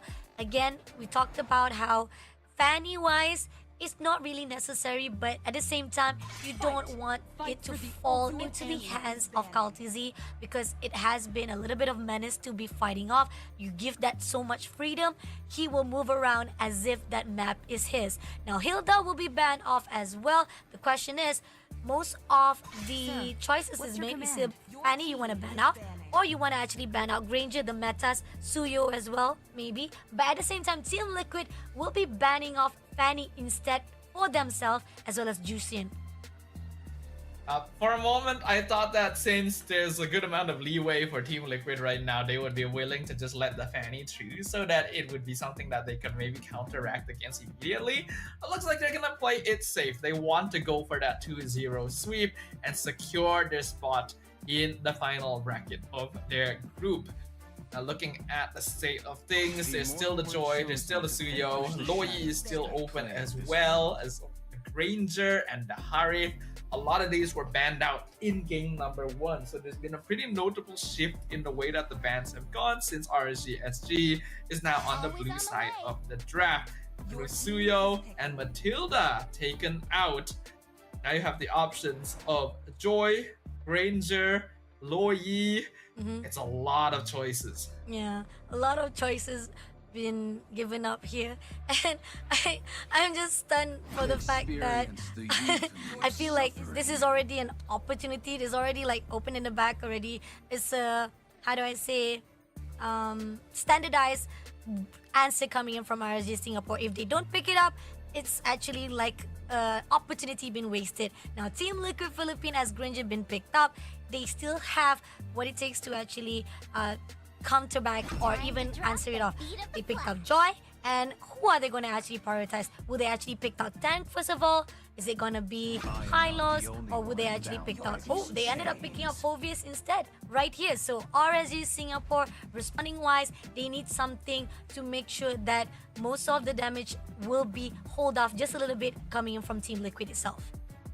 I thought for sure that Team Liquid were going to go for the Loyi here, but having both Joy and Loyi together does open up the Tigreal and Belleric as very obvious counters. So Team Liquid still wants to leave it open for now. In fact, they're actually baiting RSG to go for things like the Glue or CC early, to avoid it being banned out later on. RSG, they're gonna go ahead and pull out the Hayabusa, not going for the typical alpha pick here, since he will have a bit of trouble with Joy come mid-game.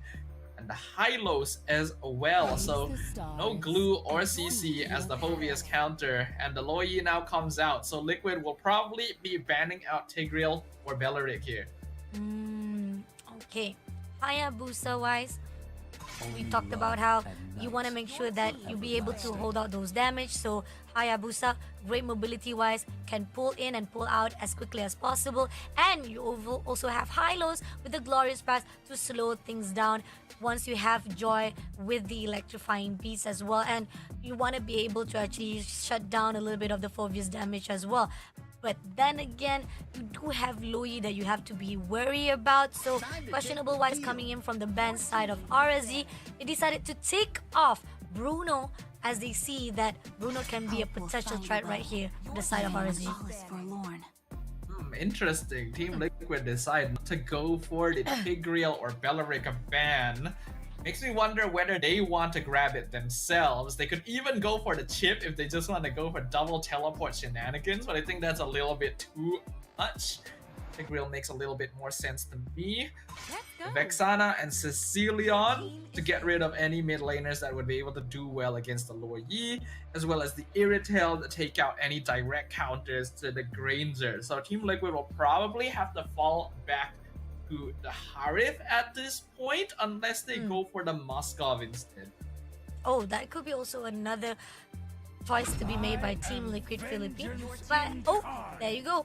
The Moskov already booked out already here for the matchup, and RSZY Singapore again. I like the idea coming in from the first three picked up, even though it is a little bit more into the textbook territory on wise of RSG. But the crucial points right here, as we do see, they need to be wary of the mid lane as well, because again, they made a mistake already for match number 1. I hope they don't make the same mistake here. I still like the Belleric for RSG. It counters Luo Yi, Joy, and Moskov. Tigreal is still not too bad if they want to go in that direction, or the Cho. They want to play it specifically for the Joy. As for their mid lane, honestly, you could even consider going like the Odette just to punish the Joy somewhat, and if you position it correctly with the Luo Yi, it's not too bad. But they'll play it safe with the Farsa, and they do actually lock in the Belleric, so I like that. But that leaves the Cho open for Team Liquid, and that's going to be a pretty scary one to deal with. Oh, and they also picked up Farsa. So again, we do see a lot of the success coming in from the pick of Farsa as well. You get a lot of the input with the Feather Airstrike, and I know it has a lot of potential for the damage wise. The question is, if you don't time it very rightly, JP will definitely come in and pick you off that easily. And this is why it's very scary to have Cho on the side of Team Liquid. Coming off from this drafting, I do feel like I am in the favor of Team Liquid. What about you, Stafa? I definitely am leaning towards Team Liquid as well, but I do like the Belleric a lot. It's going to be difficult for them to really utilize it, because you want to be able to use that Wrath of Dryad against both Joy and the Luo Yi. And I think that RSG have put the Belleric in the EXP lane as well, which I'm not a big fan of. I would ideally want him in the roam position so that he's able to respond to any threats. But hey, go with what is comfortable, since right now you are at risk of elimination. RSG Singapore on the blue side needs a victory here, or Team Liquid Philippines on the red side will eliminate them and move on to the next stage of the competition. Who are we going to say goodbye? I mean, again, RSD, they were punished. They were bullied. I think that's the right word. I keep on actually emphasizing this, because most of the time we do see the players are always punishing and bullying the players whenever it is necessary or they have that opportunity. And if you ever give that window of opening to your opponent, they will take it, grab it, and use it to the full extent. And Team Liquid is someone who does that. And Team Liquid, they saw how it was on match number 1 or round number 1. Let's see if RSG will be able to slow things down a bit, the momentum that was done by Team Liquid. Comparatively to game number 1, Team Liquid definitely have less of an early game presence. Ooh, Shadow Kill coming up. Shadow Quill coming off to do some damage, but it's not gonna be easy. It's just a lot of structure coming in to actually bless around as well as contest for the buff, but he will be able to pull away from that equation. Just a little bit of teasing coming in. I like the aggression from RSG. The Yogi Shadow Kill almost actually picked off JP. That would have been huge for RSG if they got it, but the pressure is still not too bad. You can already see that Team Liquid doesn't have nearly as much pressure or priority with the particular heroes they're playing in this game. So RSG will have a little bit more space to breathe with. We are seeing the rotation of the EXP and roam to make sure that JP hits level 4 by the turtle fight. So that means that Yon has to be a lot more careful with his positioning to not get locked down. And we do see Gear also having a little bit of damage coming in, and Gear going in all out. Airborne comes through with the ways of the dragon. Sanford takes down Closer first of all. And as the team goes by, they will try to actually take down Gear as well. 2 of the elimination coming in from the side of Team Liquid to shut down RSG. Turtle right in the open, but here Shadowkill comes through. Will they actually be able to go in? Nope. Yawn pulls away instead, not going to overextend, and is giving that opportunity for the Turtle in the hands of Team Liquid. Looks like RSG were actually caught off guard in that one. When they saw JP hitting level 4 after the XP minion wave, I'm pretty sure they thought he was gonna save it for the Hayabusa specifically, but he immediately used it to initiate on Closer instead and remove the Belleric and Hylos before the turtle even started being contested by RSG. So they weren't in position to respond quick enough, and Team Liquid were able to get 2 free kills and the turtle as well. JP takes down Yuski, but Sanji now in the midst right here with Yawn. Doesn't manage to do the connection, but Sanji will be the one in the victim for the team of RSG to get the trace off. But at the same time, Glory Pass been put out. RSG had to pull away. It's a scapegoat for the side of Team RSG to go out from the side of Team Liquid danger zone. And Team Liquid, they want more. They are looking to the side of Yawn, and Kaltizi just right it open, and JP is also coming in. Gear will be denying that entrance, allowing at least Yawn to pull away safely. I feel like if this was a more aggressive jungler, they would have definitely tried to dive Yawn with the electrifying beats there. It would have been enough to finish him off.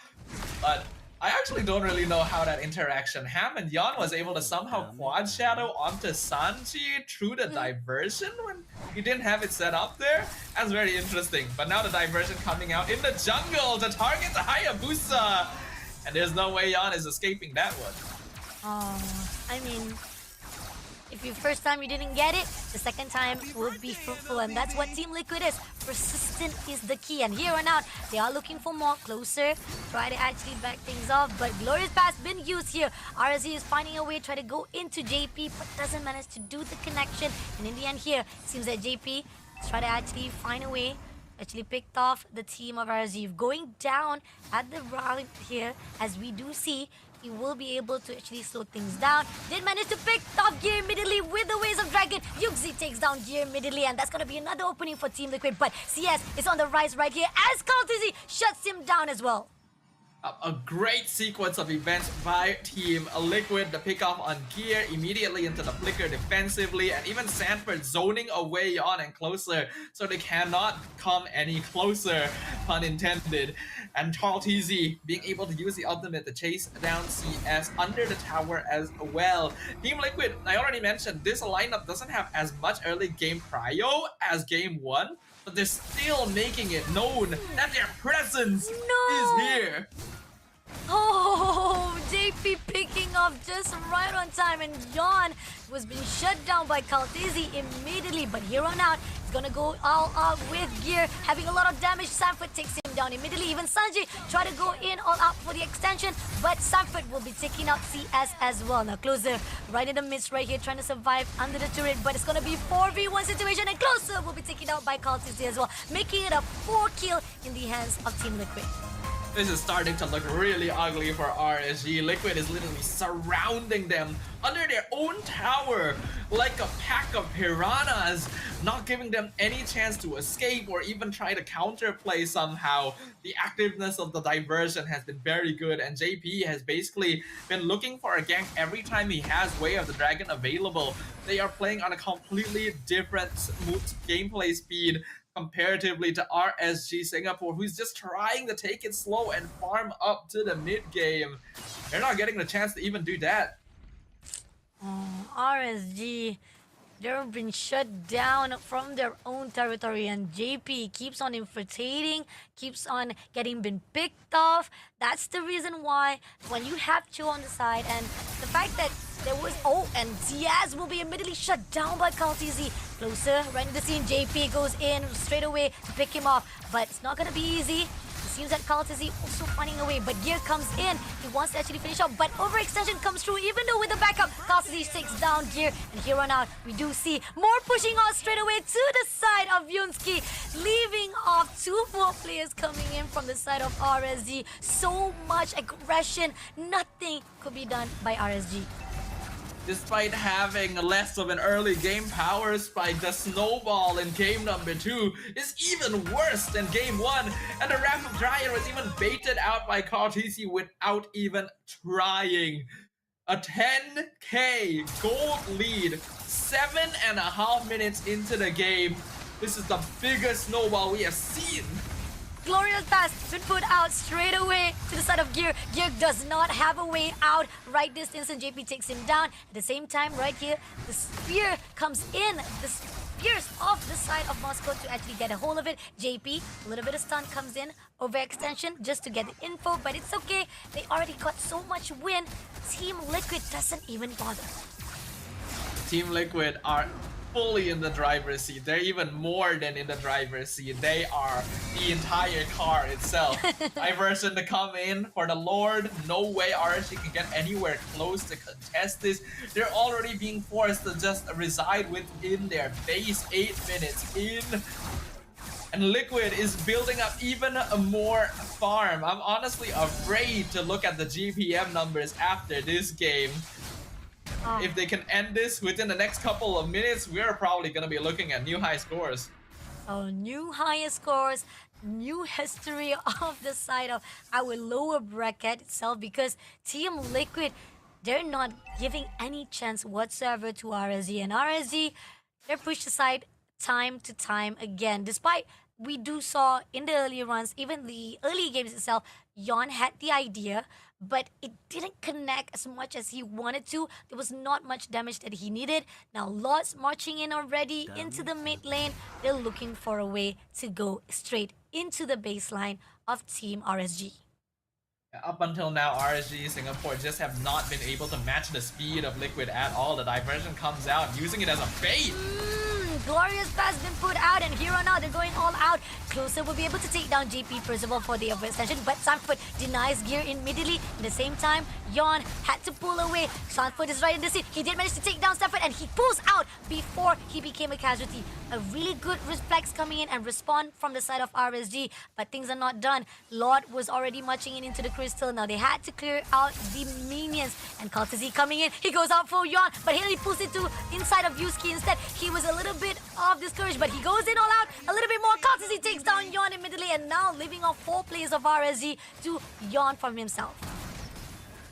Team Liquid are so farmed right now that they can just sneeze on you and you basically blow up.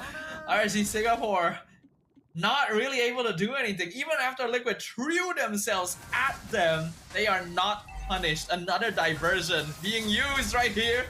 Coming in right now with the Gear side, a lot of damage. Glorious pass been put out. TS did manage to take down JP for the extension, but closer takes down Sanji. Oh, this is going to be a really good epic comeback comes through. But at the same time, Kalsizi and Sanford still survive. That overextension coming in from JP helped along the side with the trade of Yunsky at Liz.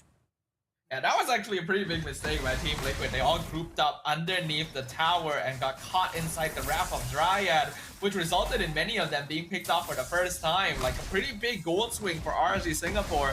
And yet, the gold lead is still 10k for Team Liquid. After that, Sanji will... Oh! No! Again, mistakes come through, and Gear, not sure why he was actually putting himself right in the open for TLP to just get him off already. Again, mistakes by RSG is just another closer success on Team Liquid side. Team Liquid, they made that one mistake that time. I doubt they're gonna allow it to repeat again. And even if it did happen, they were able to exchange their bodies for all 3 inhibitors. So RSG Singapore just has no structures left standing. And they have no way of getting close enough to the Lord Pit to actually contest it. So now, they're gonna have to find some way to defend against a full 5-man push with the Lord on Team Liquid's side. And this is the second lot. It's gonna be even more damage on the side of Team Liquid. Questionable how they put the butt. They go all out straight to the baseline. Shuts down immediately Yon, and this is gonna be opening. Glorious pass been put out. Team RSG moves away quickly, invading any opportunity to begin out. But at the same time, they go all out to the side of close. They're having a lot of damage here. Tried to survive it out, but had to pull away. But Carlsy did manage to take down Closey immediately. Now pulling off to the side of Gear. Gear is still surviving, but at the same time, and one cost Starford comes in through. He did manage to take down CS as well, and Crystal will be taken off immediately with Team Liquid right off the bat on 12 minutes on the clock. They win this lower bracket, saying goodbye to RSG. Team Liquid Philippines will move on to the final bracket of Group B, where they will face off against Alter Ego for a chance to advance to the last chance qualifiers. And like you mentioned, Pasha, this is unfortunately going to be goodbye to RSG Singapore. The LPH just steamrolled through them, not giving them an opportunity to respond at all. And even the few kills that they were able to pick up were because TL were already so far ahead that they just didn't even care too much about their positioning. I mean, again, at least at this point of time and going into the second drafting, there was so much of potential. There was a lot of pool of choices to be made by RSG because they were actually having more control in the earlier stages. But then Team Liquid, again, solid lineup. They had a really good respawn. Just in the side of RSG, even though they had a good respawn wise, there was a lot of them trying to actually input and insert themselves in all those team fights, yet it was denied immediately. And we saw Kaltis, he was just popping off from one place to another. He gets all the kills, he shuts down all the players, and even with Yon trying to actually go out for the early games, it's still not enough because Team Liquid, they're just everywhere and they are just so much painful to be bare that RSG could not do anything. Altizia doing 78,000 damage and having 1,047 gold per minute. That is once again another player reaching the 1,000 GPM mark. He was already full on items by the 10-minute mark because of how quickly he was farming overall. So he definitely deserves the MVP for this game. But Sanji also deserving an honorable mention. Those diversions were incredibly active. This is what happens when a player with experience is able to read and predict the rotations of the enemy team and catch them off guard in the most unexpected of angles. I feel like the moment they really had that grasp of the teleportation coming into every single situation or even the right location to actually surprise off RSG, that's when Team Liquid, they've already controlled the flow of the game itself. Yon, however, he did surprise us off right off the bat. I mean, we didn't actually expect it that Yon was able to actually maneuver from fighting off with Sanjay himself, and then he was able to back off and get the kill in the early runs. But I had the idea, I saw the idea, the opportunity that Team RSG was putting out. It's just that, again, experience-wise coming in from Team Liquid, it's just too much to actually bear, and there's so much that RSG just need to actually pull together and recover back from all the mistake that was done. Carl TZ, you can see that he can even go for a very greedy full damage build. No need for any immortality or winter crown at the end. Just the holy crystal into the wishing a lantern. In game 1, the draft from RSG Singapore was a little bit too hopeful and maybe a little bit of a whimsy, but in game number 2, it was actually a very logical and solid lineup. I actually quite liked the final pick on the Belleric, and there were definitely ways they have made it work. But a lot of the difference came from gameplay perspectives. Team Liquid are a much more coordinated team. They operate on a much faster speed as well because they're very experienced with dealing with stronger teams on the land of Dawn. Every single time their cooldowns are available, they are looking for a play to be made, and they know where exactly you can be punished on the map as well.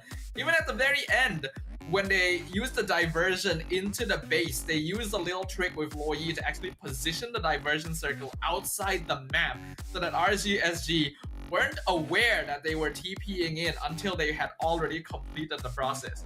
Oh, I mean, this is beautiful. Coming in, they went straight into the baseline, able to actually spook out RSG, getting Yoon's key first of all, so that they find the opening, and then at the end of it all, they shut down Yon. And this is where the fine line that the glorious pass was invested. A lot of the skills that was able to actually hold off the movement coming in from the team of RSG. Yes, they did try to actually defend wise, but at the end of it all, it was still not enough. And Team Liquid Philippine rising off here from their lower bracket into the second stage of lower bracket. So they will be the one to actually fight it off with the team that loses the chance to go to the challenge finals. Now, hopefully, Team Liquid has in start because they know they still have the lifeline to be surviving out. Now, let's take a look back into the bracket itself, how it started off right into day number 1. Started off with Onyx fighting off with Blacklist, and they managed to shut down with 2-0, but then ended up having the opportunity to be fighting off into the challenge finals is going to be those who are at the bottom bracket, whereby Lazy versus EVOS surprised us because we thought that Lazy was going to actually get the whole of the comfort zone of the fact that they are well off, performing well into the day number 1, but ended up EVOS surprised us off, and they will be the one who meet off with Blacklist, who was taken down. Group A, I think a lot of us already knew which of these teams was going to be able to get that direct qualification ticket. Onyx just came off of winning the World Championship after all, so they're definitely the team to defeat. After this, we'll get to witness the matchup between Blacklist International and EVOS Esports to see which of them will end their journey and who will be able to move on to the last chance qualifiers, in which there will be 2 final slots to compete for between all of the teams from the groups. But as for Group B, at the start of the day, we were able to witness RRQ Hoshi clean sweep Alter Ego to join Onyx Philippines in the challenge finals as the second team to go through. After which, we were also bearing witness to Team Liquid Philippines defeating RSG Singapore, thereby ending their journey, pushing them forward to face off against Alter Ego to see who moves on to the LCQ. I mean, looking on the pattern, right, we do see that there's a possibility right here. Team Liquid Philippine, if they keep this up, the momentum they put out here, they might have the chance to actually go into the LCQ. It's not done yet. Mordecai's LCQ, they might actually meet off either Blacklist or even so to the side of team from the Group B or Group A or Group CD itself. So these are the things that we are already covering up for day number 3. Group A and Group B is done. Tomorrow we're going to actually continue on with teams coming in from Group C as well as Group D. Well, Group C and Group D are going to be happening throughout the day 4 of the SPS. So let's remind you guys of the matches that you guys will get to watch tomorrow. It's gonna start off between EVOS Holy and Team Liquid Indonesia. Oh wait, I just got some updates. Apparently the Group C and Group D matches will be happening on Friday, so update that on your schedule. One of these 2 teams in the upper bracket will be moving on to the challenge finals to join RRQ and Onyx Philippines, whereas in the lower bracket, Homeboys and Team Flash Cambodia will be dueling with their lives on the line, as only one of them can move on and prevent their journey from being ended early in this bracket. And not only we're going to see actually Group C moving on to actually fight it off, we have Group D in store as well in the Friday setup for the schedule. So if you guys missed out what happened on Group D, PTR meet off with AI, able to actually trample and move into the upper bracket, whereas we do see Aurora also will be meeting off as that first bracket was won by them. Now AI and Toad have been pulled down to the lower bracket, so they have one more lifeline to go. PTR and Aurora, either one of them, if they do not match up or one of them actually taken out, one will qualify and one will be meet off right down below at that lower bracket on Friday night. So looking on the patterns right now, I do feel that we might actually see a really good fight. Most of the teams, I think fan-wise, Aurora will be in moral favor to actually qualify. But then again, you won't know until you join in into that schedule for Friday, day coming from day 4. Of day 4 going to be happening on the 10th of January, so update your calendar so that you guys don't mess up the same way that I did earlier. And you will be able to catch the next batch of matches here for the SPS Season 6 MLBB Challenge season. Remember, there are only 6 slots available from the challenge season moving on to the challenge finals. 2 of those have already been claimed, so everyone else gotta really buckle up. Let's talk to you guys about our day 4 schedule. Oh, we got EVOS Holly meeting off with Team Liquid Indonesia for the first match on Friday. We got Bigatron Alpha meeting off Aurora into the second match. And then moving on to Group C again, we got Homeboys who are at the lower bracket. We always started off with those who are right at the top who will be qualifying, and moving on to those who are at the lower bracket, which is Homeboys meeting off with Team Flash, and AI Esports, who was pulled down with Toda, will be the last match of the day. So I think most of the highlight for day number 4, or it started out from day number 2 as well, it's pretty much Malaysia fans looking forward to these 2 teams that will be trying their best to survive on the SPS Challenge season. And again, they only have one more lifeline, so either one of this Malaysia team has to do something to survive it out so that they can go into the LCQ.